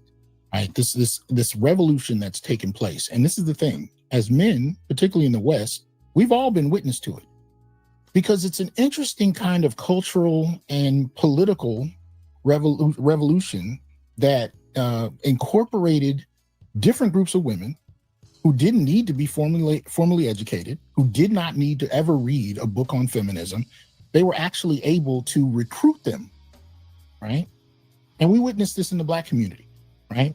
In the 1980s. And obviously, Black feminism starts to really make some waves in the 1970s, and it's progressing from there. But even as early as the 1980s, I saw women who'd never gone to college, who couldn't tell you who bell hooks was, but they had been recruited in a certain respect. Now, this whole emphasis on advancing women wouldn't and didn't have to be a problem in and of itself. What made it problematic, especially for Black men, is that it was linked to this notion that Black male studies refers to as anti-Black misandry. In other words, it didn't have to be a problem unto itself until it linked itself up to misandry. So it was more than advancing women. It became a simultaneously attack and dismissal of men. Men became the problem. Men became the focal point. Men became those that needed to be competed with and downed. And it didn't matter. And this is where Black male studies makes an intervention. It didn't matter which group of men. It didn't matter what their class backgrounds were, what their occupations were, what their educational level was. It didn't matter if they were abused. It didn't matter. None of it mattered. It was the fact that they had penises. That was the extent of it. And because it was such a superficial, one-dimensional approach to defining manhood and thus dismissing and attacking it at the same time, that made it problematic. But here you have this kind of widespread feminist revolution that advanced, so to speak, women at the expense of men in many respects, without actually having to educate or recruit them. Now, you did have some media influence that played a role, but for the most part, you saw it taking place on every level. It took place, in the boardrooms. It took place in wherever women were in larger numbers. You saw this push to advance women, right? And it's interesting how it didn't even need to be really widely discussed. We saw it happen. I saw it happen with my little sister. I saw it happen with the women in my family. I saw it happen in schools. I saw all of it at the same time. The only people who are going to agree with this are Black manosphere types. There are all kinds of problems. You had to mention penises. I wonder why. It was like a wave. The penis makes the man. Sir John said he lost audio. Hold on. Can you guys hear me?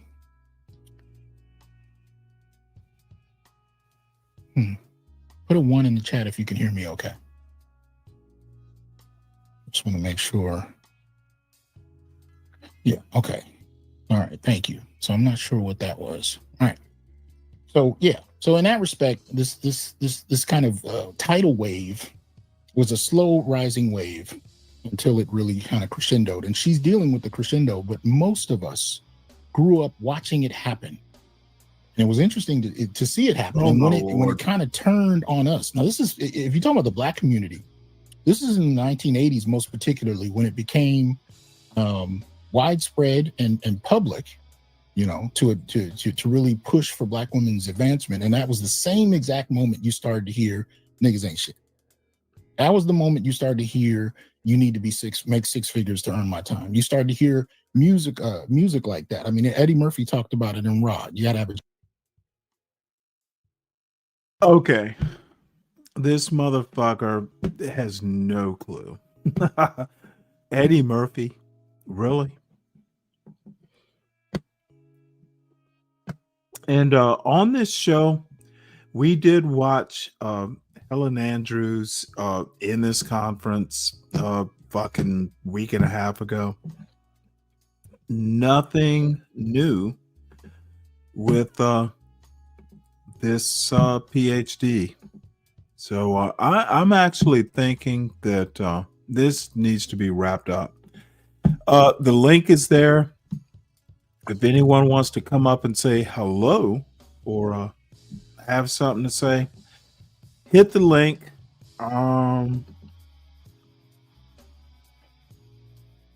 I thought that could be interesting, and this motherfucker gonna sit there all fat with dreadlocks.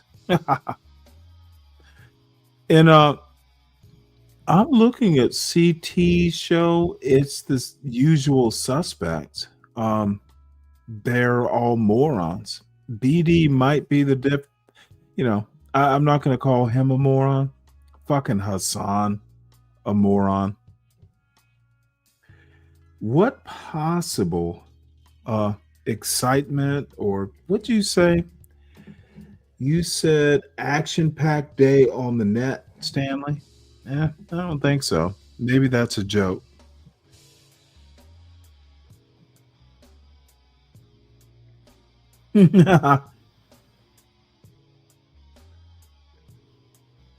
Oh shit. Looks like Obsidian is coming back to Freezy's channel. Won't be watching that. At least I don't think so. You know what? Let's watch this. At Greedy Leaf in Tampa, Florida on East Osborne Avenue. Y'all know we came here a couple weeks ago. The barbecue and those smoked oxtails was to die for, but today I'm going to have me a Greedy Hawk. I couldn't get one last time, but we are here, and Mr. Greedy Leaf, he going to fix my tomahawk. So let's go and order it. Okay, so the menu is as usual. They have their regular barbecue stuff, but I am going to get another order of the oxtails as well as the Greedy Hawk. It's a drug war veteran.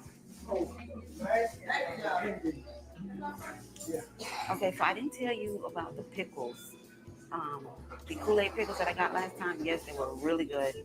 And all of the desserts were excellent. Okay, so we're going to get us a Greedy Tails. It comes with rice in two sides. We're going to do yellow rice, and we're going to do baked beans and potato salad. And then we're going to do the Greedy Hawk with one side, and I'm going to get those green beans.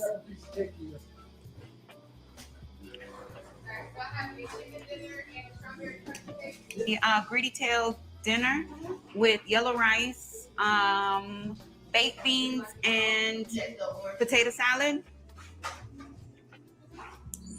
And I'm also going to take a Greedy Hawk with green beans. Medium well. Green beans. Morning.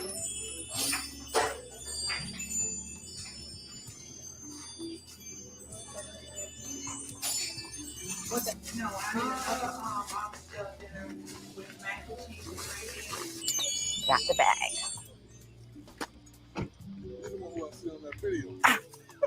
How you doing? Oh man, it's so good. It's so good. Hold on, they speeding. Let me get out the way. Yeah. They speeding. Okay, so we're gonna put this down right quick.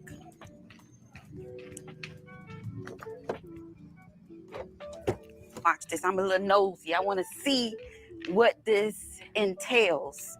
Because like I told you, it's gonna be my first tomahawk, and I want to kind of experience the whole tomahawk experience. But you see that grill smoking heavy too. Whew.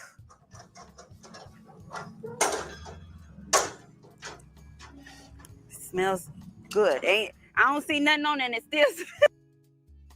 You know, she reminds me of some women that I've met when I was living in Savannah and young, way younger. She's got that light-skinned woman.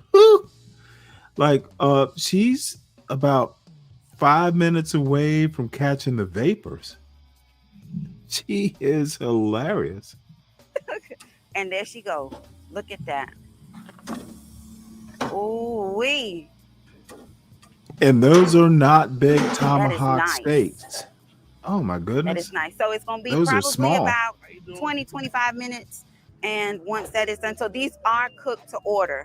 So if this is something that you're interested in, just be prepared to wait, because these are, once you order your food, and then they're put on the grill. So 20, 25 minutes, and we're going to see what this is about. See what I did? Yeah, there ain't nobody seen that. You know, we don't want that thing. No, yeah.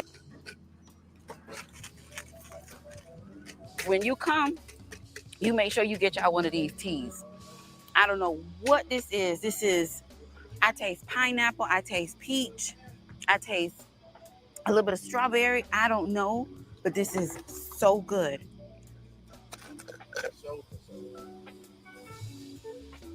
He right though, man. This young generation, they need some help. And they are not trying to hear nothing.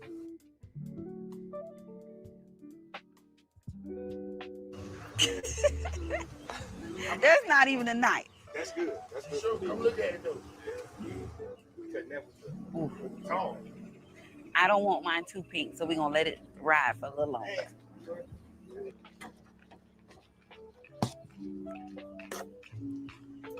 So this is how she comes. Let's take a look at this.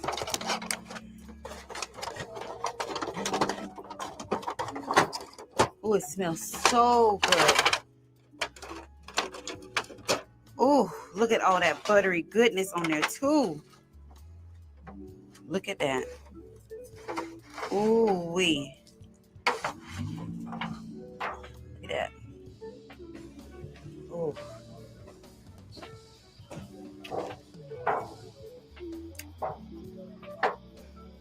Mmm. Damn, that's good. Mmm. That is full of flavor. Okay.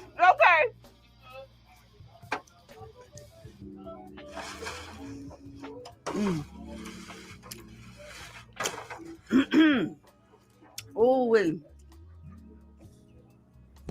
We always want a dainty woman like this. It's so tender. What I am in so the glad my fuck? first tomahawk experience was here at Greedy Lee's. And I talk about seasonings, and I talk about flavors and overpowering. And although I can taste my flavors and my seasonings, but it does not mask the actual flavor of the steak. Mm-hmm. I'm sorry to say this, but just eat the steak. This is not. Luckily, she is over 50, if I recall. So she can get away with it, and she's married. So this is your woman at 50. At least she's enjoying herself.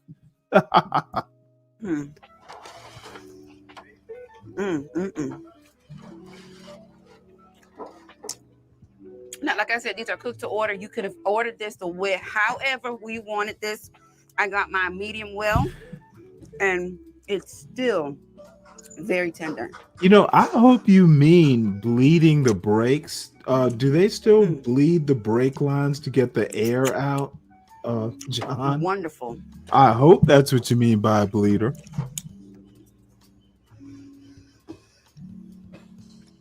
I am overly impressed. Wow. Don't give me no fork. Don't give me no knife. I loves my aluminum woman eating tray a with some Bronto foil paper burger. around the stem of this steak. Damn.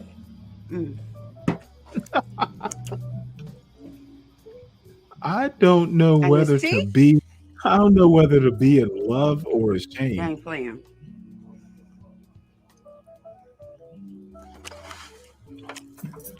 You know it'll what? be a I hundred have people no saying, idea what you You meant, should have got it a John. little more I, rare. You I'm should have. I'm just trying to keep That's it perfect. above board. You see this little cut right here? Oh, come on.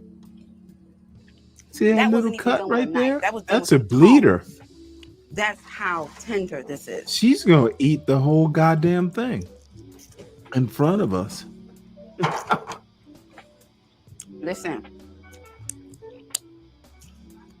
Greedy Lee's on Oh, East Jesus Osborne, God. Tampa, Florida. You must come try his barbecue. I don't care what it is. You must try it. We must not Everything take is you fresh. with us. Everything You'll is eat all flavorful. the food. Mm. Oh my God. This is where it's at. I don't mind driving. I'll come back. Mm. What in the fuck? Listen, I just don't know how to take this. I already told you where we were. You see how we eating? Y'all come Eating? check them out. Come check them out. Greedy Lee's on East Osborne Avenue, Tampa, Florida. Okay, I well gotta maybe get down this to was business with some this. Listen. sort of Yeah, I know I love me some good food, but I love y'all for life. Peace. well, let's hope. Well, let's do this. Family and fellow soldiers, I'm the Professor, and this is the moment of truth. And now the Friday Crime Report. Santa Cruz, California, October 1st, 2019, 3 o'clock a.m. Tushar Archery was an Indian immigrant. His parents had immigrated to the U.S. so they could take advantage of the wealth made possible by sugar bomb? foundational Black American labor, and as a result, their son was able to start a company, Atranet, in Yeah, 1996. no, it's Atranet actually is it a was web steak. services agency for B2B technology. It was As a a result, tomahawk ribeye, basically a ribeye on the bone. Autry became. By the way, lamb. If you even sheep don't get that big. rich, and the 50-year-old tech bro lived lavishly in the Pleasure Point area of Santa Cruz, but he decided for his second act he would become a cannabis entrepreneur. He bought some land in the Santa Cruz mountains and began growing weed with the intention of becoming a medicinal marijuana distributor. Autry's home was large and he had employees who were staying at the house with him. In the early morning hours of October 1st, 2019, Autry had been asleep, but not for long. Ear witnesses claimed that they heard loud male voices and banging. The commotion then moved outside with Autry screaming for help. Then the sound of a car driving away. That was when one of the guests called 911. And you could tell that this Autry character was considered to be a somebody by how law enforcement and prosecutors would treat this case. The sheriff's office responded to the 911 call in only 10 minutes. They found large amounts of blood out in the street. When they arrived, there was no sign of forced entry at the home, nor was there any sign that the place had been ransacked. There was a safe which had money in it, but investigators determined that the safe hadn't been opened. They also found that Autry's girlfriend's white BMW SUV was now missing. It took investigators 6 hours to track down the BMW's location. It was in the mountains where Autry had his cannabis farm. About 20 yards away from the vehicle, they found Autry's dead body. They determined that he had been both stabbed and shot. His hands had been bound with flex cuffs. The police canvassed the area around Autry's home and collected surveillance video from the neighbor's security cameras. They soon could see what had occurred. 3 men wearing hoodies walked up the street to Autry's home. One of them was carrying an assault rifle. After a while, Autry could be seen fleeing from the house, his arms bound behind his back. One of the assailants ran him down, tackled him, and then appeared to begin stabbing him. This first attacker only stopped long enough to switch places with one of his accomplices. This one then resumes stabbing Autry, who begins to bleed out. The one who had tackled Autry in the street then got into his girlfriend's SUV to use it as a getaway vehicle and to transport their victim to where they intended to kill him. But Autry surprised them by getting up and running away again. Though he didn't get far, he was bundled into the SUV and taken away. The home invasion and kidnapping was clearly about money, and whomever the assailants were, they were able to enter the home without anyone knowing it. So police suspected whoever they were, they knew the victim personally.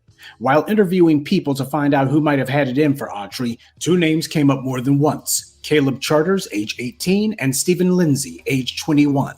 Both were in the National Guard. The two had worked for Autry on his cannabis farm for 2 weeks. Autry also let the young men into his home, but mostly so he could show them how lavishly he was living, which included showing them his safe. Investigators also found out that Autry was a harsh employer. He worked the two white men from dawn until dusk. A witness testified that things turned hostile after they had lost the keys to one of Autry's trucks on the farm. Autry berated them, saying his time was worth a lot of money, and as punishment, he canceled their paychecks, which were supposed to have been for $2,000. A heated argument broke out between them, and Autry then forced Lindsay and Caleb to perform hundreds of push-ups before he would give them their check, which at this point was now for $1,400, $600 less than they were expecting. In fact, as it turned out, Autry had a reputation as a petty tyrant employer and was known for creating a toxic work environment, as well as withholding employees' pay if they displeased him. By this point in the investigation, Caleb and Stephen were now in Las Vegas. Police interviewed them, and they both claimed that they hadn't been in St. Cruz after they quit working for Autry. Months passed. The police made numerous appeals to the public. In the end, it was cell phone data from Charters and Lindsay that served to break the case. Police also arrested Caleb's brother Curtis, along with a family friend named Joshua Camps. After they were arrested, at least two of them began to talk to the police, and a picture emerged. After Autry withheld their pay, Lindsay and Caleb Charters began to form a plan to get some payback. The group believed that Autry kept $1 million in cash inside that safe. They recruited their friend, Joshua Camps, who was described as a wannabe cop with a gun fetish. He was the one who brought the assault rifle that night. Caleb had driven the vehicle, a blue sedan that the group used to go to Autry's home, and he also drove the vehicle to Autry's mountain farm where he collected the rest of his friends after the murder. And why was Camps involved? According to him, in a jailhouse letter that he wrote to Stephen Lindsay, he had been having money problems after his mother's death, and it was Curtis Charter who Camps said first approached him with the idea for how he could get some quick cash. Camps talked with Curtis's brother Caleb, who told him that Autry was a POS and had $1 million in cash in his safe. Camps claimed that he had said no originally, but that he changed his mind when they came to his house on the night of the killing. Camps then went on to write, "They told me the plan." So I said no, but it was yes up until I said yes. Dude. Oh, these John Galts, love them some white criminals.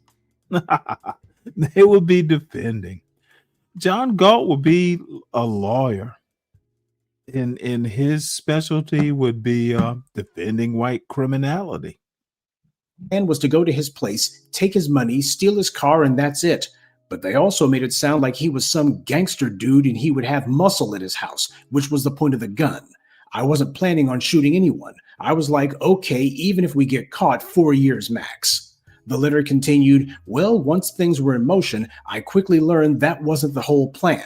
We tied him up, got the money, I laid him on the bed and started heading for the door. Nick grabbed him and started heading out the door. That's when stuff went really bad. The guy took off running. Nick chased, then tackled. I stabbed him. We got him in the car and took off. We got to the spot. The guy was messed up and bleeding out. I knew if we dumped him there, he would bleed out, so I decided to show mercy and just end it fast. I told him I was sorry and that none of this was supposed to happen, Jesus and then I ended Christ. it. Camps told police that he had shot Autry in the back of the head with the AR-15, and he even revealed where he had buried the murder weapon. Astonishingly, all 4 of them were charged with murder, not just Camps. That's astonishing because normally prosecutors almost never charge a group of white offenders collectively with the same offense. They usually reserve that kind of treatment only for black defendants. So I guess Autry or his family must have been really connected, given political donations or whatever, to be getting that kind of treatment from police and prosecutors. The 4 individuals had been arrested and charged back in March of 2020, but it would still be 5 years before prosecutors brought the case to trial. In March of this year, Stephen Lindsay was found guilty of home invasion robbery, kidnapping, and murder.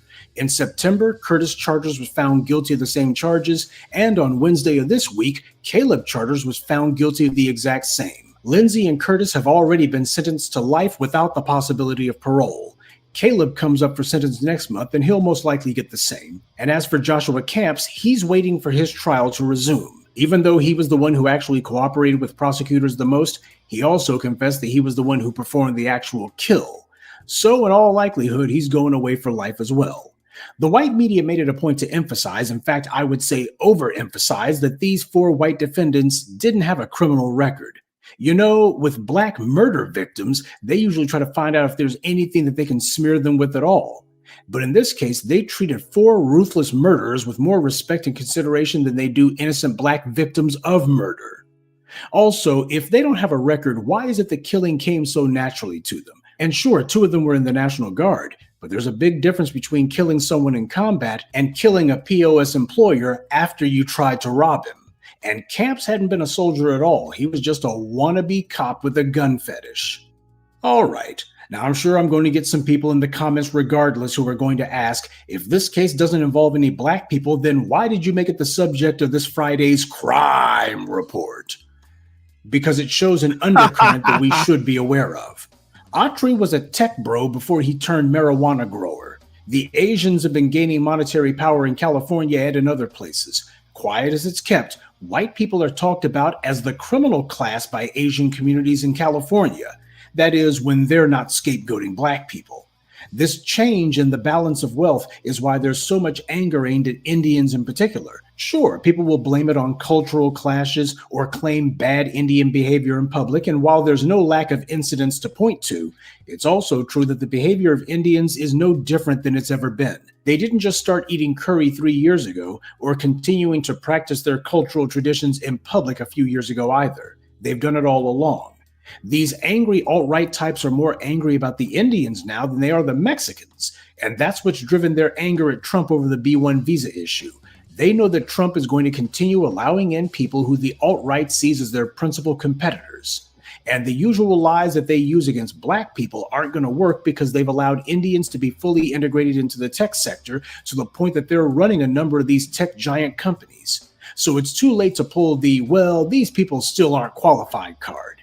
And as this guy showed, a lot of Indians are comfortable bossing white people around, making them do hundreds of push-ups, making them beg for their pay, and then refusing to pay them regardless. That's what made them furious. And sure, this is a case that came to light, but the question is, how many other incidents similar to this have been going on that didn't make headlines?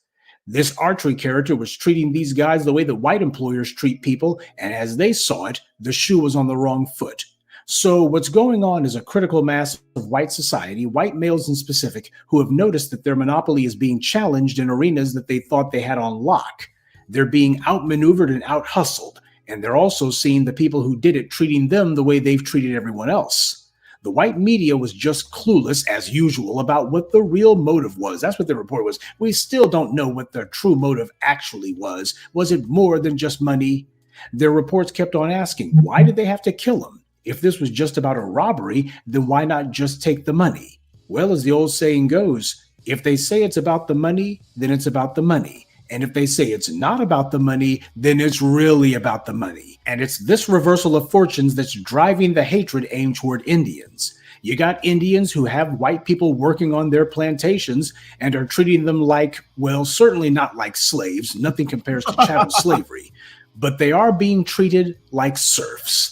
They're being treated as if whiteness no longer conveys privilege. They're not in charge of anything. And in this case, they saw a man who clearly was not white, no matter what he may have thought of himself, and yet he was lording his fortune over them, reminding them that his time was valuable and theirs was not. And more importantly, he was making it clear that he could work these guys any way he wanted and then turn around and just not pay them.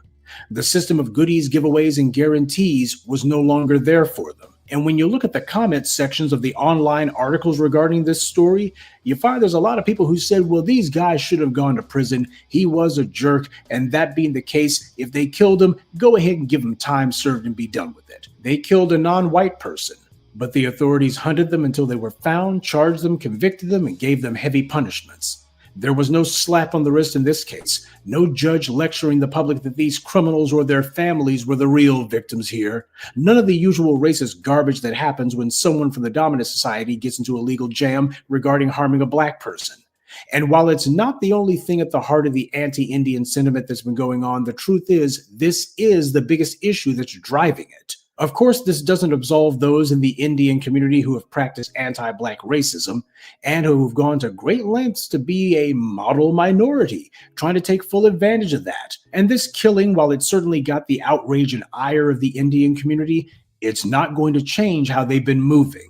But I, for one, found it very interesting that even though this Autry character owed his entire fortune to his connections with white people and his ability to integrate himself into a white industry, as soon as this man had himself some money and had his little farm, he said, sure, I'll go ahead and have some white guys working as my laborers. And then I'm going to turn around and tell them the first time you displease me, I'm just not going to pay you. Obviously, we have no dog in this fight, but it does go to remind you that white supremacy set up a number of buffer groups, usually from their colonies, whose job is supposed to be to stand between us and any of our demands. They can have some non-white faces that they can put out front and say, see, these people here, they're the proof that white supremacy doesn't exist, or at the very least, the Black people, they're the cause of their own problems, etc., etc. Behind the smiles and the over-the-top friendly gestures, there's still very much hostility under the surface. As Your World beautifully put it, America was founded by thieves, slaves, and opportunists. And when the thieves and opportunists are in the same room together without Black people to use as a distraction, it's not long at all before the knives come out. And that's this week's Friday Crime Report. Keep your eye. All right. Well, I see Jeff St. James is on a woman's podcast. And this is Red Cup Talks with Mika. No idea what that means. But let's watch anyway. She seems cute.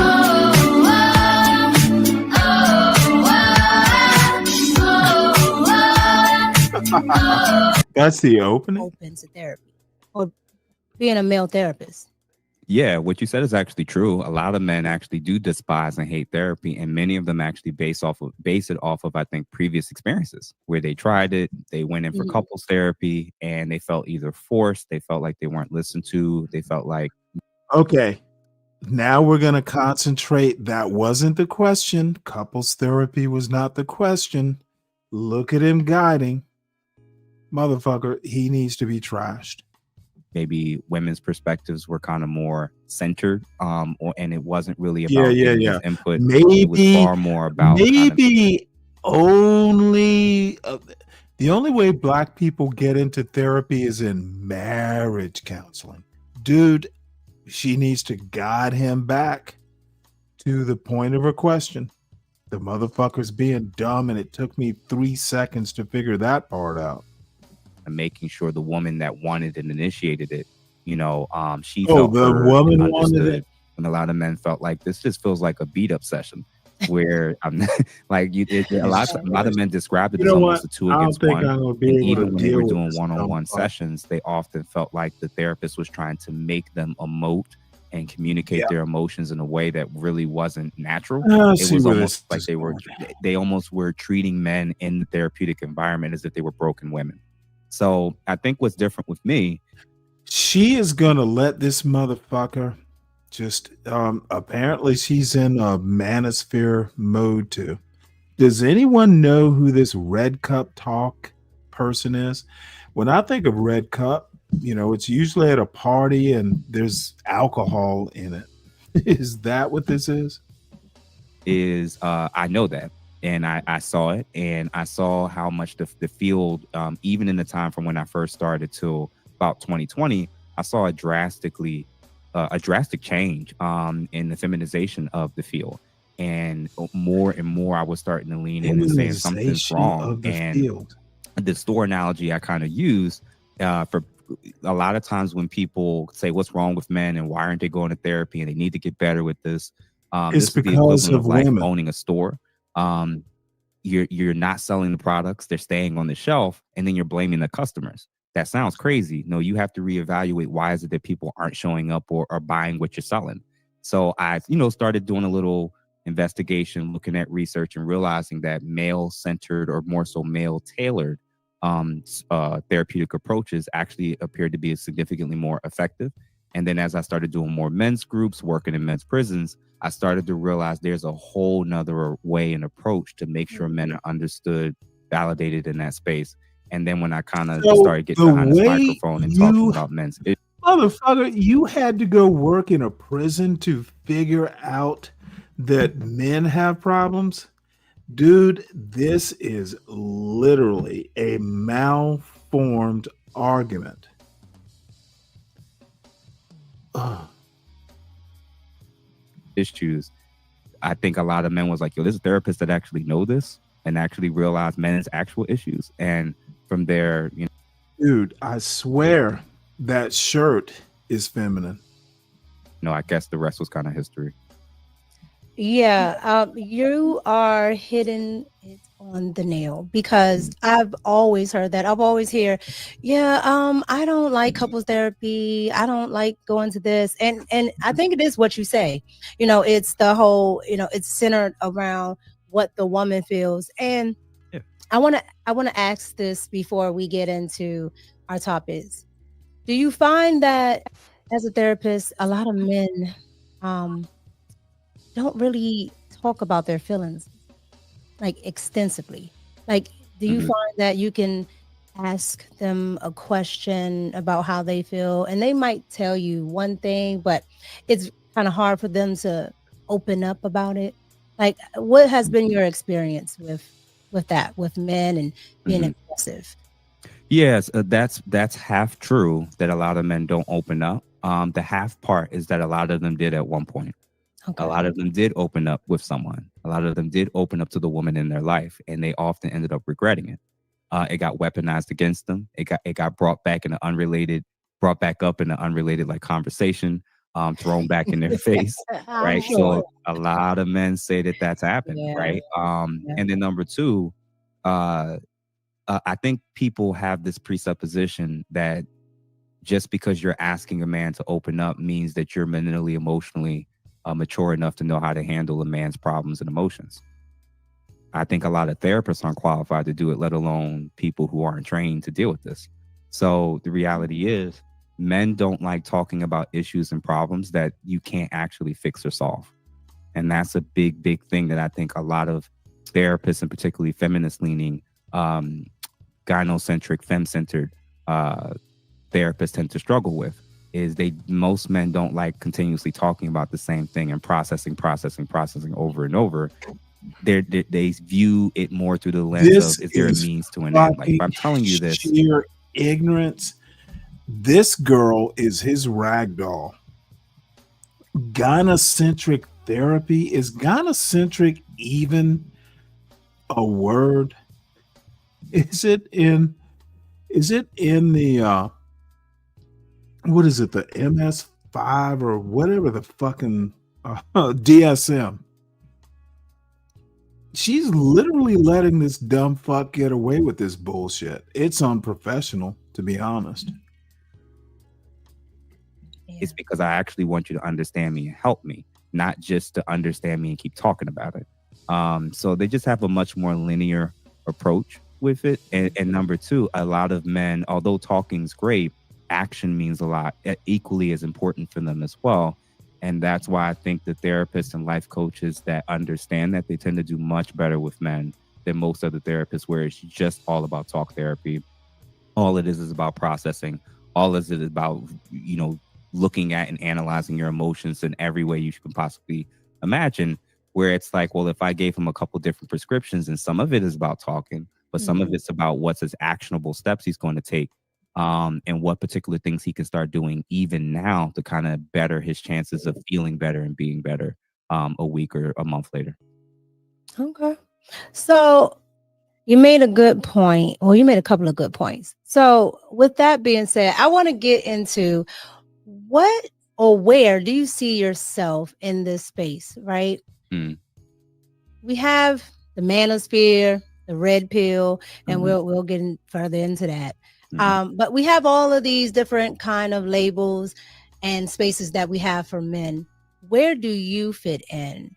And how do you think, in a world full of, toxic masculinity, as some of the feminists like to say, or in a world full of men who are kind of like, pandering, kind of like Derek Jackson, men like that, how do you fit in the equation?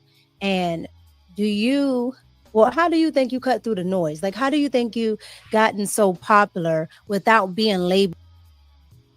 This motherfucker cuts through the noise by being the noise. I'm betting the answer will be gibberish. One or the other, because I see a lot of women actually watch her stuff. So you seem to garner an audience on the female side and the male side. So where do you think you fit It's in? equal. Yeah, 50, I still think it's right? like 80-20 men to women. So I don't know if there's a lot of women that's watching as of yet. But a shout out to, I see some of the ladies in the chat. I think I saw let's not answer the question. Let's look at the chat for people that's been not following me and supporting answer the me question. up until this point. Mrs. Plum, shout out to you.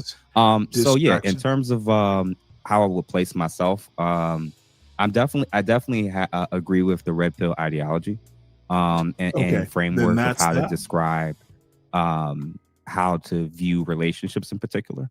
Obviously, I think specifically when I'm talking about relationships, I think a lot of people view me as now a part of the manosphere. A lot of the people that's a part of the manosphere are brought on my channel. So those are the two buckets that, I guess people could place me in. But I'm pretty all over the place with the guests that I bring on, things that I'm interested in. I'm not one of these one issue voter or one issue topic content creator. I'm somebody who's just open to ideas, to learning, to asking questions we're not allowed to ask, think about things we're not allowed to think about, and making sure that my channel kind of presents that.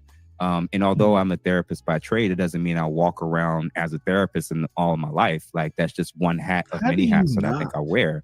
And I think that all of us are a little bit more complex than just the one issue that everybody associates us with. So just because you play sports doesn't mean you can't be into philosophy. Just because you're into science can't mean you be into art. So like, just because I'm a therapist doesn't mean, I can't think about all the word is renaissance, musclehead. Apparently he went to Adler. The things that's on the internet that we all think about and discuss. So yeah, I think that red pill manosphere, it makes sense in terms of how most people will see me. But what's going on, like I said, I'm Kingpin? into a whole bunch of other subjects and topics like politics I'm and sitting here being different disgusted. subgenres and stuff like that. Okay. Feminist shirt, manosphere, red So pill. you would say you therapist, fit in, therapist. but you have your own lane. Yeah, No, yeah. I he think does when I not first have his own lane. I think when I first started trending and going viral a couple times, I think the biggest issue was people were trying to say like, "Yo, the Kevin Samuels is back." He got it. He had his own swag. I mean, it's a good comparison. Yeah. I'm not at all offended by it, but at the same time, he's his own man. I'm my own man, and he had to make People his own think lane. There were he is people that came Kevin before him that he Samuels? learned from and got some advice and feedback from, especially from the big three, from the black side of the manosphere. And he learned, he grew, and he tried to figure out what worked for him. Even before he went viral, he was talking to men primarily.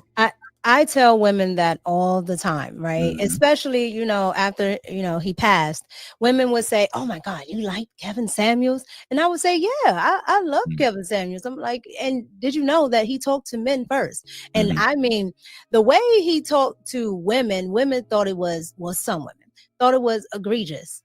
I'm like, He had to the smoke men he talked to, there was one where he, I can't say it, but what he said to the guy, I was just like, man, he has to answer that. But men were, they were okay with it. It seems like, and we talk about this a lot of the times in these type of spaces where there's a difference of receiving the information, right? You can tell a man most of the time, "Hey, you're fat." Okay. Now, whether you want to do something about it or not, that's your business, right?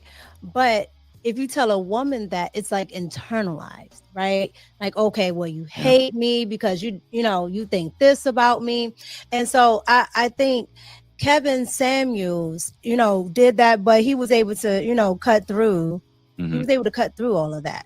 So as a content creator, how are you, or do you even plan to start talking to women, or do you just plan to just, be neutral, or do you specifically want to talk to men?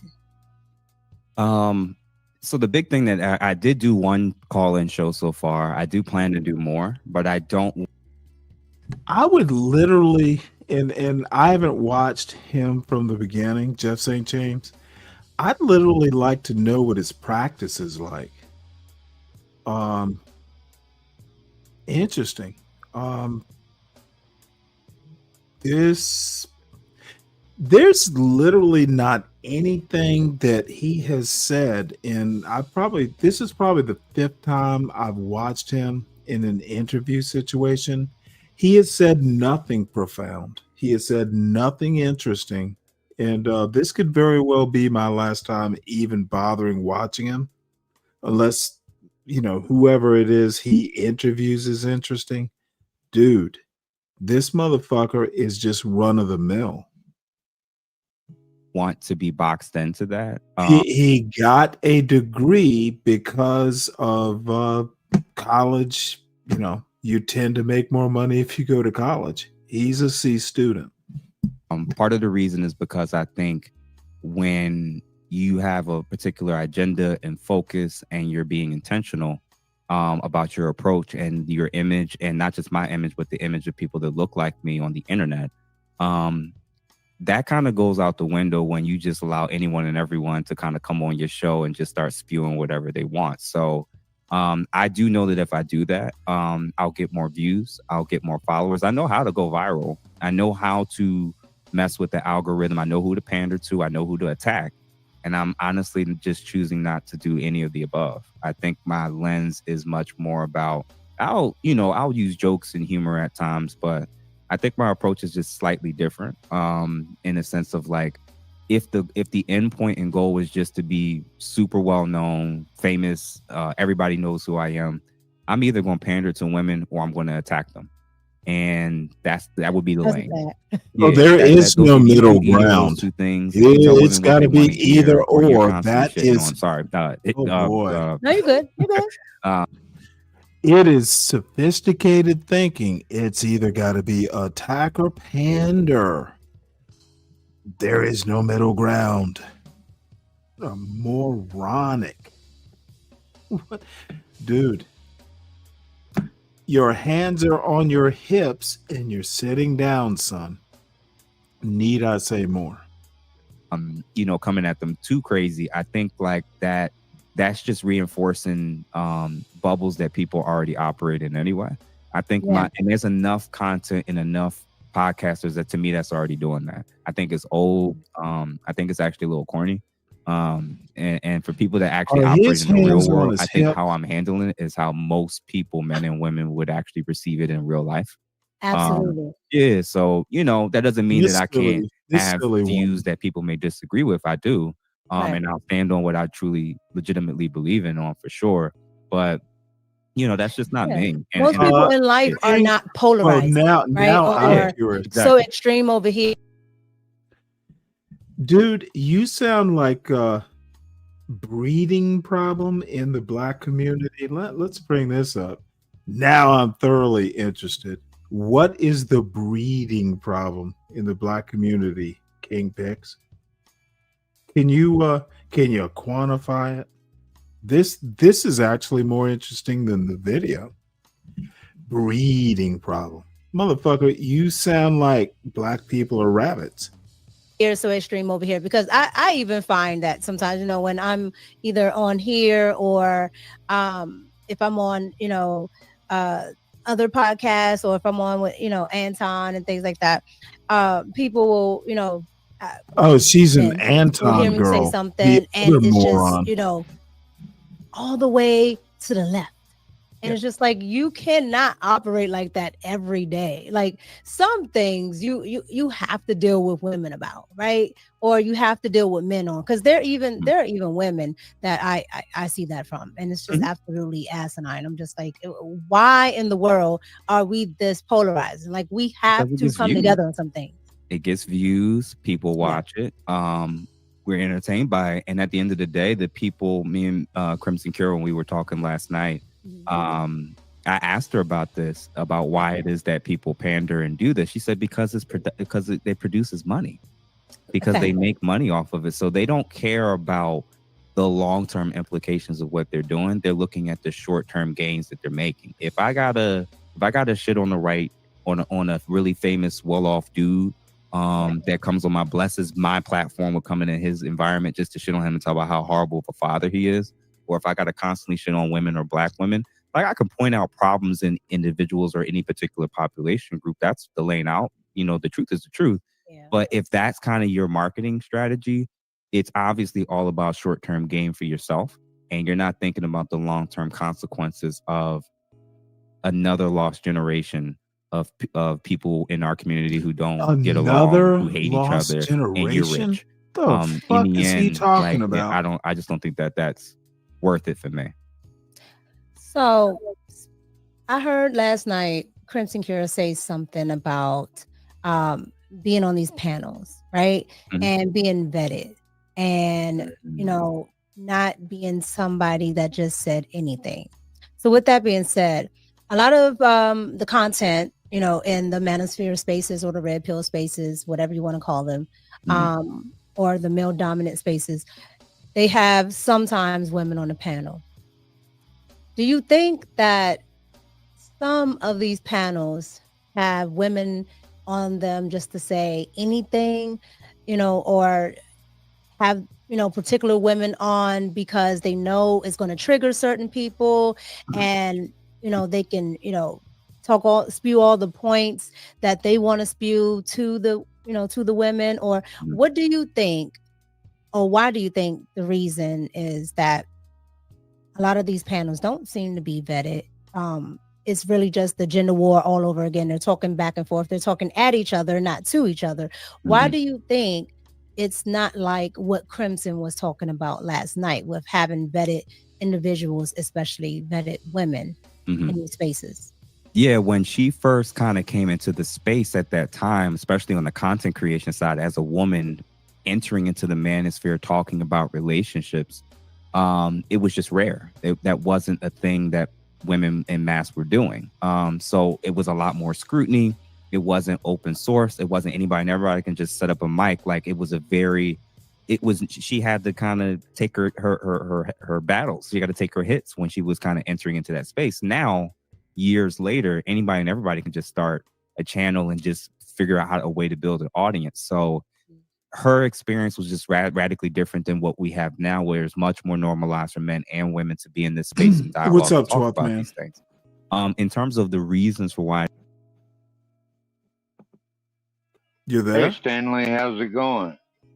So far, so good. Just got home from grocery shopping. Thought I'd drop in and say howdy before you signed off for the night. Well, if it gets interesting, I might not sign off. I'm getting Right bored with this stupid manosphere couple here. There's King Pix talking about breeding black people and our troubles around breeding. This is a toxic cauldron of racial toxicity. It's a little deep for me. Well, it's a little shallow, to be honest.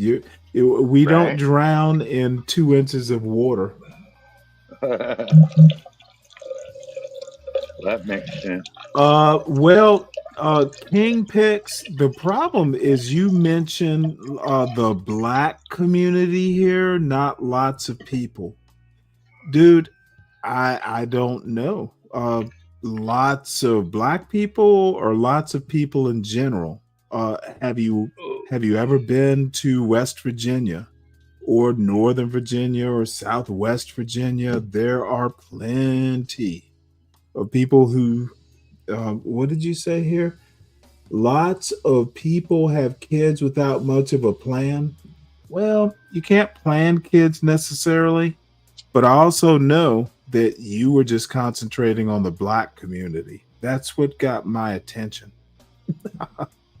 Who the fuck? Do you think this is CT's channel that you can say some shit like that and we all go, oh, cool, motherfucker, I will interrogate the racist comments. What's up, Untrackable? Yeah, good evening. Good to see What's you. going on? Oh, nothing. Just fussing at a racist comment from King Pix.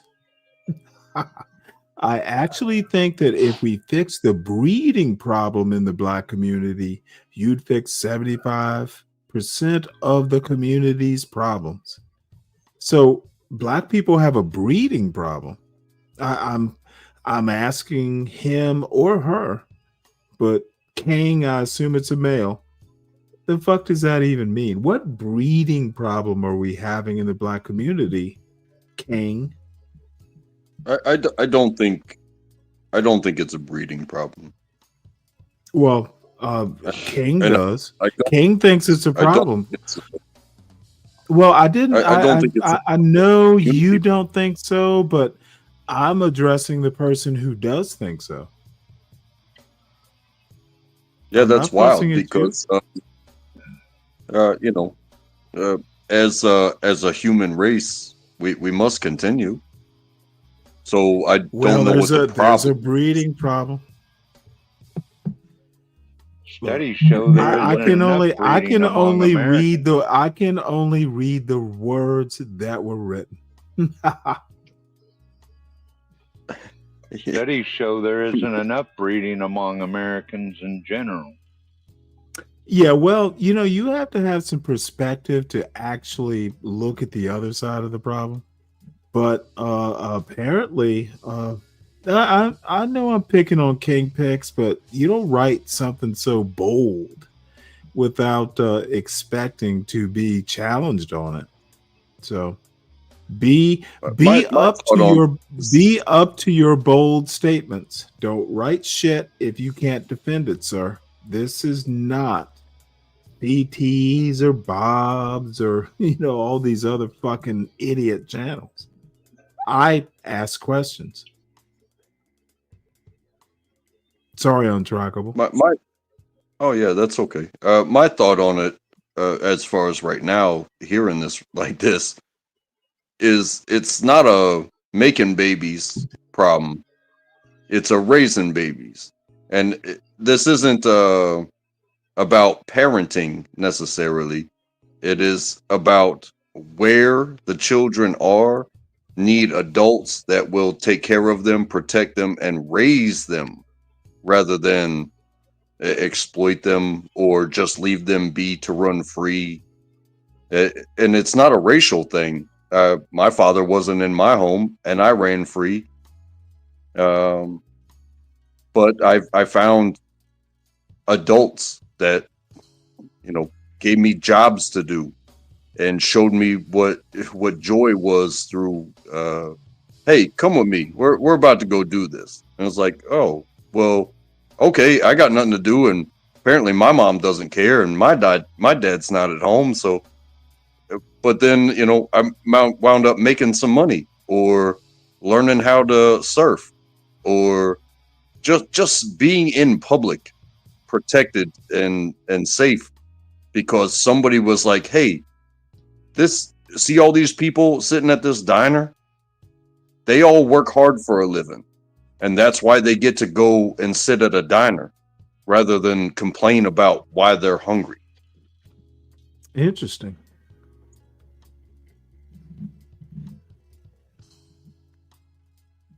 Sounds Well, what do you legit. think about this statement up on the screen? Yeah, I don't think there's a breeding problem. I think Well, I don't think people. You can dip into your animal husbandry textbook, because they do teach animal husbandry, and they talk about breeding. Dude, I don't even like the way this was expressed. Human yeah, but beings, that's what we been we going call on. it procreation, not breeding. We're not animals, sir. We are animals. No. What I'm saying, in the realm of not biology, in the enlightenment world, only people who look down on other people who are not equal human beings think we breed. They bred black slaves in the United States.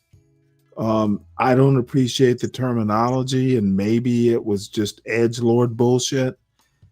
Again, say that bullshit for CT's channel. We actually have brains in this I in understand this what space. you mean. Like I didn't get with my wife, my partner, to shape this thing to be a certain way. You know what I mean? Well, people didn't put you with your wife to breed a certain type of child. Yeah, exactly.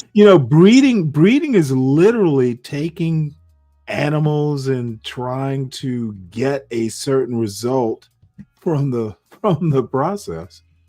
And Yeah, I that's want why her nose. I want her I nose to look like take a little umbrage. Yeah, I understand. I understand what you're saying.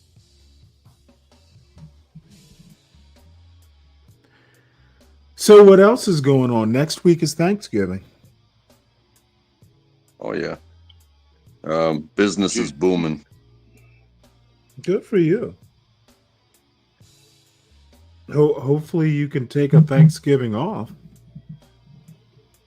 Yeah, we get Thanksgiving off.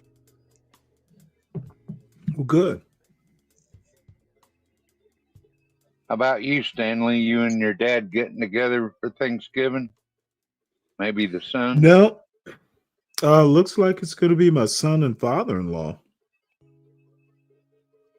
Oh, yeah, his son and your father-in-law. Yeah, that's what I meant. I think my brother will be with my father, my brother and his family. My sister is off with her in-laws. So, we'll get together for Christmas, I guess. But I have not Right cooked. I have not cooked a Thanksgiving dinner in at least 10 years, maybe more. So I already have the turkey. I already have the sweet potatoes. I already have a giant squash. So nice. All I need to do is Stanley. clean the oven. Stanley, have you ever tried with the turkey? Have you ever tried like the baking bag? I wouldn't do it with the turkey, but I've used baking bags before. But I haven't used a baking bag in probably 10 years. I've heard it was really good with I a don't turkey. find them that necessary. And it's kind of interesting with big birds. Baking bags, you can achieve the same result. Baking bags are useful if you want to put them in there and kind of forget. I tend to fuss over my food. So I'm going to do a high. I'm either going to do low to high or high to low. I haven't decided. But, it's a smaller turkey. Yeah. And that was going to say the bags are better for the smaller types of things. Me personally, Do they I still even make turkey size? I still question why people get the biggest turkey they can find and they bake it and or they oven cook it, I guess you could say. I still question that because I every Thanksgiving for my entire life, you got this dry ass white meat, and almost nobody at the table eats the dark meat, and dude, it just look, frustrates the shit out of me because, in my telling you, opinion, like if you get a 10-pound plus bird, in my opinion, and this is just my opinion, I think you should take it apart before you cook it and cook the different pieces separately. You can do it that way, but you can actually cook a whole bird in the oven, but you can't just put it in there and keep it at one temperature. Right. But I just find it crazy just that, you know, for the tradition to just cook this whole bird whole. You know, it's a larger animal, and I think you would get a better product if you fabricated it and used the different parts more. Well, no, absolutely, you're right, but you can cook it whole. Dude, I've done a whole fucking goose. It took me 10 hours to do it. But you literally have to stay near that oven.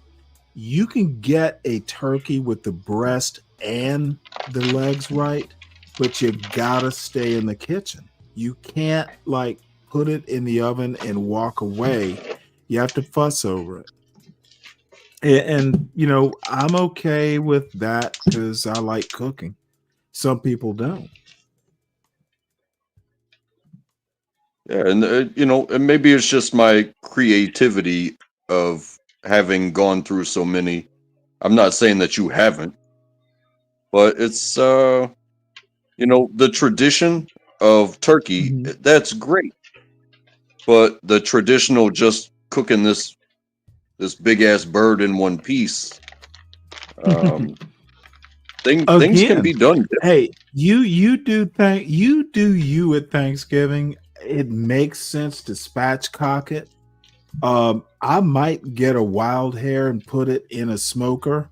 One thing I won't do is fry it because, you know, I'm not prepared to fry a turkey. But all I'm saying is I've done it before. I've cooked a goose, got it right. Now, it's easier with the duck or a goose because it's all dark meat.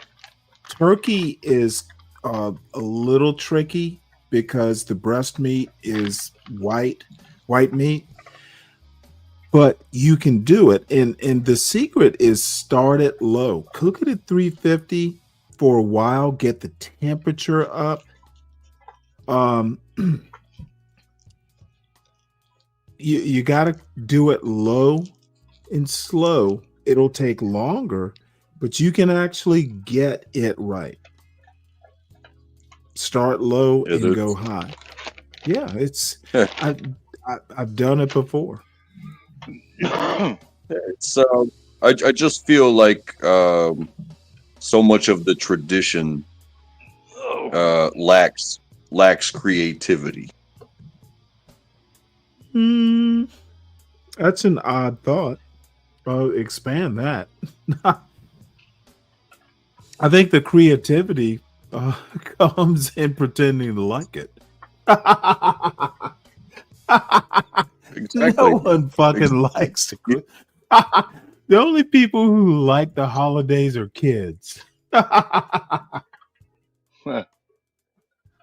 I definitely. Here's gonna be the funny thing is I know my son's gonna want to put up the goddamn Christmas tree, and I'm gonna go as I have the last 3 years. If you put it up, you better take it down. I will not even participate.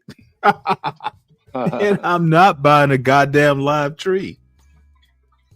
My wife had a Christmas tree, and it's still, you know, the tree my son likes to put up, artificial.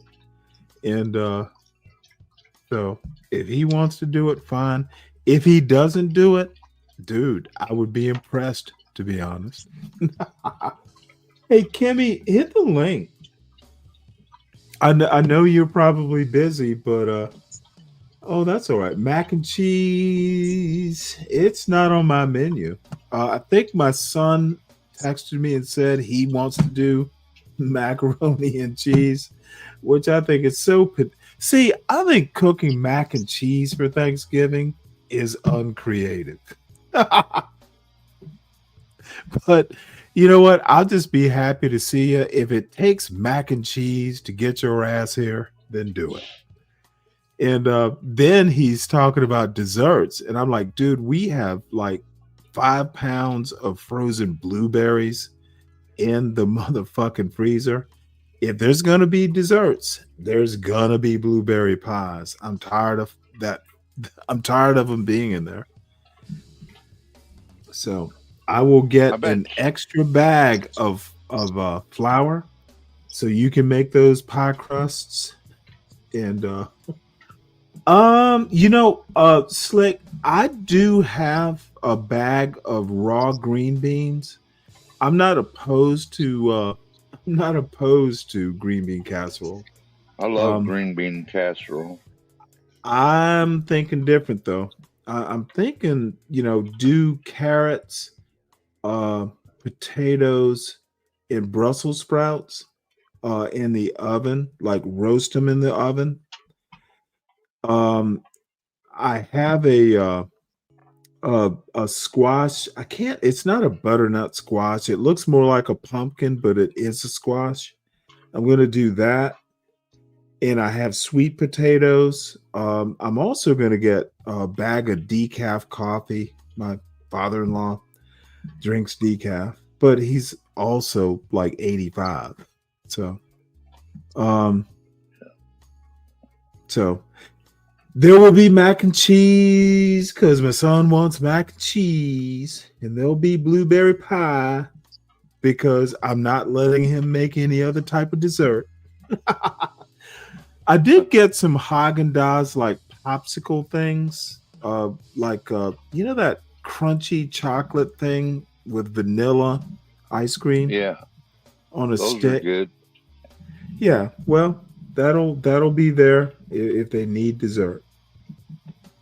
I don't give a fuck if Mooncakes is live. I don't have. What is she on? Kick or one of those things? Is she King? King Picks is she? If she's not on YouTube, I will not have the pleasure. Stanley, when you smoke a turkey, do you put butter under the turkey breast skin? No, I don't generally use butter. I'll put spices, under the skin and all that. Supposed to keep that breast real moist and juicy. If you cook it low and then turn it up, it'll stay juicy. I don't need butter to do that. That ought to be a breeze in that smoker you got. I'm probably not going to smoke it. If I get a wild hair, I will. I'm going to do it in the oven. I haven't done it that way in quite some time, and I want to see if I can still do it. Now, what I will do this weekend is I have a half a Boston butt. If the turkey fails, we'll have barbecue sandwiches and sweet potatoes. I cheated, Stanley. I bought a already cooked whole smoked turkey breast. So I just warm it I up and thought it's about good to doing go. a turkey breast instead of a whole turkey.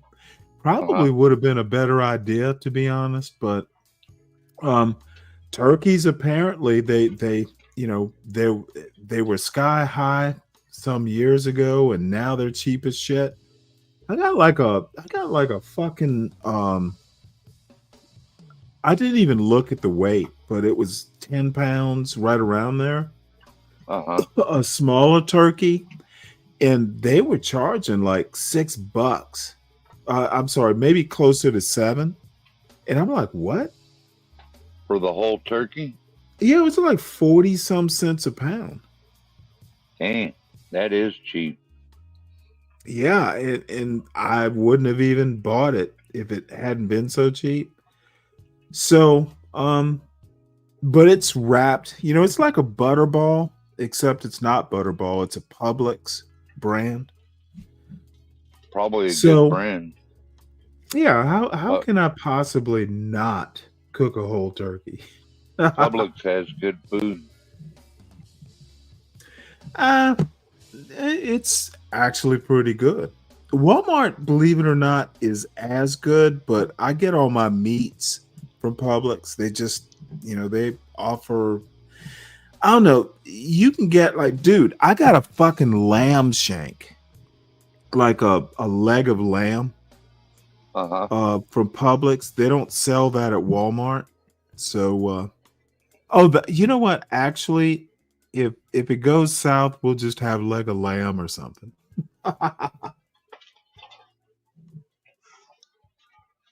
Well, that sounds good too.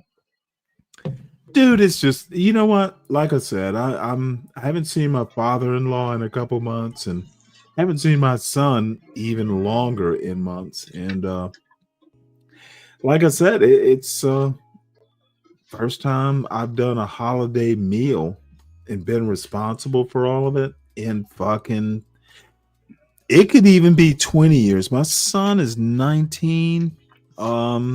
It could be 20 years. So I'm actually, dude, I get excited at challenges. What if I do it right and everybody enjoys it? Dude, you always do. Dude, I'm excited for the challenge. It's going to be difficult, and I have not had a challenge in a while. Well, from what I've heard from you over the past year or so, you seem like a pretty good cook.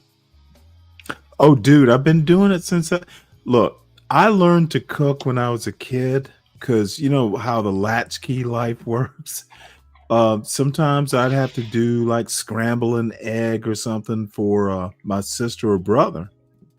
So, I mean, I learned the basics. You don't get out of a Southern house, black person's house in the South, or just anyone's house in the South without at least knowing how to open a damn can and putting it in a pot and warming it up. Right. Or scramble an egg or something like that. But I told you the story of how I literally started, I know I've told you this story. I had moved to Norfolk after my first deployment. I was about 25, and I didn't know any fucking body in in fucking Norfolk. And other than the people, I just got into my second ship, all that stuff. Dude, I was just, sitting on a weekend, fucking drinking a 12-pack.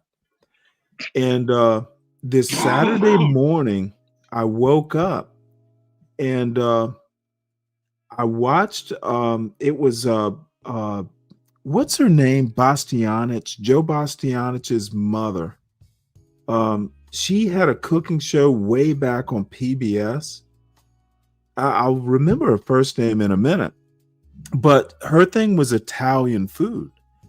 So I'm sitting there. I've always loved, like, I remember the Galloping Gourmet back in like 1970, 71. We used to watch it with my grandmother, my sister and I.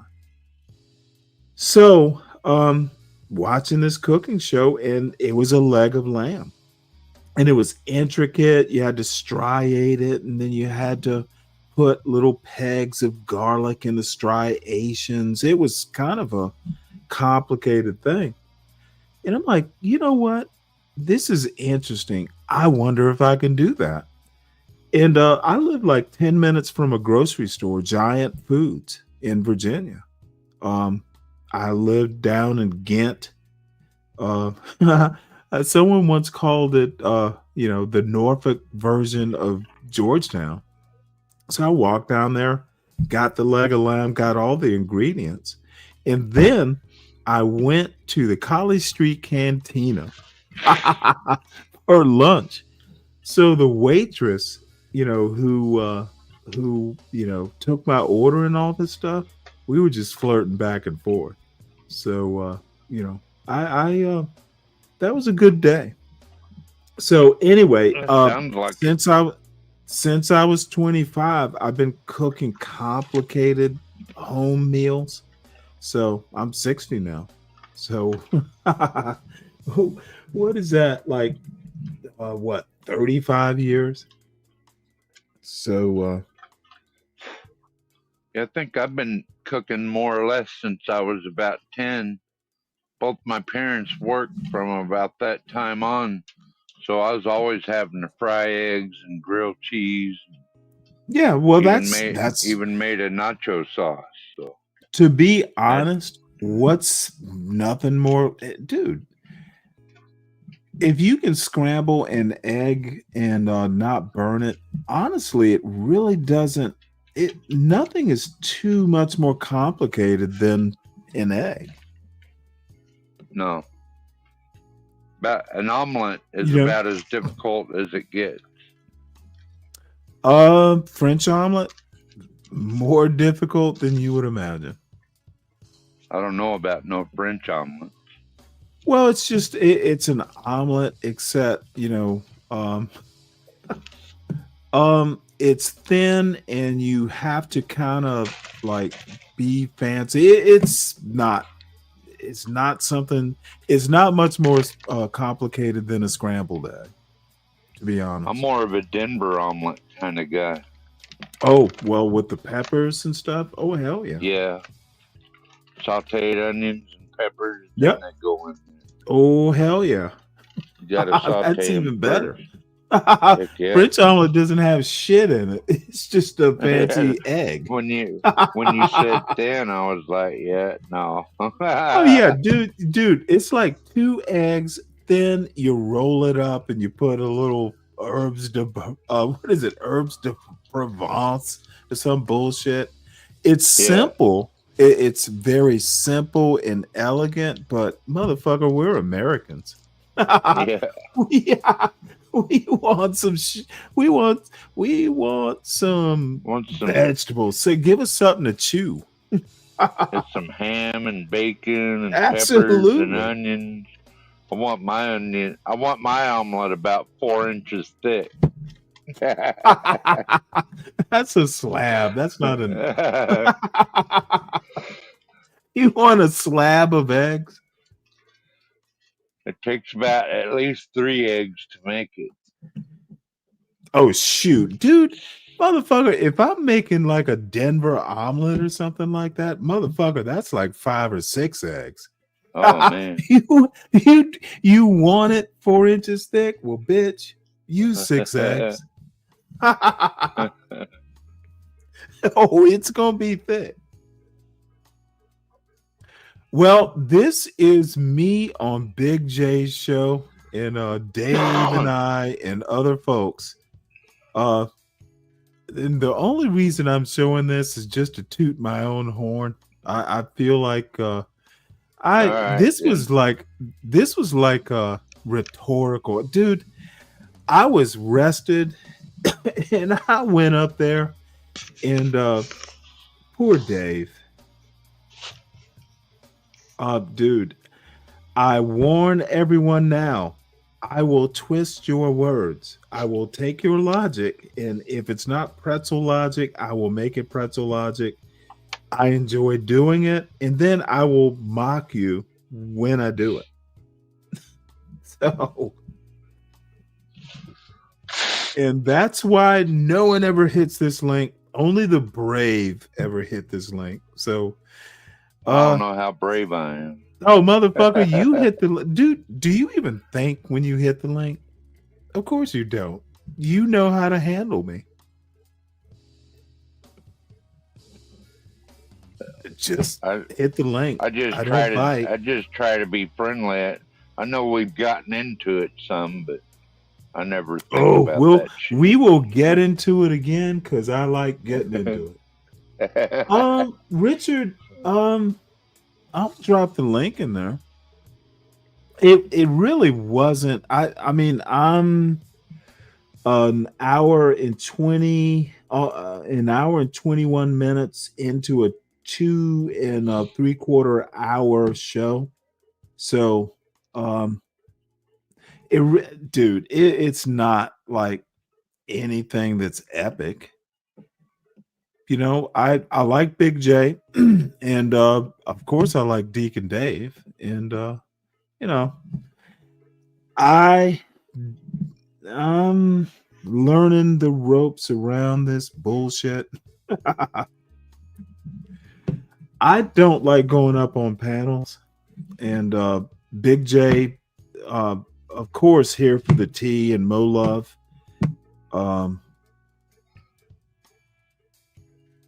I like Nightish. Going up on Nightish's show is a pretty good experience. It's challenging without being contentious. Dude, there are some of these manosphere bros, some of these 50-year-old YNs. Dude, I had a motherfucker up on Nightish's show who was spouting that manosphere bullshit, and I didn't even know I was going to piss him off. I said, well, you know what? I'm not interested in this sort of argument. You women bashers can just, do what y'all do. Oh, dude, he got pissed that I said the manosphere was woman bashing. It was hilarious. So I started rubbing it in, of course. Ooh, I hit a weak spot. Ooh. So this motherfucker got so pissed, he left the panel. It was like, dude, I didn't say you were a woman basher. I said the manosphere was, the black manosphere in particular. So, yes, be offended, bitch. You are the woman. He was feeling guilty, Stanley. Nah, I don't think he was feeling guilty. Look, he wasn't used to dealing with someone who, look, a lot of these people they will like ingratiate themselves like, oh, with all due respect. Well, fuck it. I'm just going to say it. And let's see how you react. You either react with a good counter or you get emotional. But motherfucker, I'm not going to stop, and I'm going to stick to the point, and I'm going to force you to stick to the point if you can. Dude, I called the manosphere woman bashing, and I didn't back off of it because I actually do think that. Half of you aren't even as smart as a smart woman. I literally think they're idiots. They're weak men. So, Deacon Dave, I respect you a lot, bruh. And hey, you had to. I know Deacon Dave learned something. Mangione. But I don't like. Oh, by the way, this is Pearl. This is Big J was watching this Pearl thing that every damn body's been talking about.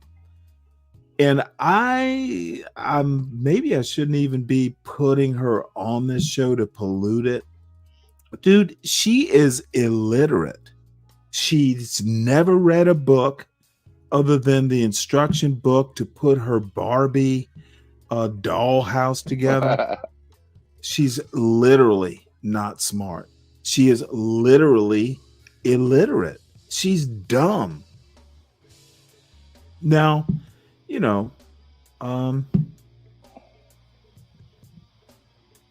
what more can I say? Ingenuous. I don't like when women gaslight and pretend they don't know something. Now, I don't know much about this woman, but I just have a hard time believing that she doesn't know women. And I'm that going to may be have to criminals. skip ahead to find the. Really, I should cut this up. It would be more efficient. Have you seen like the new nigga she's with? Oh, she got a new one? No. Yeah. Oh wait, hold it. Because I brought this up. Yeah, it's a Gish Gala. Say what? Oh, hold on.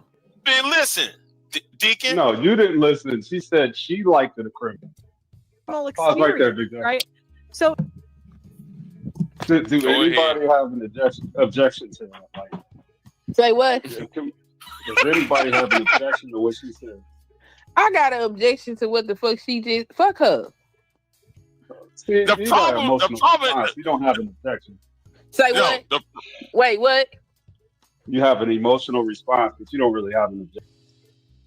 Now, see, this is Deacon Dave is literally telling a woman that she's being emotional.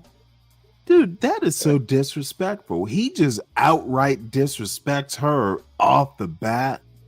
And this is why I fucking hopped in. What the fuck are you doing, son? This one, dude. So we're doing the pearl. Hey, what's up, John? What's This going on? motherfucker wants to disrespect the woman, and as it turns out, I like her. She's smart as shit, smarter than Dave. I'm betting Dave is listening. I hope he is. I'm gonna listen. Y'all got anything before I start this again? I told you you'd be reacting to this pearly shit. I'm actually reacting to a reaction to the Yeah, shit. that's what I was going to ask you that yesterday because there was another channel that after you got off, I saw he was covering it, and I know you know him, so I was like, maybe you cover a reaction of the reaction. You know what I mean? Call it the fourth wall. Call it breaking the fourth wall. Well, here's the deal. Look, the only reason I went up there because I was listening, but I came into it late because I was listening to something else, and I saw Deacon Dave was up there. That's the only reason I went up. Right before I came up, dude, I saw Marjorie Taylor Greene just resigned from the House. Yeah, dude. I don't understand why. I was watching it. What in right the when I just came in fuck? here. It's on Agenda Free right now. She just made an announcement in the last 5 days, or January 5th. Oh is her my last day. god! Now see, I'm. What on earth? Here we go. That's out of left common field. American man or woman. The debt goes higher. Corporate and global interests remain Washington's sweethearts. American jobs continue to be replaced, whether it's by illegal labor or legal labor by visas or just shipped overseas. Small businesses continue to be swallowed by big corporations. Oh, damn it. Americans' hard-earned tax dollars always fund foreign wars, foreign aid, and foreign interest. And the spending power of the dollar continues to decline. The average American family can no longer survive on a single breadwinner's income, as both parents have to work in order to simply survive. And today, many That's been going on 30 fucking years. for their future and don't think they will ever realize the American dream. And that breaks my heart. I ran for 50 years. Congress in 2020 and have fought every single day believing that Make America Great Again meant America first. I have one of the most conservative voting records in Congress, defending the First Amendment, Second Amendment, unborn babies, because I believe God creates life at conception, and I love to fight for the little guy. Strong, safe borders, I have fought hard for that. I fought against COVID tyrannical insanity and mandated mass vaccinations, and I've never voted to fund foreign wars with your hard-earned tax dollars. However, with almost 1 year into our majority, the legislature has been mostly sidelined. We endured an 8-week shutdown, wrongly resulting in the House not working for the entire time. And we are entering campaign season, which means all courage leaves and only safe campaign re-election mode is turned on in the House of Representatives. During the longest shutdown in our nation's history, I raged against my own speaker and my own party for refusing to proactively work diligently to pass a plan to save Americans' health care and protect Americans from outrageous, overpriced, and unaffordable health insurance policies. The House should have been in session working every day to fix this disaster. But instead, America was force-fed disgusting political drama once again from both sides of the aisle on television every single day. My bills, which reflect many of President Trump's executive orders, like calling for a new census counting Americans only to draw new districts, making She has never written a bill, authored a bill from her office. That Never happened. English the official language of the U.S., making it a felony to medically trans a minor, and other bills like eliminating capital gains taxes on the sale of your primary home and eliminating H-1B visas. Just sit. They all sit collecting dust. That's how it is for most members of Congress bills. The speaker never brings them to the floor for a vote. Many common Americans are no longer easily convinced by paid political propaganda spokespersons and consultants on TV and paid shills on social media, obediently serving with cult-like conviction to force others to swallow the political party talking points. Because they know how much credit card debt they have, they know how much their bills have gone up over the past 5 I'm literally years. bored. They actually do their own grocery shopping and no food costs too much. Their rent has increasingly gone up and up. They have been outbid by corporate asset managers. This is going to be interesting. The only reason she's resigning is something's about to be revealed. She could just go and not run for re-election in 2026. Something's up. Why resign last day January 5th? Oh, something's up. So That's kinda until weird, that huh, happens, I'm sorry, what? That's kind of weird. I'm saying I've something's never up. seen her to type to just quit either. I'm Like that. saying something is up. I literally Right, just I said heard that, you. 12th man. If she wanted to quit, she could just say, I'm not running for re-election. She's resigning. Something is up. So let's Well, get that's back to something interesting. It won't be interesting until we find out why she's resigning. well, resigning is Literally, quitting. literally, you don't quit. You just don't run for re-election. That's a natural quit. Something is up. Something came up. Something she's not, she doesn't want to be in office when the shit is revealed. Because we're going to have to We'll do a see. special election just to replace her. I think that's how Georgia works. So anyway, back to interesting stuff. I do have an objection because our motherfucking black folks ain't motherfucking criminals. What the fuck is you sitting up here talking about? Right. To sit there and say, She didn't say that either. no, yeah, she did. It's She implied. did not say that. No, She it's not said implied. facts about black It is people. implied. The implied that most of you niggas is in jail. Like, what the fuck you talking about? Right. She didn't say nothing like that. Y'all listening with your heart, not your ears. Nah, I'm listening with my goddamn ears and my deductive reasoning and critical fucking thinking. I'm gonna take a step back because I'm It's waiting logic. on that to be true. I didn't see it. I'm sorry. The hell wrong with you? You want to see, sit hold up on, here and see. take for this racist bitch? Is that what Hey. you doing? Hey, Big Jack, come on. I'm being objective. Go I'm not trying to come up you here. being obtuse. I'm That's not what trying you to be doing. subjective. I'm definitely gonna just listen to what the points are, and if you can argue against the points, that makes for better content. Say, Yeah, fuck okay, this okay, bitch. She ain't got no lips. You know what I'm saying? That's all. Okay, but she went ahead and said statistics. So when you putting statistics and stats into the conversation, you're saying that all black men are criminals. That all black men who have pussy around who got the first slice of pussy in life are jailbirds. Are all black men who got female titties Yeah, it's are a sloppy jailbirds. argument that Dave made. Most women like bad boys. She's Dude. saying that most women like bad boys. I don't know where y'all getting this other stuff from. She said criminal. See, Dave, you know what? And I go after Dave on this whole gulag bullshit. I don't know, John. Do you know what the gulag is?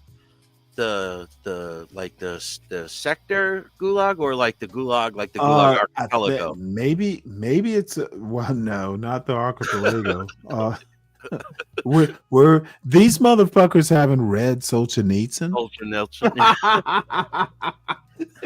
Really? You think they actually, dude? That's like a 1,000-page book or some bullshit. And Dave though. Yeah. Well, let me put it to you this way. It's Trey, NBD, it's SKC, it's Hood Conservative. All these weird motherfuckers who think that they are right, and I just go after that gulag, dude. I trash it. And I also told them, I think I said, motherfucker, bring SKC on because he's the smartest of the bunch. He's the better arguer. Dude, I'll trash him too. This gulag bullshit. Nigga, rewind that shit and play it because something wrong with him. Yeah. Oh, and by the way, I just do not like that N-word on my panel. And I'm hoping there are even celebrities like legends are gonna have to shut that shit down. We don't do that. Yeah. And I want to point this out. I literally, I am absolutely sure when my mother got pissed off every now and again, but it was never like something like my mother never called me the N-word. She never called my daddy an N-word. What the fuck? It was not a term of endearment when I was growing up. When she got hot. You know, my mother never said, well, Stanley, you my N-word. Fuck no. What the fuck? A little N-word. Dude, y'all are warped, and not the people on this panel. I'm just talking, motherfucker, I'm not your N-word, god damn it. That is warped. Reclaim a motherfucking racial slur? Are y'all stupid? Stan, didn't I talk about this yesterday with the word thug and what was the other one they were trying to, the hustler? They keep trying to do this shit. Yep. Motherfucker, don't be proud of the shit. We have 1 billion English words. Multiple words. Look, don't blame us for your illiteracy. Yeah. Let's play this shit back. Yeah, let's play it back. Run it back. Stable guys, and we do a very good job. Yeah, we do a very good job convincing them we love them. So I don't know if any girl comes in and is like, "I love the stable guys." It's like, at 20, did you? Usually not. So that's. And we can't help it to some degree. We cannot help that we are attracted to men that show signs of dominance. I think a lot of us we wish we could turn it off, but we can't. It's just what we're attracted to. And see, this silly young lass, dude, dominance or leadership, take control or dominance, dude. See, but dominance, dude, the true dominance, you won't even know you're being dominated, motherfucker. You will go and do it willingly. She'd be like, dude, the men that projected are the worst types are the ones that project that over masculinity, and women don't see masculinity like that anymore. So that's why they're attracted to it. But it's like, you've been training men to not be over masculine, you know, like, and now all of a sudden, like, this is why it's like a trap. Like I don't buy that argument. It's with the bad boy shit. You know what I mean? I don't buy that argument. And now the reason, well, hold on, John. I need to qualify that point. Dude, I'm arguing this point from anecdotes. I don't know, but my anecdote is my son, you know, he's just like a computer nerd. However, he is 6'1" and motherfucking, you know, he can be imposing. He's articulate. Dude, you don't have to be like fucking like dominant. Motherfucker. Dude, I don't think he's a dominant male, but he is a smart male. He's not brutish. He's not gonna motherfucking do what he doesn't want to do. And shit. I've never met his girlfriend, but I've seen pictures. She's not ugly. And I was kind of like, well, motherfucker, aren't you overmatched? It's like, dude, leveled up. Good for you. But my point is, dude, he's not like super masculine, but he knows his mind. He has character. That's leadership. We won't do anything that, I don't think we should do. That is motherfucking leadership. I know myself. I know my mind. Dude, the basic army credo or motto is follow me. That's all you need. Follow me, but I need to be worth you following. In King Picks, Pearl is an illiterate.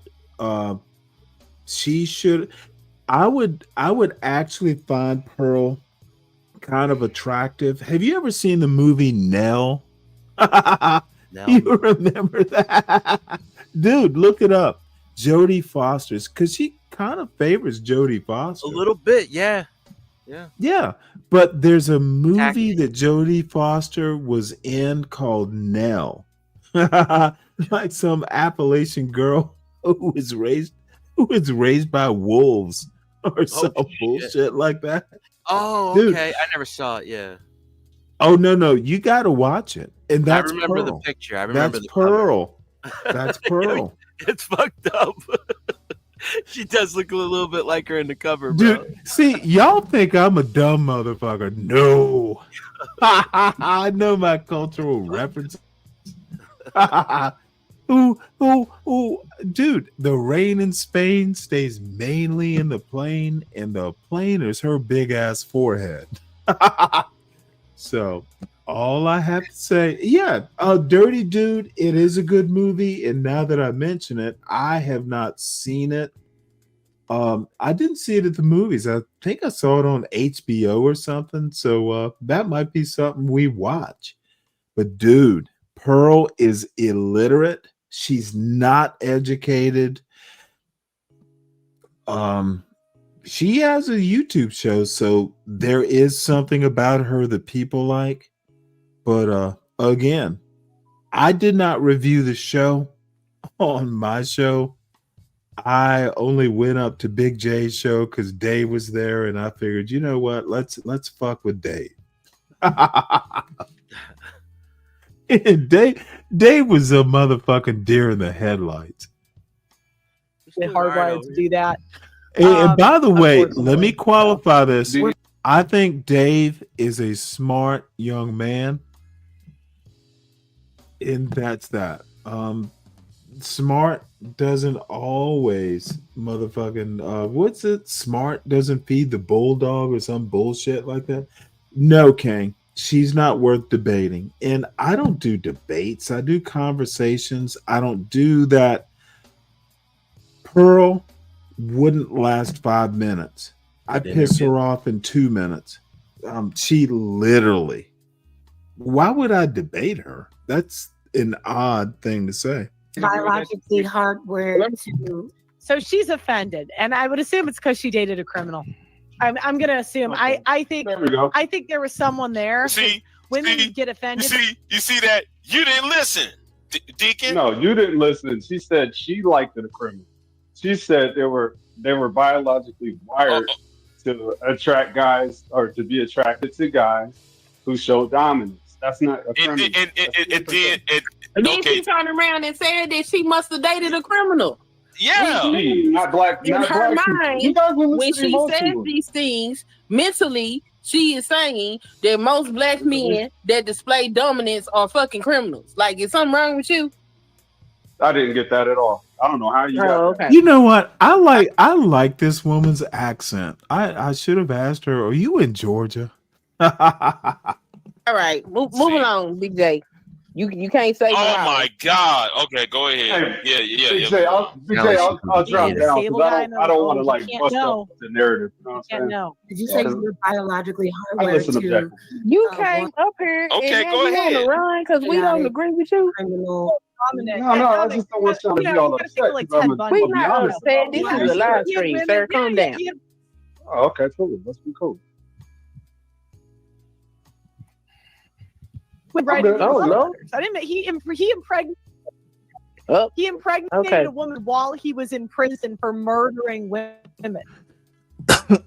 By the way, Jazz is cute as fuck.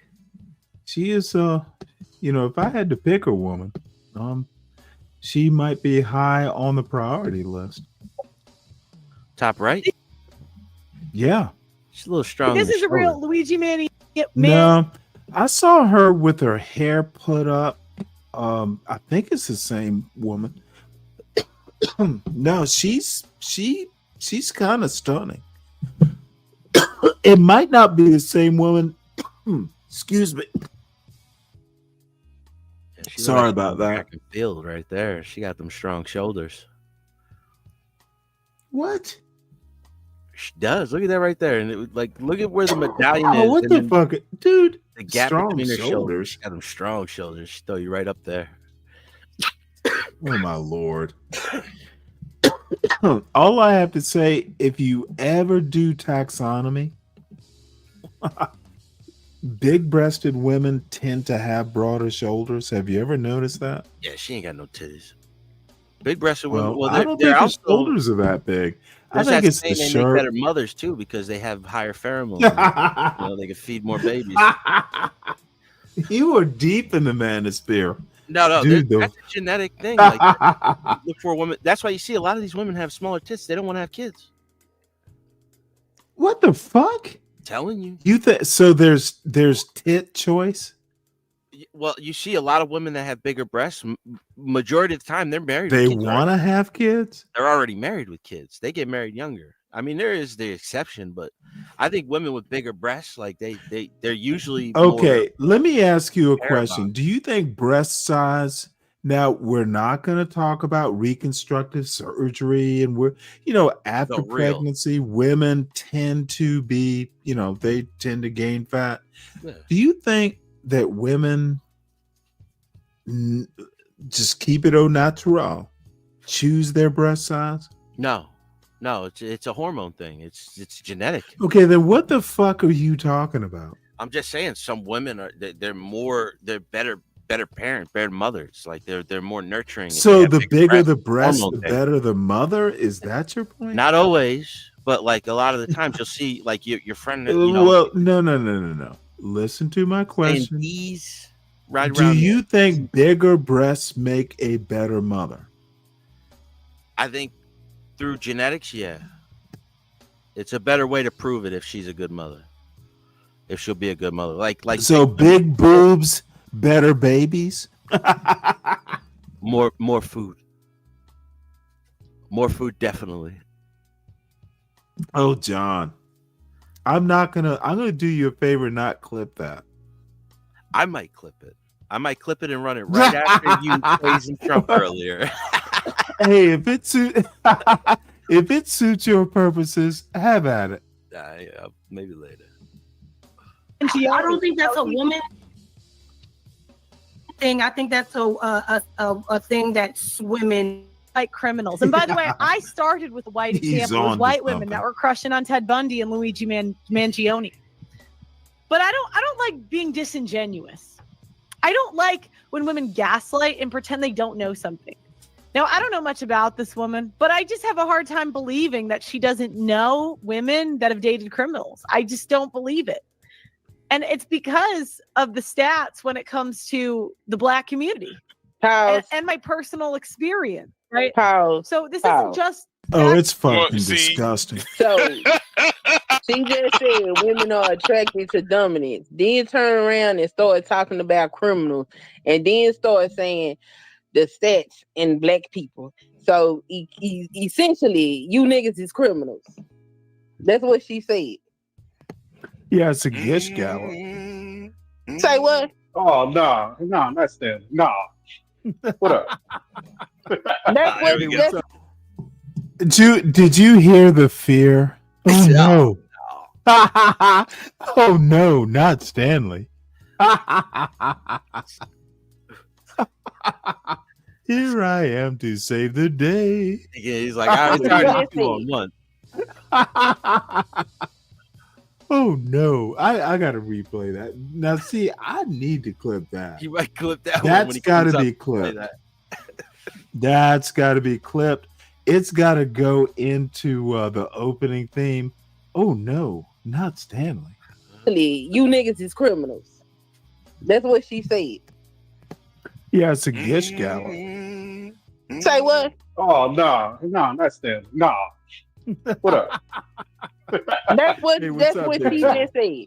She just said you niggas is criminals. And you sitting up here, no, that's not what she said at all. Okay. Go ahead. Yeah, let's go ahead. Go ahead. Facts, data, and statistics. It's also just what I've experienced is that black women just tend to go for more thug-like guys. You know, they like the criminals. Hold on. How many black women do she hang around? How many black women friends do she really have to say it? See, this is my thing about these people. These folks don't know shit about black people, but they sure got a lot to say about them. Oh wow, that's it in a nutshell.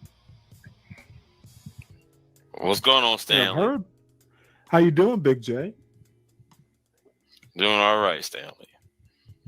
I've heard this Pearly girl likes black men, so maybe she's the one dating thugs. She's from first-hand experience. That dude she was dating can't be no thug. That nigga can't run down the street. Okay, so he can't be no thug. Have you seen like the new nigga she's with? Oh, she got a new one? No. Yeah, because Tree of Logic told me about this over the weekend. I didn't know though she got a new man. He black? I didn't know, man. She got a new man. Yeah. She got another one, huh? It's still black. It's still black. Black. There's still black people in Dominican. What you talking about? Anyway, yeah. Is he a Yeah, thug? Tree. No, none of them were. Well, she got to think he a thug. That's what she just said. That man she's with now ain't no thug. Like that fat nigga ain't no thug either. Hell no, he ain't. He too big.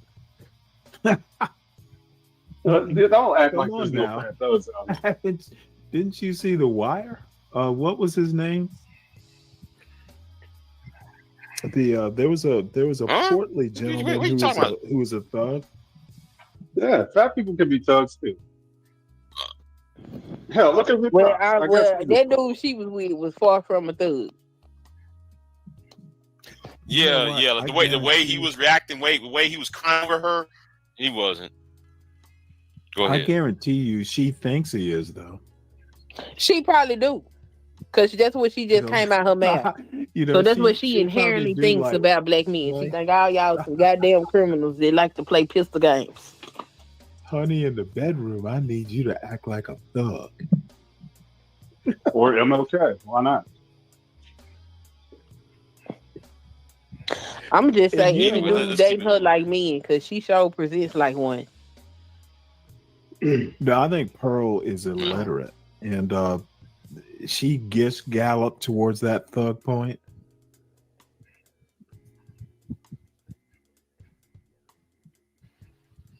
She did what? Yeah, let's go and play this. She Men did that I a- know that date black women, they've had a similar experience. She did what? It's Gish a gallop. gish gallop. It's like a debate term. Oh, You know, Okay. she just put a lot of words in a very short amount of time, and you know, so many points compacted like that, you can't address individual points. You know, she went Yeah, from it's called start to flooding the finish zone. real quick. yeah, that's why I flooding the just zone. sit here listening It's like to it's her. almost like it's almost like a word salad if you You mean like a word salad? Mhm. Yeah. Yep. Yeah, it's more like a word salad. But It well, means real there's quick. nothingness in what she's saying. Right. Mm-hmm. A point salad more than a word salad. You make a lot of points. And let me just say this right quick. And I know who what's her name? The woman on the right at the top. I just found out who she is. Jazz. Yeah, I'm I just found expressing out my who love. she even was. I just ran across a video.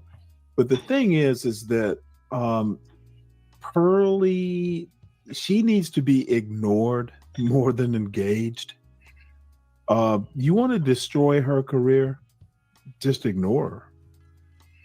You know, she's saying all this stuff just to trigger people to come up to engage with the dumb points she makes. Man, that lady face was on every Yeah, you're thumbnail right. across the Black Manosphere for like 3 months at one point in time. You know why? You know, they they all people have emotional reactions instead of yeah, logically people thinking have about what's emotional going on. reactions. You're absolutely right, Dave. And they should not have emotion. They should literally tease her about her forehead.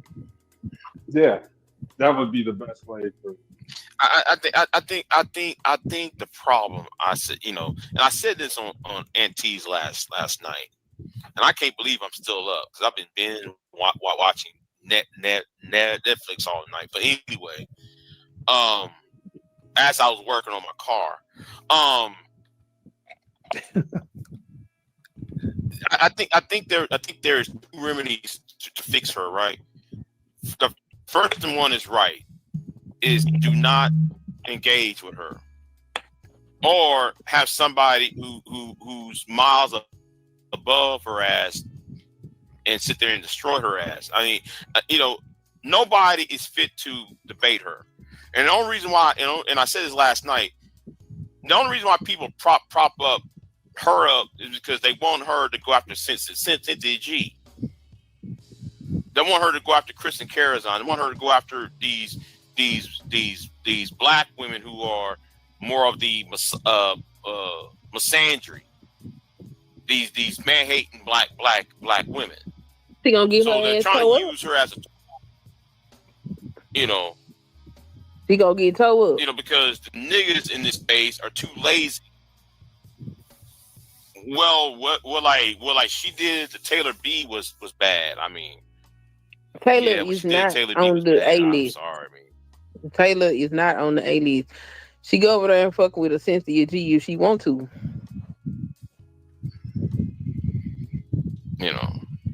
Or Kristen. I would like to see her go after a Queen Maker. I would like to see her go after Queen Maker, man. That I'll be entertained by that shit. I'll be entertained. That would be a more formidable debate. But Kristen and Carazon or Cynthia G, yeah. you better stay away from there. No. Carazon going to do this whole black men sent her and blah blah blah. Donate to me because black men are evil. Yeah, I know what she was going to do. But anyway, let's keep it moving. And I'm okay with people having different experiences, but what I don't like is being disingenuous. You know what? I am slow on this. I kick Deacon Dave's ass. Just as a matter of course, but Candy Cane is on. And there's some people I'd like to hear. I was gonna say just fail. And then notify me. Manna tomorrow is gonna be on, so I guess I'll just stay up for that. This is Candy Cane's show. Excuse me. Candy Cane. Who has had 100 more. This woman, dude, I'm never gonna get monetized, but she is. She will be sooner. I promise I will not be jealous.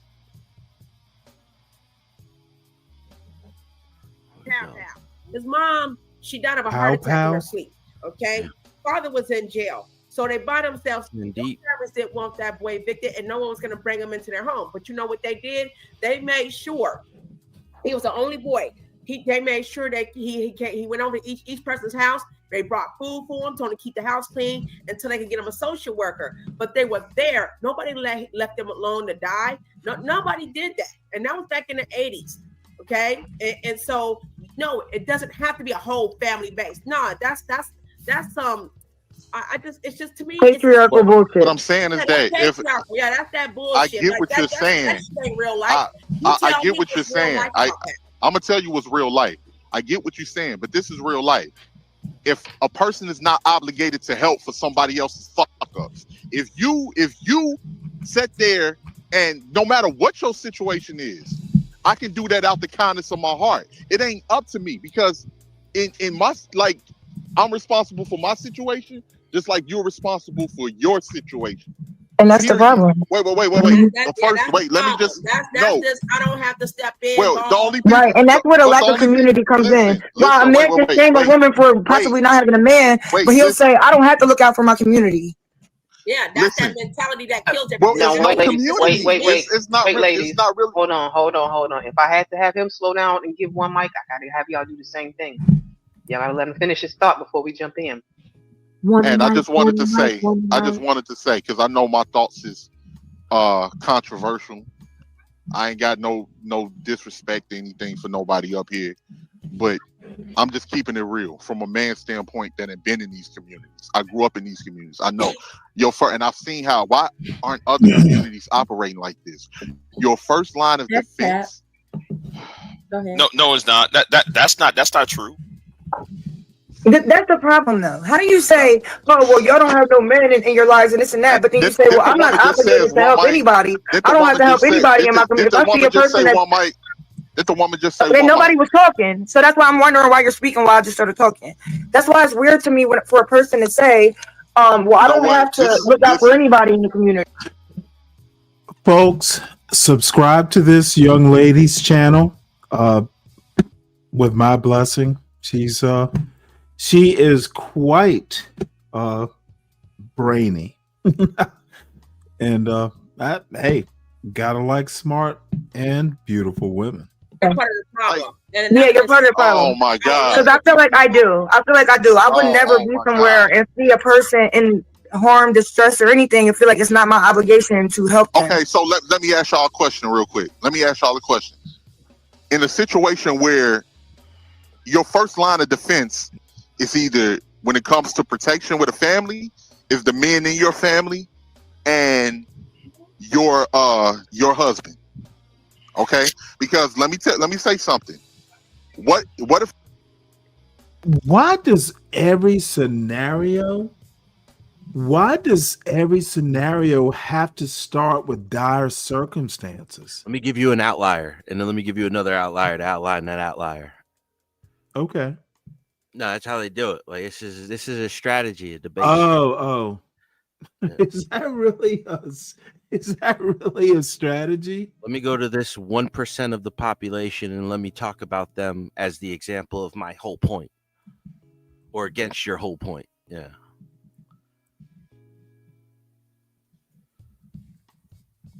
It's reductio ad absurdum.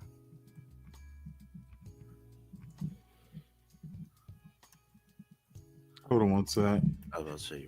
She doesn't mind me streaming, and everyone, you need to subscribe to her channel, please. She doesn't mind me watching, a live within a live, and please, y'all subscribe. She's a beautiful young Black woman, and she has a point of view. And you know what? I like smart Black people. I like the title. She happens to be a smart Black person. Who's to blame? That's so open-ended. Everybody's coming in.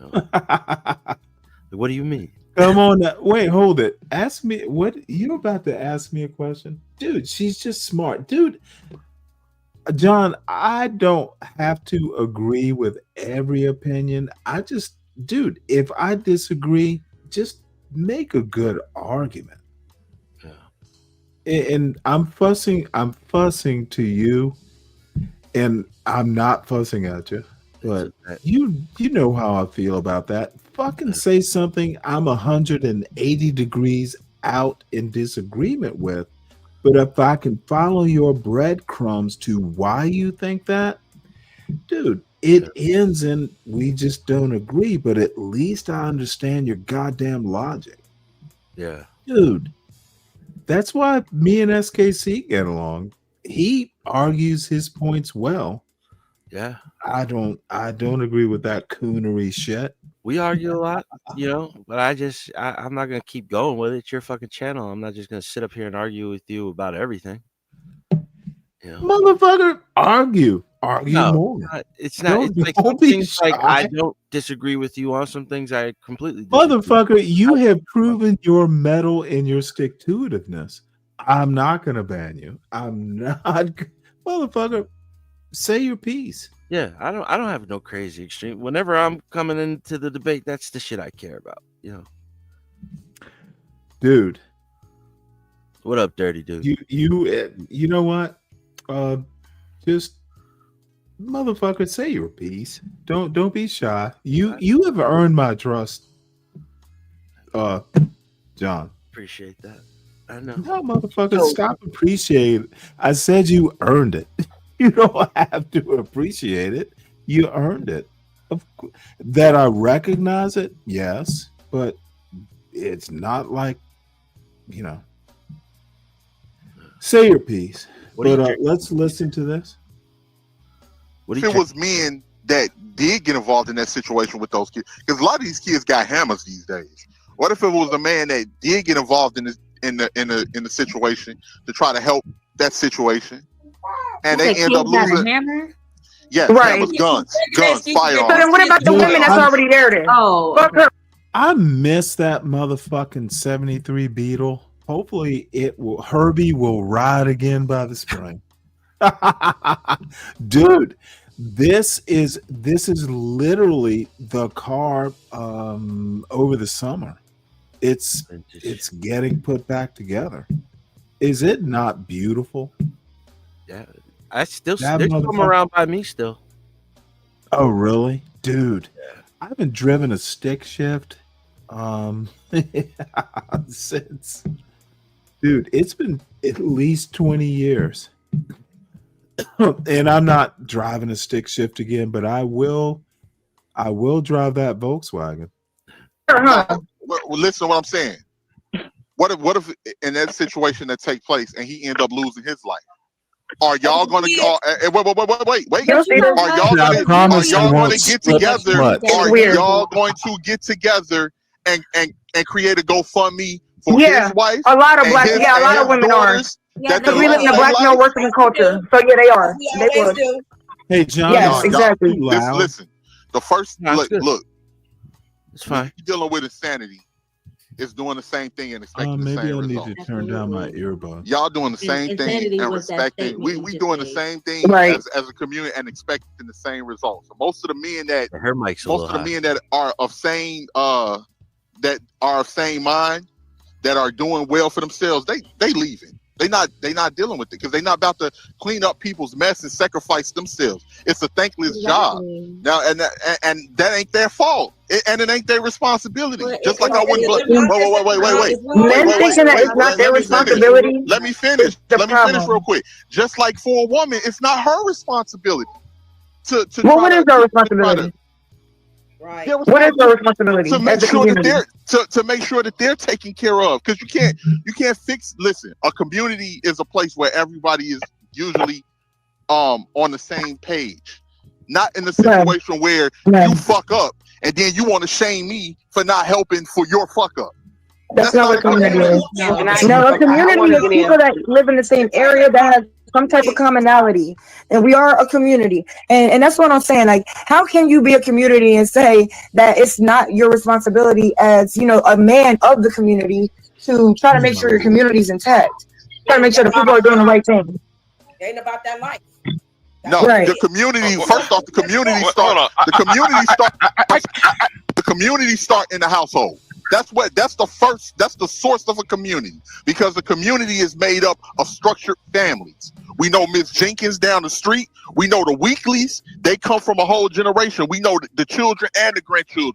We know and they all got their families. They might have moved out and they still come back to the neighborhood, and we see them doing events in the area. A community, of course, it has. Wait. Is the fact that y'all are scared of the same men that y'all telling us to like. We ain't scared of. Get out of here. Okay. We not scared. Before we You know what? Listen, I'm gonna tell y'all something. I want to ask. Aren't married, but these men are not marrying any of these women. These men are not creating families. I got a point I want to get off. Getting That's risking their lives. Why should they risk their lives? You know, just in case. If let's say a situation, if the guy step in and the woman turn on him and end up beating on him because he's trying to stop the man from beating on her. Okay, let's say, but those are rare cases. But at the end of the day, y'all don't want to step in because y'all just are scared. So just be honest. Before we go any further you know what? into either side of this argument, before y'all do that, please. Say it again. The thing that's being overlooked when you say families and households and whatnot is you're taking kind of for granted that a family was not just a man and a woman. I love her Family also voice. consisted of Love it. aunties, uncles, cousins, This grandparents. one is So when we say that love this. the village, I would be considered part of a village as an aunt to the nieces and nephews that were in my charge that I do care for. That includes the kids of my friends' children when they call me and they need something for their kids, or if they call me and they need me to show up for their kids. That's part of the village and part of the community. So it does start at home. Very true. But I don't think that we can just simply act like it's just man, woman equals family. Right. But it's so many more other parts that other cogs in that wheel that make this I possible. agree with you, Candy Lane. And here's Right, the thing, Can- I just wanted to But respond to here's the that. thing. If that's the case, why are the men not marrying these women? Hold on, y'all. Hold on. Let me give y'all some order with this, because the audio is going to be trash if we can't hear each other. Ooh, So I love this one. first it was 18th, Reese, Tiff. We do that in that order. And I just wanted to say, Nice. I'm not trying to start no commotion or anything like that. I'm just saying, I'm just giving my perspective. And, you can disagree with it. You may not like it, but that's just my opinion and how I feel. And I stand on that. But like what you were saying, Candy Lane, I agree. But the base of it is the mother and the father. Then you have extended family. And truth be told, they're not obligated to take care of you either. If they didn't want to. You got to keep in mind when you talk about the mother and the father, though, it's not always that the fathers leave. Sometimes they die. Sometimes they become incapacitated. You can't always. Who I know that. is You know what I'm this saying? woman? Okay, all right. I just want to make sure we keep that But established. the It's thing not is, always the father but walked out. Candy, Sometimes he got taken out. the equation. I never said he walked out. That was Reese. If he does walk out, Okay, then isn't that an this issue? motherfucker, If he's not creating families. double goddamn logic. Saying like, this single mother household, as if there's no other male influence within the community. I'm gonna just say outside this. of- Right. I'm gonna just So say this is my this. thing. Can I just Your say one first- thing? How are you speaking on that, but you're not speaking on the men impregnating women and not marrying them, not building a home and family for their communities and the people that they're laying down with making kids? How is this something that's bringing us down to Hold on, 18, before you cut her off, let her finish. Let her go ahead and get her cut off. God damn it! I wouldn't. I'm wondering how this is never directed towards the men who obviously are supposed to be the head of the household, the one who proposed to the women and impregnate the women and set the family foundation. This bitch sounds. It's like it's the women's fault that there's no families, there's no first and patriarchal foremost- nuclear family. Well, first and foremost, we got to stop acting like all of these situations was just people wanting to get together and set themselves up for a family and create a family and live happily ever after. A lot of people was just fucking. Okay, we just got to keep it all the way real about that. 15, 16, you got people on here to say how they love toxic people or they're addicted to toxic and all of this other goofy shit. A lot of these people was just screwing around, and for the most part, a person that's irresponsible, a man that's irresponsible, it's not like you can force him. But most men call it like, a lot of men I know don't even hang around niggas that don't take care of their kids. Motherfucker. Because I can't force you. I can't beat you or pistol whip you over the head and force you to take care of your responsibilities. Most of the dudes I know, they just stay away from them. They like, man, I Guess can't. I I should can't stop saying if you're not handling your God damn it, I responsibilities. won't. And a lot of the times, those men are separate. They don't even hang in the same circles as men that's handling their business or taking care of their business. They're bitches. You know what happened with an irresponsible man and an undisciplined man once he get around a lot of other men that do take care of their business and they making moves and they trying to help each other out. Those men, they don't want to be around making moves because it's eventually going to come out that you're not doing what you need to do, or you don't, or you're not. It like Marjorie Taylor. Like-minded people hang around like-minded people. Right. So if there's no men that are.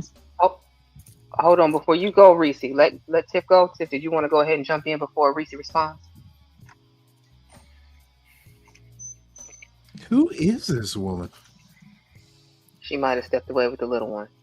I wish. I was just gonna be real quick. If there's no men doing that, then like if there's no men that are checking the other men that are not in their kids' lives and reinforcing that, then how I don't understand that. Especially if the majority of them are not. If the majority are not, because that's my point, that the men are hanging out with the men that are not taking care of their kids. They don't care. They're not checking them. Not only that. Such a stupid argument. Actually, the whole conversation is stupid. Dude, we are not talking a community. We're talking nationwide. This is all. You got to define the scope of the argument. So many things that we're not doing on YouTube. This is not a good thing. It's a lot of men that are not taking care of their kids. How do you reinforce that, Reese? There are a lot of white Give me an men example. not How do you taking reinforce their that? kids, How can you taking force care a of the grown kids. person to do something that they don't want to do? This By is force? getting boring. That's the only way that you can reinforce. You know how you have so much to say for women and you have so much direction and instruction for women? Maybe you could direct some of that energy to men. Maybe you could write some things down, make some plans, and maybe you could direct them in a positive way to go, because you seem to have so much advice for what women should be doing, but not You know what? what This men sounds like somebody that don't want to take responsibility for their own actions. Because okay, what am I I'm not saying it's not irresponsible men out here, but You let me just ask you a described question. what men do. Let You me just ask you a described what men question. do. Let me ask y'all the question. Let me ask all y'all You the describe what men do, but you're talking about responsibility for my This is own a actions. fucking Like mess. you're describing the men though. Let me respond. Look, let me ask y'all a question. Are there women out there that see a man that's irresponsible and they purposely go after that man? Are there women out there that know that a man? Wait. Are there women out there that know that a man has a reputation of being irresponsible and undisciplined, and they decide to be with that man anyway? Why are you gonna act like that's the 80% of women right now? Like, let's stop. I got an answer for that. Before you go, I don't want to keep it real with nothing, boy. Before you Y'all go, don't want to keep it Reese real. was next. It was Reese, Jay, and Tanjan. We're not gonna run that narrative. But it's like, how do you sorry. tell somebody Y'all to know take it. accountability when you're mentioning the men's terrible responsible behavior? I mean, terrible behavior. But then you're saying, well, why are the women messing with these men who have terrible behavior? That's it. Like, that's so fucking irrelevant. Obviously, it's the raw probability, and they're messing with the men. Hold on, let me just finish my statement real quick. They're dating the men. Hold on. They're dating the men that are in their vicinity. So for you to keep putting it on women, you're literally mentioning these men's behavior, but saying, why would these women still date and deal with these men? That's irrelevant. It's a byproduct. Well, let me say this, right? Because I'm gonna be the villain on both ends, because both sides are still wrong. Both sides of this shit is still wrong. First of all, Reese, a lot of women are double-minded. So let's use this space, because I'm gonna be an asshole. How can y'all women can complain about these sorry niggas online, yet though y'all host Jay Prince? Now that's a good example. No. That's a good example of what. See. Nobody We do what? Now, I can answer you on that, Big J. Not all of us support Jay Prince. You don't see me over there supporting that man. To make. Reese, I just saw. I don't Reese, listen. I saw watch you over JP. there twice. That don't mean nothing. I can watch definitely who I want to watch. That doesn't mean I support anything that he does. But the thing is though, women are coddling niggas like him though. But when niggas who hates on that nigga, like how I hate on that nigga, totally y'all the want to sit there and be standoffish. What the I ain't got nothing are you against doing? JP. JP is very cool with me. No, dude. That bullet in a china shop, really, Big J? Come on, Nat. You can do better. The fuck? So you just told. It is hard for me to support this, folks. And don't hang around with fucked up men. Yet you see yourself as a good man. Yet though, you know Jay Prince is a sorry piece of shit. Oh my lord. Well, first off, No, like you made yourself a hypocrite. JP is very entertaining. Somebody I watch his content. You're nothing. Yeah, I don't think it's a problem with watching his content. Very entertaining. Well, anyway, I love that. Though. If a man have a reputation and women hear about it, they're not gonna fuck with him. Sorry. It's gonna be that's not true. And John, let me just be honest and tell you that's not true. Y'all be capping. Y'all be capping, boy. Y'all be Hold on. I'm gonna be the person to sit here and tell you that is not true. There have been times. It may not be true now, but back in the 90s, baby, if that's No. reputation, she's gonna give him a fake phone number. And it always been that, honey, when Pages was out. So I'm saying that the reputation is important because men today, and can nobody tell me that's not true? These men, they know they not qualified for some of these women. And they go and they portray themselves as something they King Picks, you don't even want to know my her thoughts. guards is down. He forgets he done sat there and portrayed himself to be something he really wasn't. Or he don't give a hell. He got what he want out of her. To be honest, I've talked to JP once a few months ago on CT's show, and he's no match for me. Those are my thoughts. CT and all the other young folks who want to entertain that fucking depravity. But when he talked to me, he knew who was in charge of the conversation. Those are my thoughts, King Pigs. Men don't entertain depraved young boys like JP. Oops, my bad. Go this route because I feel like what we're doing is getting way far from what we were talking about with these kids, and we're going further into gender specific gender war. Like if this relates to how we're going to do better with the community, okay, I can work with that. If this is going to be better advice for how to handle bullying with your kids or what to do, any advice like that, I can handle that. But what I don't want to do is for us to go into men ain't shit, women ain't shit. We can say men ain't shit, women ain't shit. We done got that established. Who is this I'll woman? just say this real quick, and I'm gonna leave it alone. I'm gonna leave it alone. And when it comes to your children, if you're dealing with bullying, She is sane. child, She is smart. either Damn. you're gonna I should take be the up on that child to panel. go get boxing classes or teach the child like self-defense on how to defend themselves. Either Oh, you're gonna fuck take all that that child bullshit. and you're gonna try to get that child up Stop out of this that end of the situation world and get that child bullshit. to a better school. Oh my god, this And if it's a motherfucker. situation where you got to deal, where you got to fight people, if you ain't got no people that you can call, Motherfucker, or no nobody people you has can to call, you might have fight. get a firearm. Oh That's my the god. only thing that I can think of because you can't Get your expect. kids a gun. That's the solution. But that's what I'm agreeing with you. They not always the answer. That's why I'm saying get a firearm Get your to kids protect an to arsenal. yourself. Just like all these motherfuckers who shoot up the school. Let's be like them. Then what? Okay, good. Let's keep the men out of the picture. Get a firearm to protect yourself.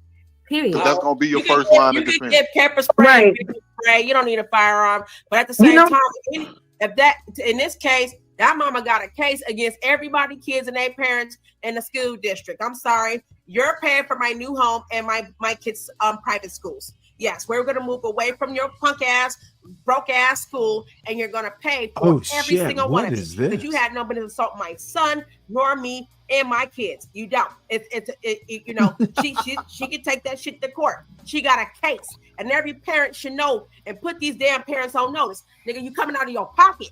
All y'all paying for the damage of my son. Every single one of y'all. I'm pointing every one of y'all damn kids out. You should have raised your kids better. Simple as that.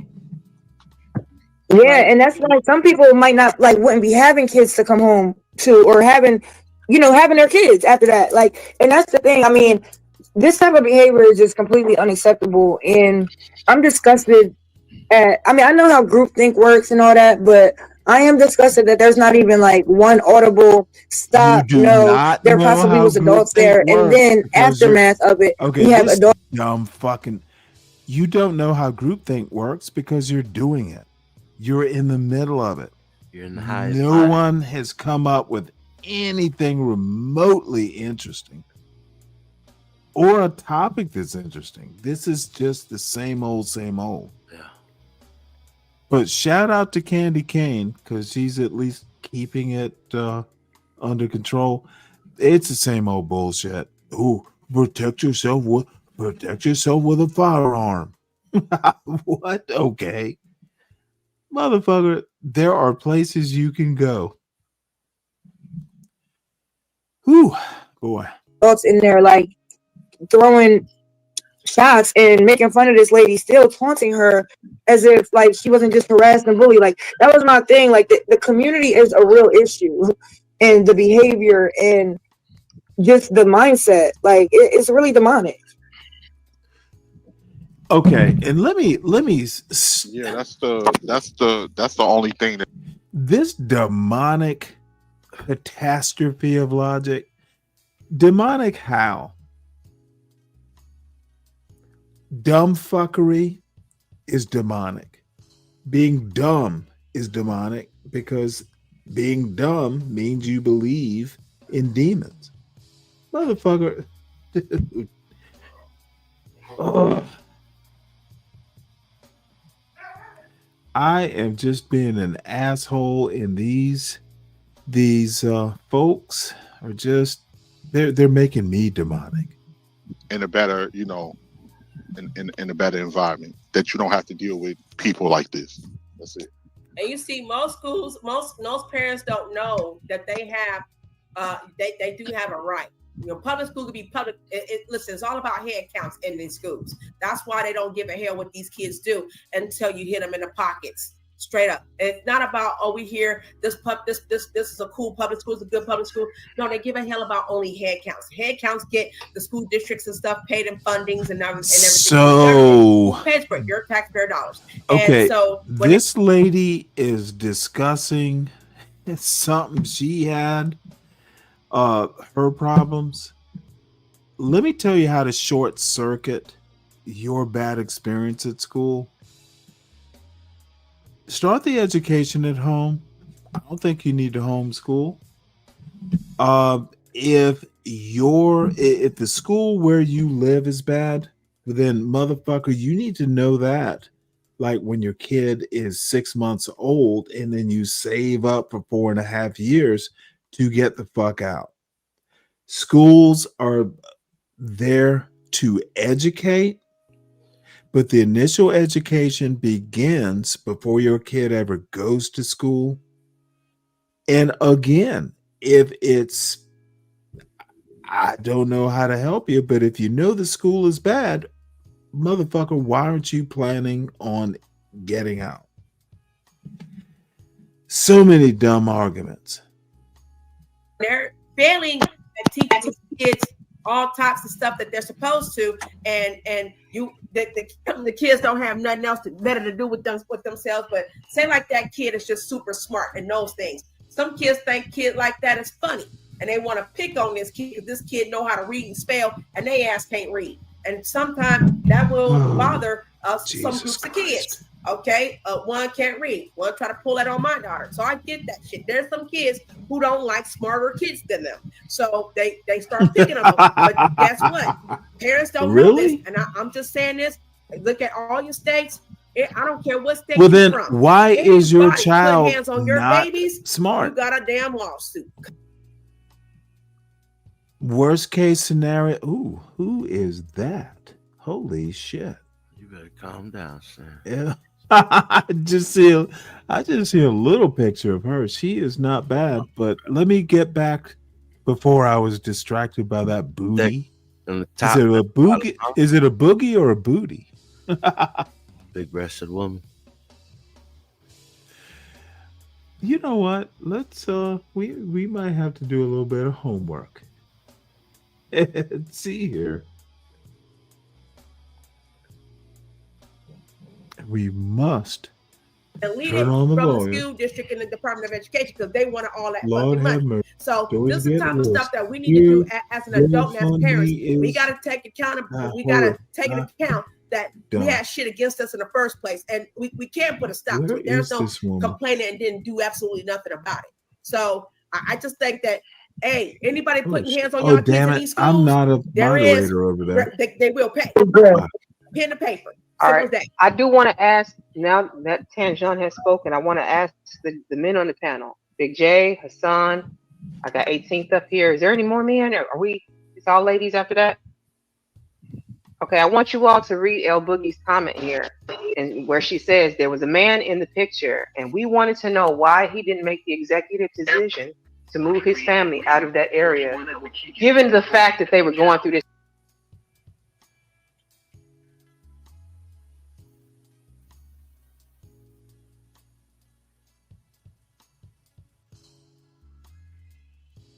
Hey, John. Should men on that panel read what was in El Boogie's comment, or should they look at her butt? And which do you think, when she posed for that picture, which do you think she was more concerned about? When she posted Her brain or her booty? She's, get me in the right angle. Not mad about Dude, it's a small picture, small thumbnail, but lot going damn. on in that small thumbnail. Yeah, but why? See, this is a problem with women in general and dumb women in particular. Dude, you can have a nice body and all that shit, but dude, if you come up on a panel and you want to be taken seriously, don't share your booty, share your brain. It's such a bad. She's immature, and vice versa, and they didn't want to. One partner wanted to leave, the other one didn't. So decided to stay put. Who knows, right? Let me ask you. So Okay, I'm not as at a liberty follow-up. to make that point. Oh, this woman As is a in follow-up to that charge. question, I love this. could you candy see cane yourself staying in that sort of environment with your family, or would you have moved hell and high water to get up out of there before it got? I'll try. I'll try. Have you to move out. subscribed to her channel, John? And yes, El Bookie, marriage should be a partnership. She's also you very good might looking. think I'm part of the manosphere. You might think I'm on that red pill crap. I'm just saying. I mean, no, I believe marriage should be a partnership at this point. I mean, got it. El Boogie, I'm not El Boogie. Excuse me. There you go, Stan. 18th letter or Hassan, would you like to answer that question next? The same question I asked This is Vijay, I'm pretty asking you. What do you think about the man who knew his family was basically dealing with this for 2 years and they stayed as a unit in this area? Would you put the blame on him for this? And would you have stayed in a situation like this for 2 years? What would you have done to get your family to safety? Yes, I definitely put the blame on him. If that was definitely his responsibility. I don't know do anybody know the dynamic of their relationship? Are they together, or like? From what I hear now, the news has been wrong about this case a couple times, but the last that I heard was that they were actually married. Okay, yeah, that's his responsibility. Get your children out of that situation, and there's no way that I don't know what their financial situation is, but I'm moving hell and high water to get mine. I'm doing whatever I need to do. So I don't know I don't know his work dynamic or what's going on with him, but I'm moving hell and high water to get mine out. So I have a follow-up question for you specifically then, because you said the family dynamic starts in the home. Do you think that the family has failed her then, if the home was always in danger? Yes, he's failed. He's failed on that aspect. But my thing is that does that equate to in that type of situation with him? That's not usually the dynamic that we're seeing. Like every man is in the household that he's just failing. No, that's not usually what we're seeing in that situation. But yeah, in that situation, he's supposed to do better. I'm waiting to hear from an interview from him, because I want to hear what he has to say if he's around and they are going to interview him, because I can be able to tell what type of person he is based off of his response, the way he's carrying himself, all on that interview, and hear what he has to say. And I'm asking these questions. I'm not, if you can tell, I'm not biased either way, for or against. I'm asking you what you think. This is just a platform for you to voice your honest opinion. This is all perspective. 18th's perspective is correct. Big J's perspective is correct. Reese's perspective is correct, because you can only go by your lived experience. Now, whether your perspective clashes with somebody else's, that's a different story. But I can tell you, it's just like being in a relationship with somebody. You see your role and what you did as one side. I see my role and what I did as one side. We may never come to an agreement. That's not really the point. I think. All right. Who was that was speaking? I'm sorry. It was a lady I heard. I was just gonna say, I think that it's very easy to say like what women should do about as far as there not being a man around or anything, but I don't think that should always be the approach, especially if we're not gonna do it on both ends. Because I mean, I don't think that there's a dad around. I don't. And if there is, he has not been in the forefront of the situation, which is obviously a problem. I mean, men do know that they have kids. So, I mean, I think that will be an issue. Because even if, like, they're not a couple, they're not together, both parents should be involved if they're around.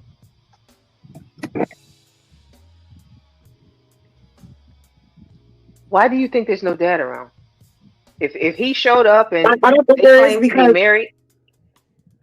I don't think there is because she was in the hospital with just her son. I mean, there could be, but I don't think there is, because like of now we haven't seen or heard of him, heard from him, heard of him, seen him. Like when she was in the hospital. He was in a press conference with her. Did you see that? Mm-mm. So that's how I know he was. That's how I can confidently say he stood next to her at one of the press conferences wearing like a red puff jacket. And basically, I thought that there wasn't a dad there. Yeah, because that's why I thought that there wasn't a dad there, because of what he was just saying. He was saying about, well, I got to see about, this and that and the third. And that made me think that he has not been around to be seen. Wait. It just seems like that was a random guy. I don't think that was the father. Vapid questions like that. Why does it seem like that? It was two guys that said that. Because if so, they probably would have put it on the screen, such and such, the parent, or they didn't say anything. They came out and said she is married and she has a husband. Now, if that was the guy standing next to her or not, I'm not sure, but he was at work at the time. So the assumption, which was incorrect, was that she was a single mother, and that's why a lot of people were dogpiling on her and blaming her for the situation, when she said, no, I'm married. I'm actually married, and my husband was at work. You're right. It's so easy to do that, though. Because this is my thing. Because I've heard men do this a lot. I've heard 18 literally said this to me. And men have work. Like, men are not. We're not always with our men. So that is when it becomes like a community thing. Because people do have work. Women and men are not always together. So just because you see a woman alone, that doesn't mean she doesn't have protection behind her. But you would expect, like, if there's other men in the community, that they would have her back if you're not around. But we all know that that's not even a thing at all. And that's why I'm saying, like, I think that it is our responsibility as a community. Like, me personally, I think if I was there, it would be my responsibility to do something. Because I'm an adult, I'm a black woman, and these are black people in my community fucking it up. Lawana, okay, before you continue, Reese, Lawana, I do not understand your comment. when you say he has to keep that money Oh, flowing who when is this this is no woman? longer viral, Damn are it. you talking about She's the in old man that control. Reese was talking I'm about earlier? Or are you fucking talking about impressed. this case with the mom and the son? I hope she's talking Holy about that shit. old man from your GoFundMe case. I'm sorry. Go ahead. He has to keep that money flowing when this is no longer right. Yeah, I'm trying to figure that out too. But see, $20,000, compared to the crackhead on the street who she raised $500,000 for, and that's what I was talking about, the eagerness to support some She people is and not literally others. not that bright. She's reactionary. She's not a thinker. I'm talking about Reese. Again, the only thing that I can say is the takeaway from this for me, I'm glad that she got a lot of support. I'm glad because I saw somebody say that they bought her house, they're moving her. She and her family are going to be out of there safe. That's just one part of the problem. You remove the people being bullied. You know what happens when the subject of the bullying disappears? Someone else There's is a new going to get subject. bullied. Yes, that's exactly, like, nothing's changing. The community is still the issue, and like one person leaving because nothing's going to change in the community is a problem. And that's the thing, No. like we never fix the community. All we can do is like try to get our money and get up out of there because nobody seems to care about it. Then leave. But you know what ends up happening, and please don't anybody take this the wrong way. If everybody who is a part of the problem just fights their way out of the community and moves somewhere else, you take your problem with you. Bring your asses to No. the suburbs in my golf course community, fucking up my shit. Bring me my your rum. fucking SWAT team. Bring me my rum, please. I need to it. crazy. Girl, I got plenty of rum just What a gal. full of glass sitting on the table. But yeah, like Did you say a golf course? Guilty as charged. Guilty as charged. I left the hood, honey. I left Filmo. I'm telling you, I didn't want to be near OC projects. So when I was like, I left and I went to San Mateo County. I took my ass to San Mateo. I'm in Menlo Park right now. We're moving on up. And that seems like all we can do because we don't have any.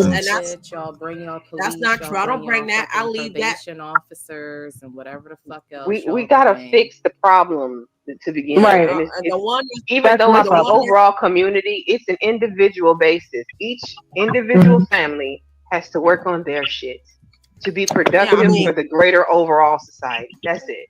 And it has nothing to really do with people being married because obviously the relationships are not intact. Like these are not healthy.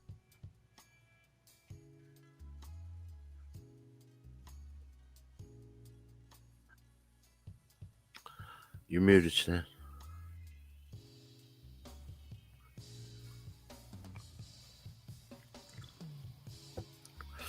Stanley, you're muted, bro.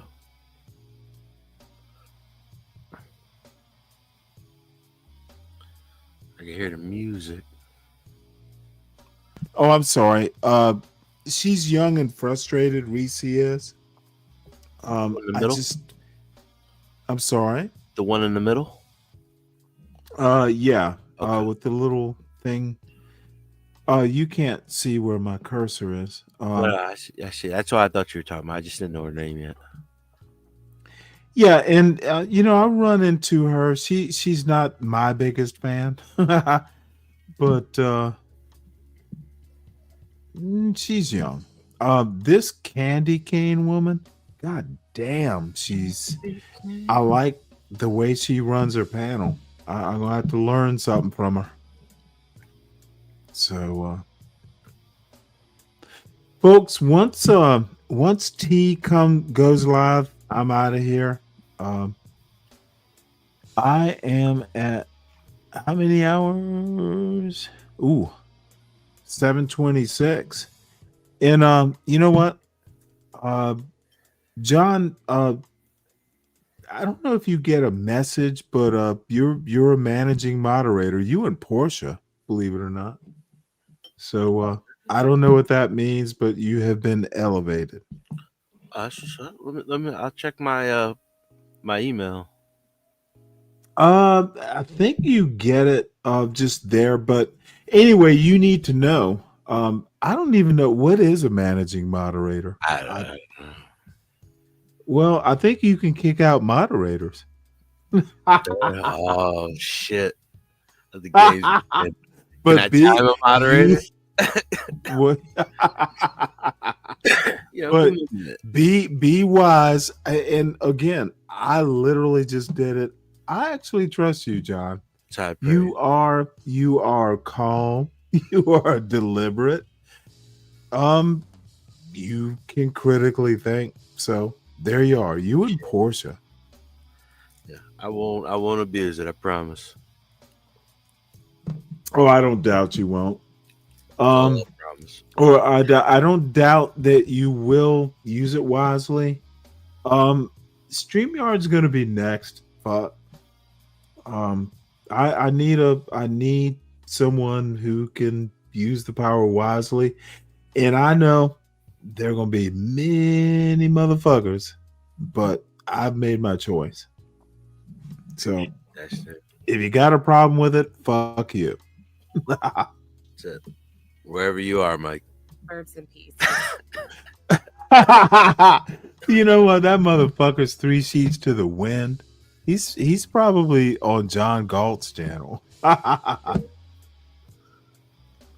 Salute to John Galt. Kids are asking fucking questions. Reloaded. Yes, I am that bitch that gets tired. I am that. You got there, right? No. I don't even know what to say to you. Of that one neighbor. Okay? That one neighbor is made her tired of him. Okay? And Yeah, that's the rest why. is night. Boy, that's crazy. That's why my Arguing, black all ass. other kind of shit. You make Jesus. I'm triggered now. I went to the store, came back because y'all was arguing and shit. Now I'm fucking triggered because let me explain to y'all about my issues with these people moving from wherever the fuck metro to the suburbs. Y'all bring all the bullshit. Ooh, I with like y'all. her voice too. Y'all thought, y'all move into, I'm going to move here because the neighborhood is nice and the school district is this. And then y'all bring y'all raggedy ass kids to the nice school district. And what fucking happens? Oh, The same fucking bullshit that's horrible. that was happening in the city happens in the fucking suburbs. Brownie. You must live, Angelica. You must live in an HOA. The way you be I talking. do live in an HOA. Yeah.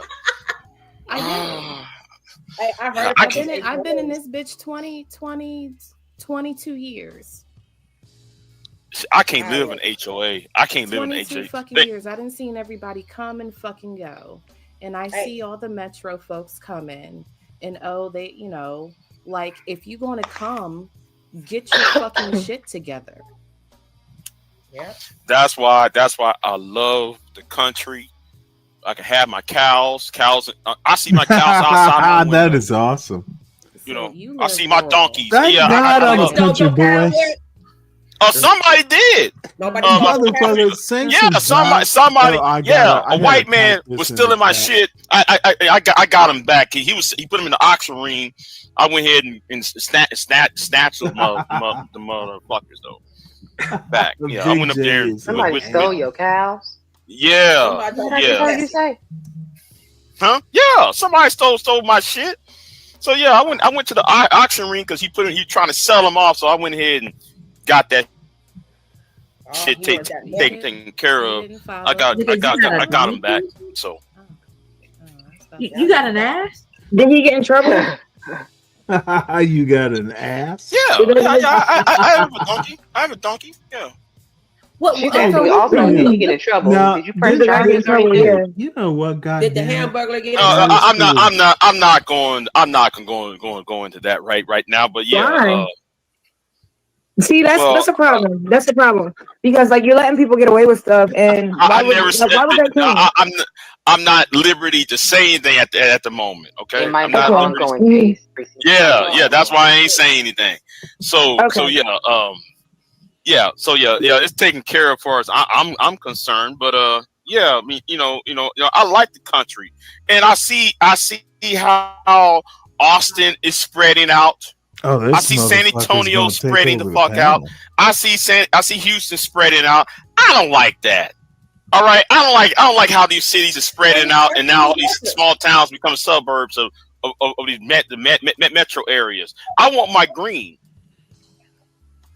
Well, that's them New Yorkers coming over there. You know all them New Yorkers is moving over there, right? Yeah, because there's a whole bunch of you Hebrew Israelites in Austin. I can't stand you niggas, you Hebrew Israelites. I really can't stand them Hebrew Israelites. I have a problem with them. I see them in Dallas. You know, stay your ass in Chicago, in New York, and in Jersey. Do not bring your ass down here in the South. I'm sorry. We don't need them here. This motherfucker will take over a panel. Well, they voted for Mondani. I mean, hey, that's why they left. They didn't know that man was a demon. We're in purple state. I don't think that he doesn't count as a Hebrew Israelite, John. He is That's different. Look, y'all niggas don't run shit. I'm gonna go where I want to go. He is kind of funny. Muslim. Yeah, he's Muslim. Oh, here he goes. Oh, I forgot. I shouldn't say that. I forgot. Ooh, let me shut up. You forgot what? What you forget? Now he says he's got to go. Yeah. I forgot my keys, y'all. I forgot my keys, and I forgot my damn mind because I shouldn't say something that had no business saying. What on earth? Baby say you. I'm lost right now, but I'm gonna go ahead and just stay lost. I'm gonna stay lost. It's all right. Yeah, because Angelica said something and I forgot. You shut the hell up. I'll be quiet. Oh, Jelly, if you Hebrew Israelite, I was just playing.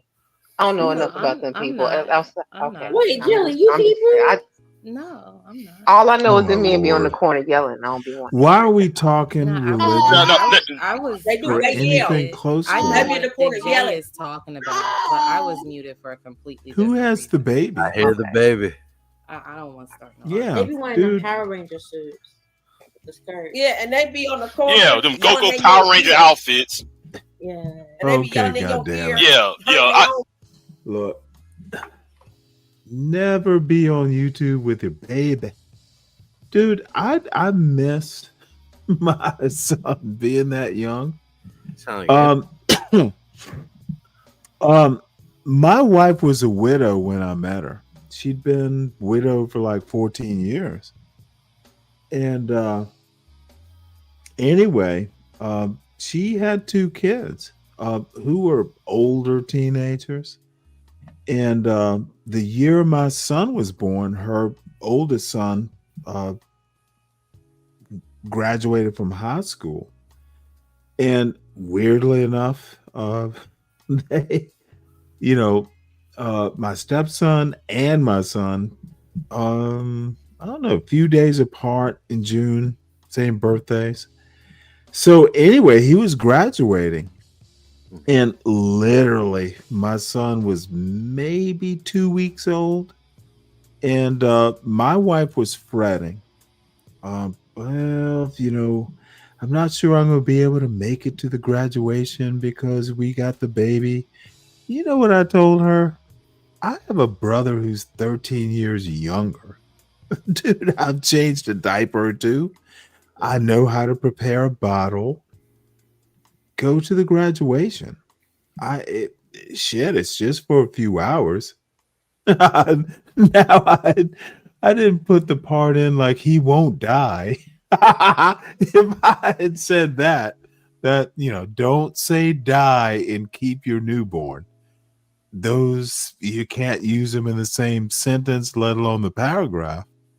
So anyway, I was nervous when I said it, but motherfucker, that's a man. I'm pretty sure I can do it. I'm mostly sure I can do it, but my wife needs to do some shit. And motherfucker, I'll be damned. In a way, it was kind of like I need to prove it to her that I'm a man. Motherfucker, of course, the baby will thrive. He will be 8 years old when you come back. It's gonna be a little high school graduation. He will graduate from high school. Anyway, I was nervous, and they left, and I convinced her. And by the way, I told her I could handle it. He will survive. And that was actually the ultimate sign of trust. Her little newborn, that I was there, motherfucker. I didn't want to cut the cord, but I was shamed into it. That baby, they had to pull the hair a little bit to make him cry because he was kind of peaceful. And then they weighed him, and a black nurse. No, he's heavier than that.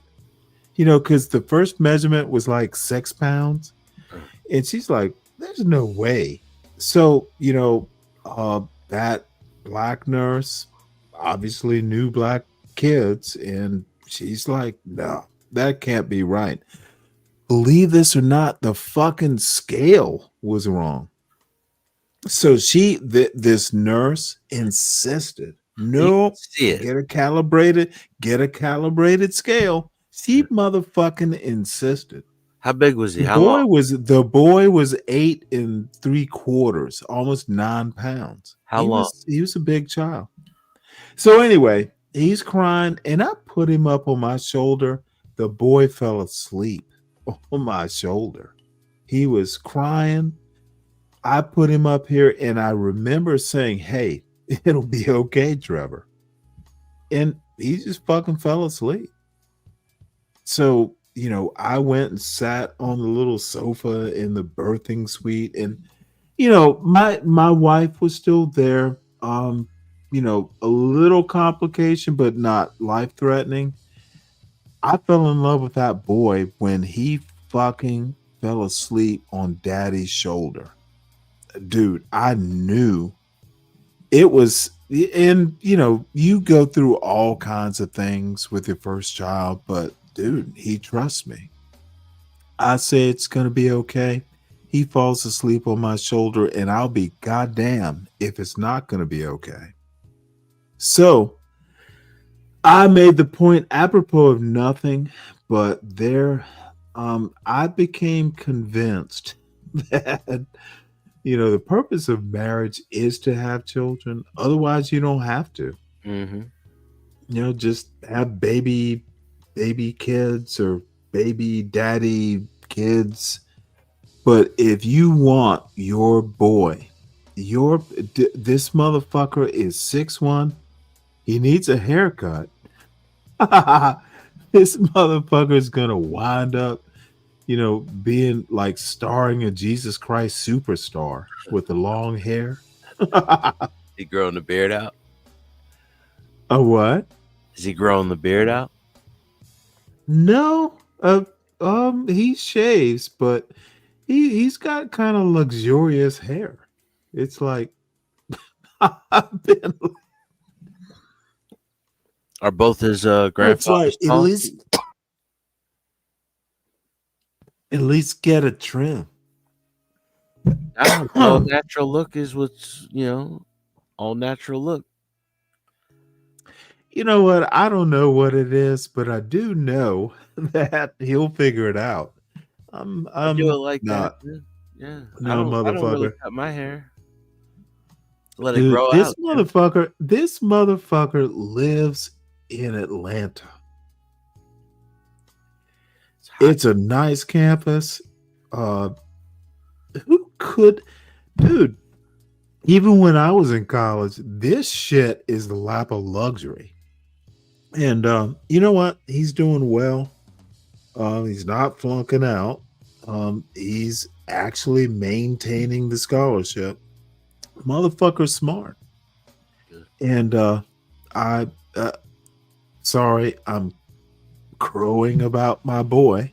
Sorry, He is my only son, and I motherfucking raised that boy for 11 years. And he got himself into his school. But, I kind of look, I daddies talk about their boys. So, pride and joy. That's what old black men do. And I do have 2 rocking chairs out on the porch. I might do the show from the rocking chair tomorrow. I'm gonna put a camera up there, and I'm just gonna sit in my rocking chair and go, "Hey, I'm proud of my boy." No, I'm dead serious. It's got to be from the porch. Yeah, I feel it like hell yeah. Put it right on the what is it? The guardrails, right in front of the rocket. Oh shit, dude! I have a stand for the camera. I'll Yeah, you got a figure it out. tripod and everything. Get it. So, folks, I'm gonna wrap this up, and I am going over to T's channel, and let me put the show in there because someone needs to teach me how to warp the audience over. And there's 4 people in the audience. It's not like there is a multitude. I was looking that up. What is it called? Redirect. It's called on YouTube. You got to go to the YouTube settings and go to redirect audience.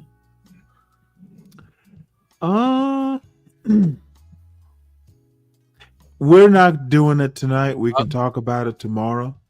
There will be a Saturday show, and it's gonna be the videos I want to watch come hell or high water. I think it's already there, maybe around 1:30.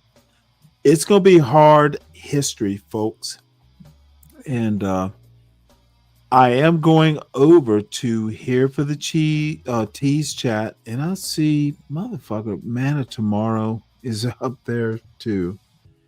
I'm gonna go. I'll watch Manna tomorrow.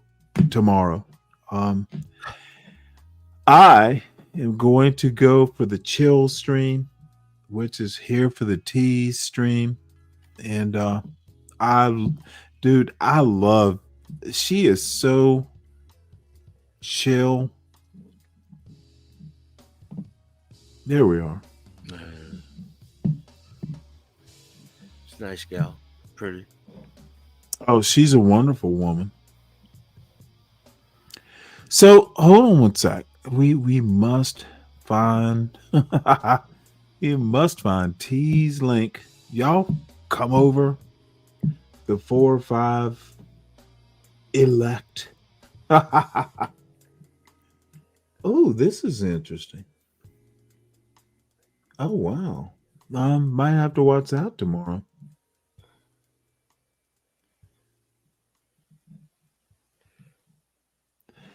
You know what? I should really pay attention to my YouTube alerts more. Especially when you're live, you never know. Yeah, not tonight. No, something to work on. Nah, there's nothing to work on. What's up, 12th man? What's up, Stanley? What's up? Oh, about to pull up the tent stakes. Oh yeah. Yep.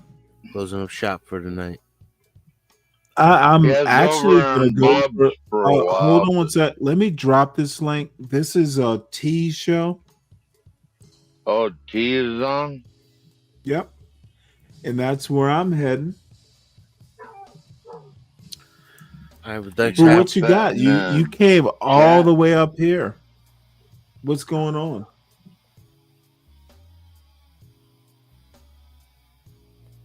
What's up, 12? And by the way, how is Sam Fisher? Can't hear you, 12 man. Broke up. He's outside barking right now. I had a moose. Yeah, he's just barking away out there. Oh, Enjoying his dogs will do usual that. self.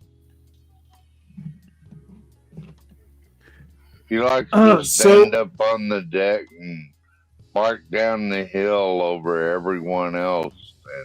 And Were there he other thinks dogs barking? well, there was earlier, but not now. He's just down there barking at the wind, basically.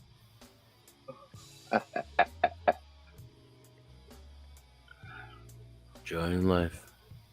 Every little Well, I'm thing going to that shut moves. this down. I encourage everyone to go over to T's show. Also, tomorrow there will be, I don't know, there will be a Saturday show, which I have, Leonard is destroying Bob's channel, in my opinion. Slick, you're telling us why?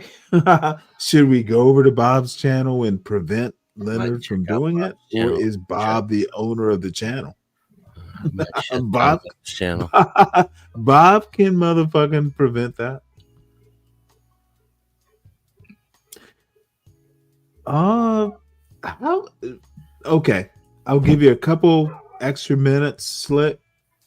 How so? I mean, everyone knows who he is. Something Bob's like on Rick. right now? I don't know if I ever talked to you live before. You've never talked to John before? No, No, I don't know if I have. Who, or Slick Rick? not. Yeah, he never comes up, does he, Stanley? No, but I don't care. He's a friend. He's a day one like you are. Not a day one.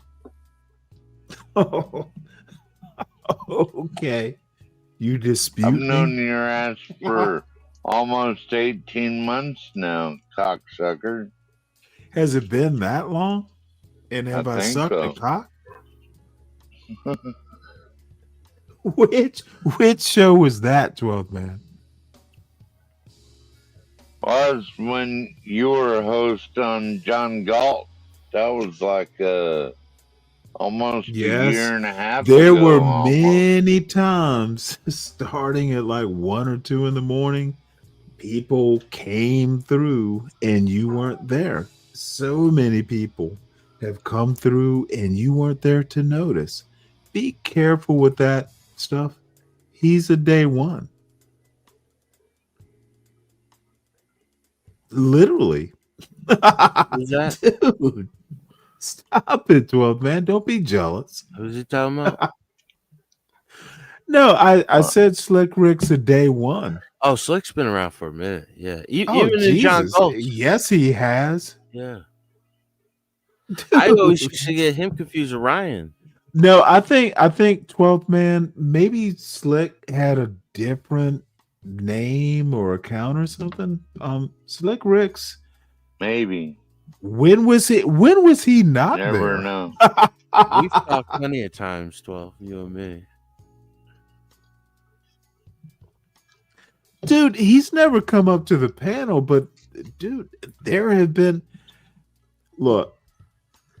DiCapriono has been up to the panel once. Yeah. In Dirty Dude. 2 I remember years. Dirty Dude popped up one time. Dirty Dude, he's been up more than DiCapriono, but they're not panelists. Yeah, they don't stay long. They know they're welcome, but dude, it gets dumb up on my panel. Sometimes we have grits for brains. Dirty Dude. And on a good day, it's hot grits that taste good for brains. But Especially no. when Stanley has too many beers.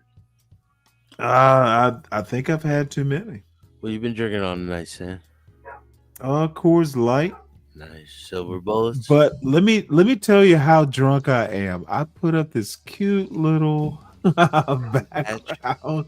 It's fucking Thanksgiving. Drinking pumpkin spice tonight? What are you doing over there?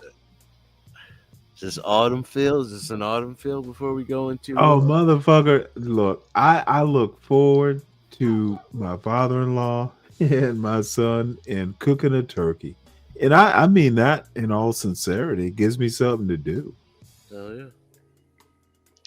I've seen a guy roasted turkey so big he had to break out the sawzall to cut out the back because he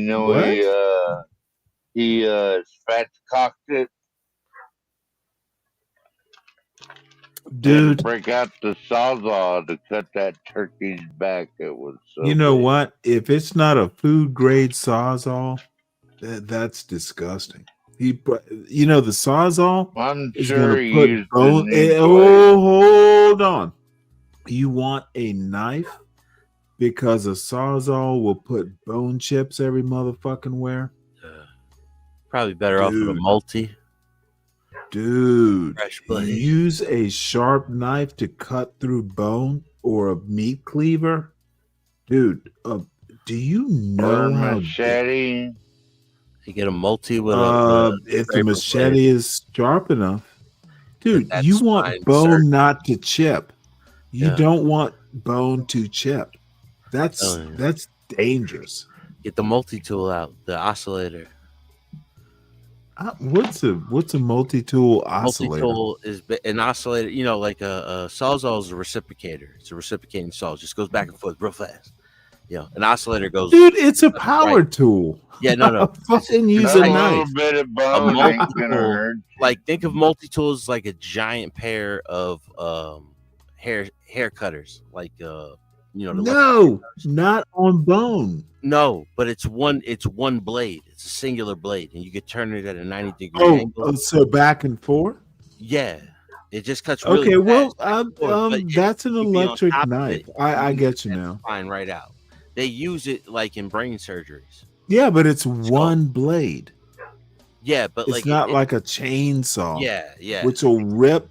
It rips instead of cuts. Exactly.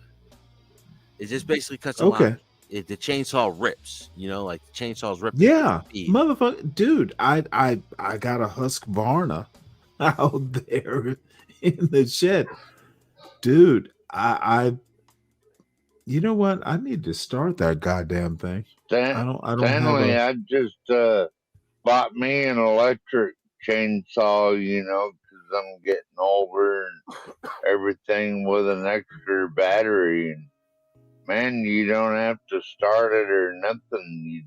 As long as it's got a charged battery, it'll cut for like 2.5 hours. Well, let me don't tell you weigh a no cute mo- story. It don't weigh as much or anything. What brand Let me tell you a cute story. Way back in went the day, I had a Still- side yard. My brother-in-law does tree work, and he used to literally one day he motherfucking I don't know what is the vehicle with the claw where you swing it around, pick up logs and drop them somewhere. Dude, it was like 4, 5, maybe 6 cords of wood, and he just dropped in there. I had to cut them into rounds and split them by hand. And guess what? I motherfucking I love splitting wood. It's like just great exercise. So Yeah. the reason I'm telling this story I like is splitting wood with my wood splitters, Stanley. Yep. I did it by hand with the splitting maul. Yeah, I got one of 5 those. cords. I would start in April, and I needed to be done by the middle of October, maybe the beginning of October. But the bottom line, and where I'm going with this is my Husqvarna. At the time it was like goddamn, it was like $900 or some bullshit. However, for Christmas, my son had a little toy Husqvarna. So I'm out there cutting wood, and that little toy Husqvarna had it had the roar. Oh, dude, my son loved that shit. Oh, it was motherfucking, dude. I miss my wife.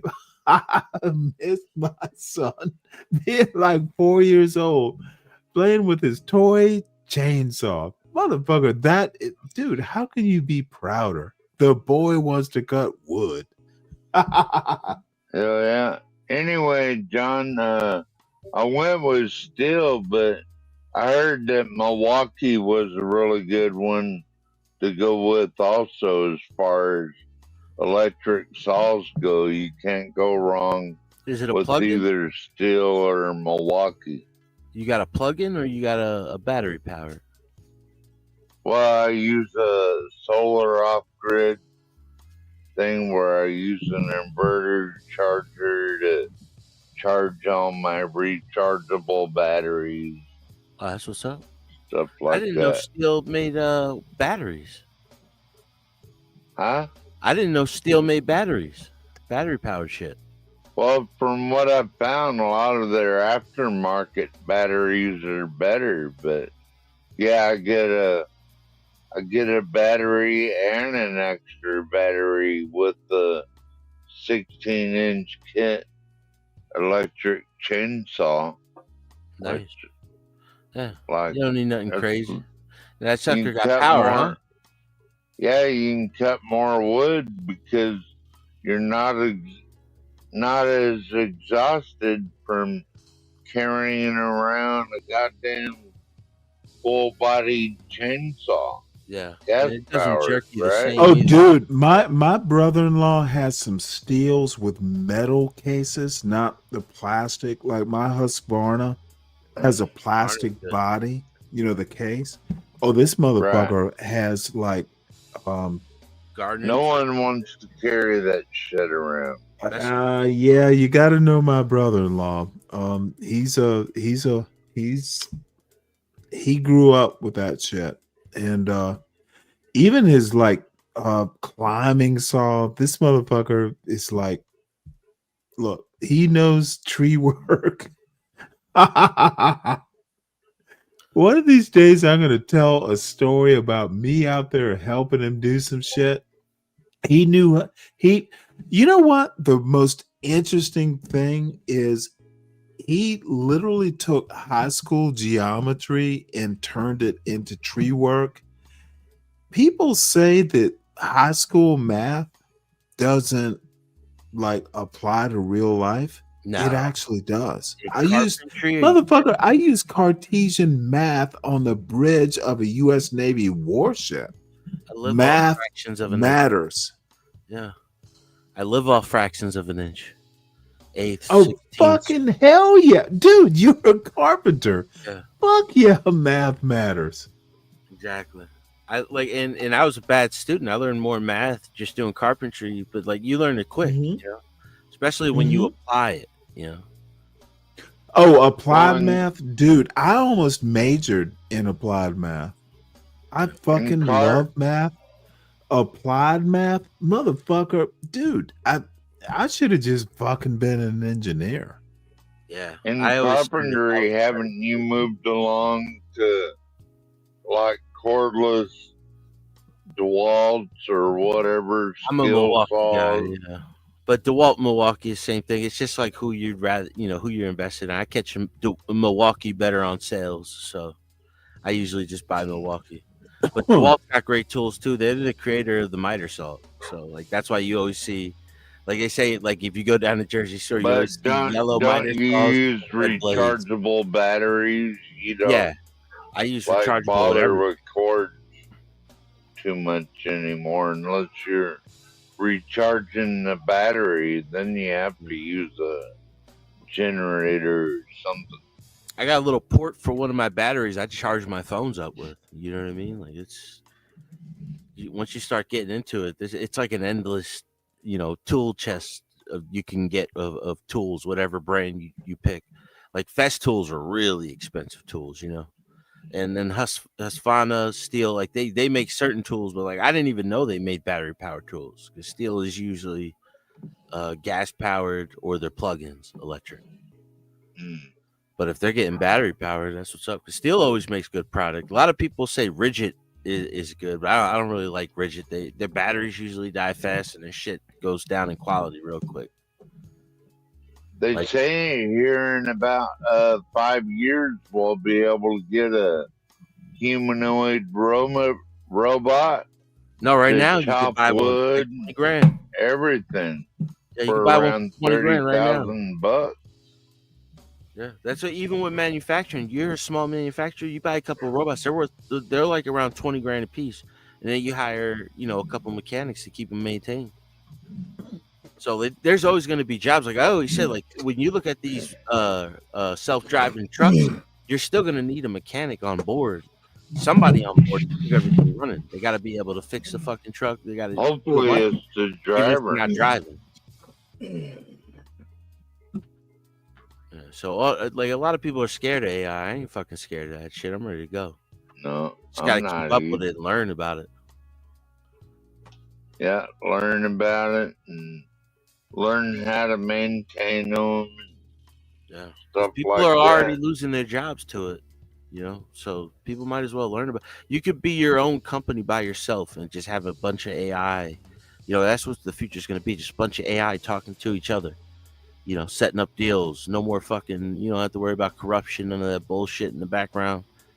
You know, I mean, well, you never know the corporations, but John, I was looking into a lot of this lower level media research the other day, which the government is cutting a lot of grants to, but they are being replaced by AI.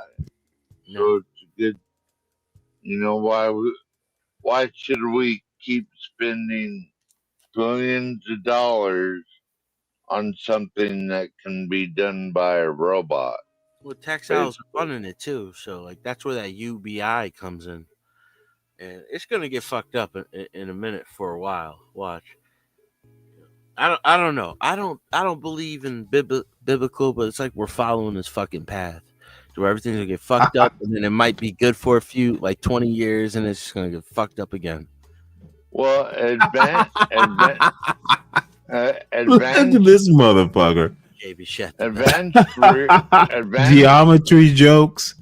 advanced medical research is funded like 80% by the private sector, but like the other 80-90% is funded by actual people that are being replaced by AI.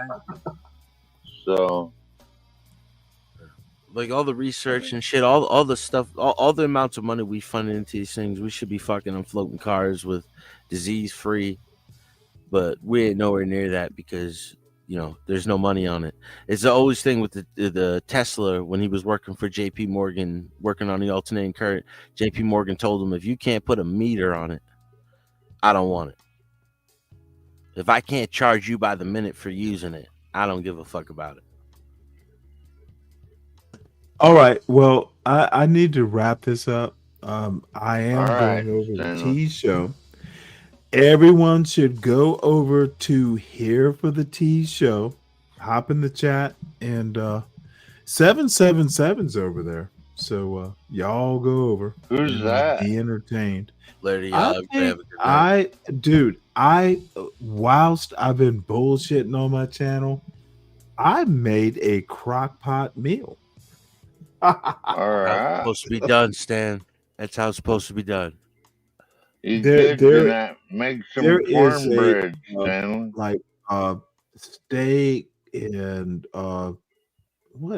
navy beans and tomato, like cherry tomatoes, Navy split beans. cherry tomatoes, motherfucking there, dude. This is gonna be good, and it's gonna last me tomorrow and Sunday because I'm gonna be busy. I'm gonna be busy, motherfucking. It's gonna be Thanksgiving, and dude, you know what? Let me tell you something, John. All these motherfuckers talking about, interracial marriage and dude, my father-in-law is white. Dude. son I've is known half- him at this point for goddamn 20 years, and the motherfucker, dude, he's a great person. Son's He's gonna a be great in the middle of grandfather. y'all. I'm sorry, what? Your son's gonna be in the middle of y'all, and it's just like that's the split right there. He's white, you're black. You know, that's both sides of the family. Boom. I And then- don't even understand your point. No, I'm just making a little bit of a joke, but it's just like your son. You know, he be in the middle. and- Motherfucker, he's known is my wife's father kind of longer than he's known even my father. Oh, he lives up north, right? In Virginia. Like, dude, look, this is the wonderful thing about doing it right. And I was older. Shit, I met my wife when I was like 38 or 39. Dude, I knew, she knew, we just had to work it out. And look, my wife's father and I are family. Her brother, I met her through, the redneck. Dude, it just happened, and it's the best thing that ever happened to me. And what dumb fucks just want to argue, dude, it's man, woman, and then it was child. And you know what? I'm 39. I wasn't like, I don't know how to put this, but everything was okay. She was a stay-at-home wife. That's how much it was okay. She, it would have been better had she worked. Motherfucker, she should have been the one working, and she had the PhD. But dude, it was okay. I miss my wife. I miss when my son was like 4, the little with the little toy, Husqvarna. I miss those goddamn days. Dude, we lived on a mountain. And it was fucking awesome. Yeah. Fucking, take the dog out. Dude, let the dog loose and it would just run and visit other dogs. I'm just saying, Dude. man, ain't that America, bro? Oh, motherfucker, is it not America? God damn, that is the best thing about America. Yeah. Dude, let me tell you, my dog fucking chased a cat. It actually was my wife's dog. She chased a cat out in the I literally was You like, have and a this was dog, I think it was Stanley? after my wife died. No, this is back But in the day, 12. This stupid motherfucking dog, the cat climbed up a tree and came down another, and my dog literally sat there barking for like an hour, thinking the cat was still there. And you know what? I didn't stop. Motherfucker, I sat on my porch watching my darling Ellie. That was the dog's name. This silly bitch fucking barked up this. Dude, that tree was like 60 feet tall. It's a huge fucking tree. And this poor dog spent an hour running around it. And dude, I was hoping, Ellie, you didn't notice the cat's not there? What the fuck? Why are you still barking? So eventually, now this dog knew the word food. It's like, hey, Ellie, food. So she comes running through across the road and into the door. After that stupid shit, hell yeah, you've been barking at this fucking non-existent cat who evaded you an hour ago. Of course you're hungry. And I'm tired of sitting on the porch. Come here, food. Dude, this is what life is made for. Oh yeah. I got two Dumb dogs. cat, I say that word right now. a smart cat, a dumb dog, and some idiot sitting on a porch chuckling while it happens. How can it be more motherfucking country? Man, I don't even like Bruce Springsteen, but he's a Jersey guy, and it always comes to me when I hear these stories. I'm just like, ain't that America? Oh no, that's not Bruce Springsteen. That's, Mellencamp. Good. Yeah, because I don't like Bruce Springsteen. the fuck is you? What does this even mean, Ghetto? And welcome aboard. I haven't seen you in a while.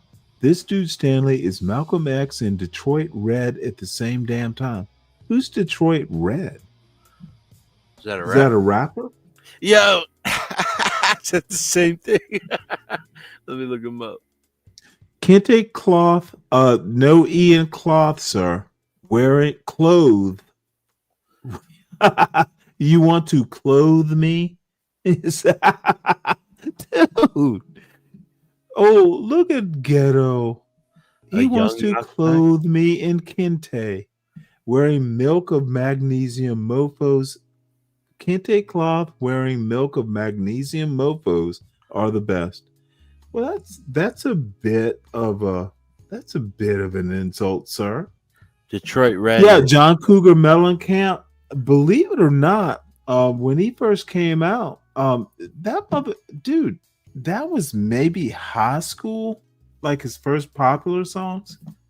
Jack and Diane. Yeah, that was high school back in the Jack and Diane. Yeah, that was Detroit Red. Was Malcolm X's younger name. Oh, really? Yeah. I'm sorry, I didn't know that. You are the Malcolm X biographer, Ghetto. Learn something new every day. Loving on a YT woman, YouTube or white? Oh, motherfucker, absolutely. Dude, I didn't just love her.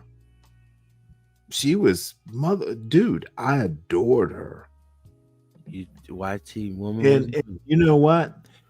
Sorry to disappoint you, sir, but she was the best woman I've ever known. My mother would be competition. You know, my mother was older, wiser, raised me, but no, that YT woman was the best mother my son ever motherfucking had. Motherfucker, I didn't even know my son could fucking read. Have I told you this story? I used to fuss at my wife like, what are you doing? Dude, I didn't realize what my wife had done till she died. Dude, the motherfucker was reading like at an 8th grade level in fucking 1st grade. She taught him to read. And there's talent there, but god damn it. She was an excellent mother. And yep, I fell in love with a YT woman. And motherfucker Ghetto, there's a link up there. Want to challenge me on who I fell in love with, you dumb fuck? Grow a set and come up if you have a problem with who I married. Dude, any goddamn day. Any motherfucking day. You know what happens when you come up and challenge your daddy, Ghetto. I tell you, you're ghetto. Don't even. I am so annoyed with this loving on YT women. Woman, bitch. Not plural, bitch. Singular. So disrespectful. So illiterate. One white woman. It's an A, not an E, sir. And I call you sir with all disrespect. Don't you ever do that again, boy. Woman. One, singular. Bitch. Bitch, you have not figured out how to understand that a singular love is WOMAN. You think I just love on white women, motherfucker. Dude, so disrespectful of your elders, Ghetto. Dude, do better, sir. And Mike, don't bother coming up. Go to T's show. Because I'm about to shut this down. Ghetto caught my attention with his disrespect. Dude, we're friends. God damn. Look at the women. Ghetto, maybe it's time for you to I won't suggest stepping outside of your little your little what would it be called, your little shed. You're married, son. You've made your choice, and I guarantee you are fucking thrilled with your choice of marriage. Dude, don't criticize a man's wife. She wasn't like my baby mama. She was my wife. Might have been teasing. Yeah, I love you too, Ghetto, but come on, man. It wasn't women. I married one woman. So, anyway, I do need to shut this down because let's see, what'd you put in there, John? I put in because he asked for T's chat. I just copied yours and put it back. Oh, cool. Okay. Yep. Let's all go over to T's. I think I'm going to go up on the panel. And by the way, like I said, I have crock pot weird shit. And I do have pasta. It's like a steak navy bean. I put a jalapeno in there just to to give it some heat. Grape tomatoes, split grape tomatoes, 2 bay leaves, celery, carrots, onion. It's gonna be a wonderful stew. Nice. What the fuck? You know what? This motherfucker, you know what? Am I going to be fighting with you? -6 YT woman? But where we started from? Was it at 93, 94? We down. Ghetto, I love you like a young man, like a motherfucking younger brother. And I don't know what that means.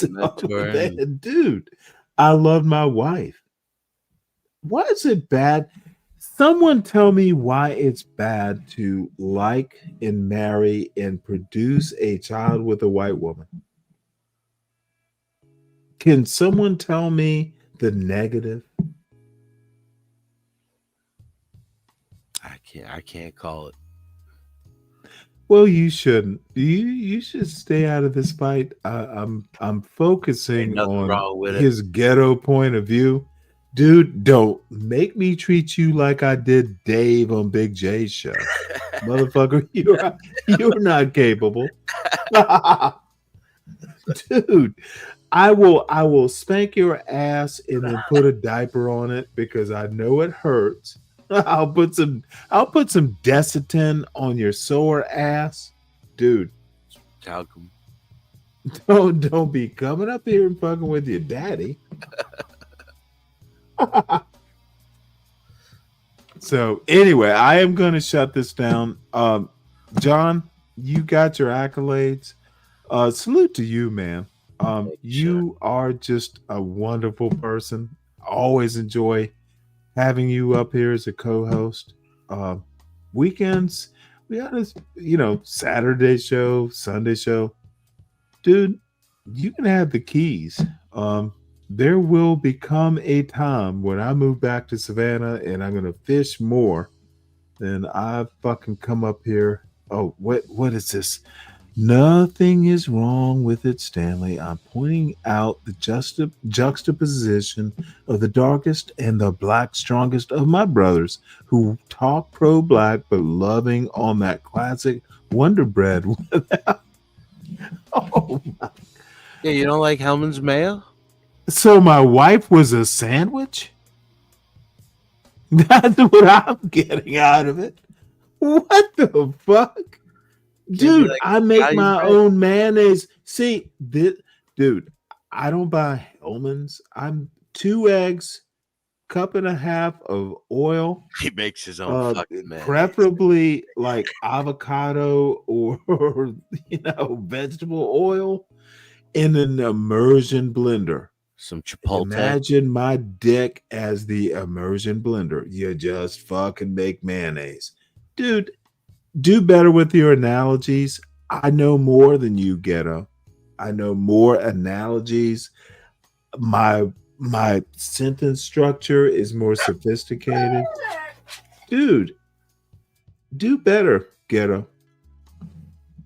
Wonder Bread. Motherfucker, I bake my own goddamn bread. And it's never white bread. Dude, I mix some whole wheat. Yeah, dude, I know you're just joking. It's okay. Making mayo. Now that's funny. Making mayo at Stanley's house. Okay, you win. So anyway, I'm out of here. That is funny. That is clever, bitch. Nah, you know what? You win this one. So I'm out. John, as always, thank you for co-hosting. Thanks for having me up. Let's all go over to Tees. I am going to come up on the panel. I think I have 3 tall boys left. And I'm going, I think little 777 is up there. That motherfucker is weird. If he's up there, I want you up there. I want to see you up there if he's up there.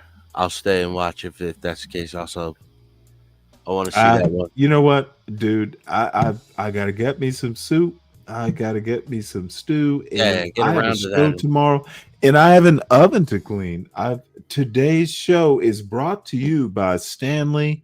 Too lazy to clean the oven. Stanley did not want to do it. He found the obvious distraction. Stanley is a lazy motherfucker because he did not clean his oven. So, dude, thank y'all for the distraction. Dog, hey, motherfucker, you live in New York City. Dude, go to a bodega. You can get you some vodka. Hey, salute to Mom Donnie, your new mayor, Ghetto. You saw he bent the knee to Trump real quick. You know what? We'll talk about that tomorrow. See a bent. No, hold on one second. I didn't see a bent knee. You know what? Politics makes strange bedfellows. Yes, it does. I actually think that they're gonna get along. New York City's gonna flourish. They got along. You know really what? Well, right? Hey, did you see the question? I thought you called him a communist, motherfucker. Trump is a good politician. Some would say Mamdani's a good politician. They will be wary, but dude, that might be a productive fucking straight. It'll be Felix and Oscar. Dun, dun, dun, dun, dun. The Odd Couple. Dun, dun, dun, dun, dun.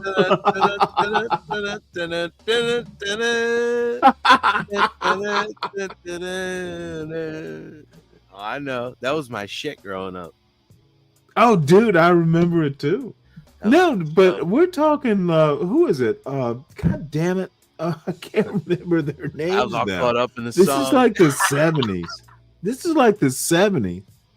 Yeah, was it Oscar and Felix? I can't remember the names. Yeah, it's so true nowadays.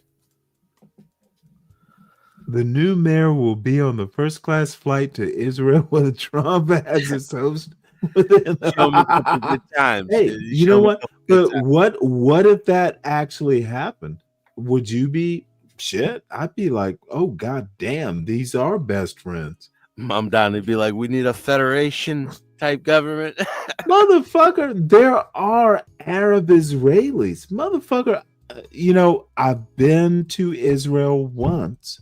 And dude, I know when I left Israel on my little USS Briscoe, I was probably on the bridge conning the shit out of the harbor. Dude, I loved Haifa. Like, I literally, because I met a girl there, by the way. She was Sephardic. She was dark skinned. And dude, dude, she was motherfucking gorgeous. Sephardic is all the way around the Mediterranean, dude. That shit comes in every. Oh yeah, but she was dark skinned. Well, I know. I can't even remember. Her family was North African or something like that. Yep. But dude, she was actually almost as dark as me, but long hair, fucking like 5'6", 5'7", slender. And wore dresses. We went to a disco, motherfucker, in Haifa. And you know what? She was just gorgeous, and we kind of rode each other back and forth, and you know, life happens. What year was this? Oh, 92 to summer of 9. No, actually, it's like the birth of Hamas. It was right around. Well, she wasn't Hamas, motherfucker. No, it was in Haifa. At that time, yeah. No, she was literally just like really like damn. And you know what? We got along. You know, little nerdy motherfuckers like me. We sometimes, hey, she likes me. Stan, So? One thing maybe tomorrow we'll answer is I wanted to ask you, is like as a military dude that's been over on that side, do you think like we should have stayed in Lebanon after we got bombed?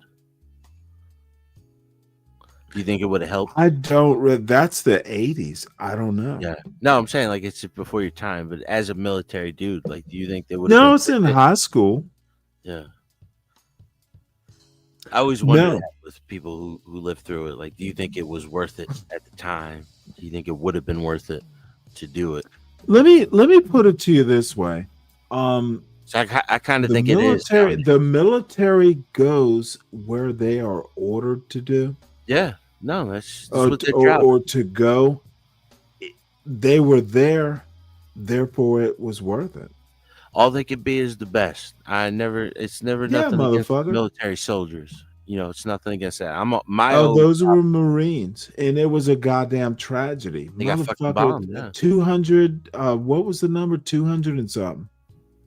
It was a tragedy. 236. Yeah. Yeah. But dude, that is the military. Hey, it's an honor to serve. If you get to be an officer, that's even better. If you get to be senior enlisted, motherfucker, it's the closest thing to a meritocracy, at least when I was in. And I got out in 94. So, you know, back in the early 90s. Right? That was 81 or some shit like that. Or 80. Like, yeah, I was in high school. That was fucking Reagan's fault. You know, people give him praise. Always remember, like, that was He Reagan. didn't plan it. He didn't plan it. No, but at the same time, he did work with the fucking dude. Shah It's Iran. not his fault if he didn't blow the charge. No, but like he should have responded. We responded to everything else, and then we just let Lebanon go. That was the last Christian country in that area. Lebanon is still there. Yeah, no, but it's Muslim now. That Let was me the tell you last Christian something. country in the area. My wife had a friend. Dude, we got Lebanon will be fine. It is fine. Southern Lebanon is different than northern Lebanon. Yeah. You need to look that part up. Northern Lebanon. South Lebanon is a fucking problem. Yes. Yeah. Northern Lebanon is a little different.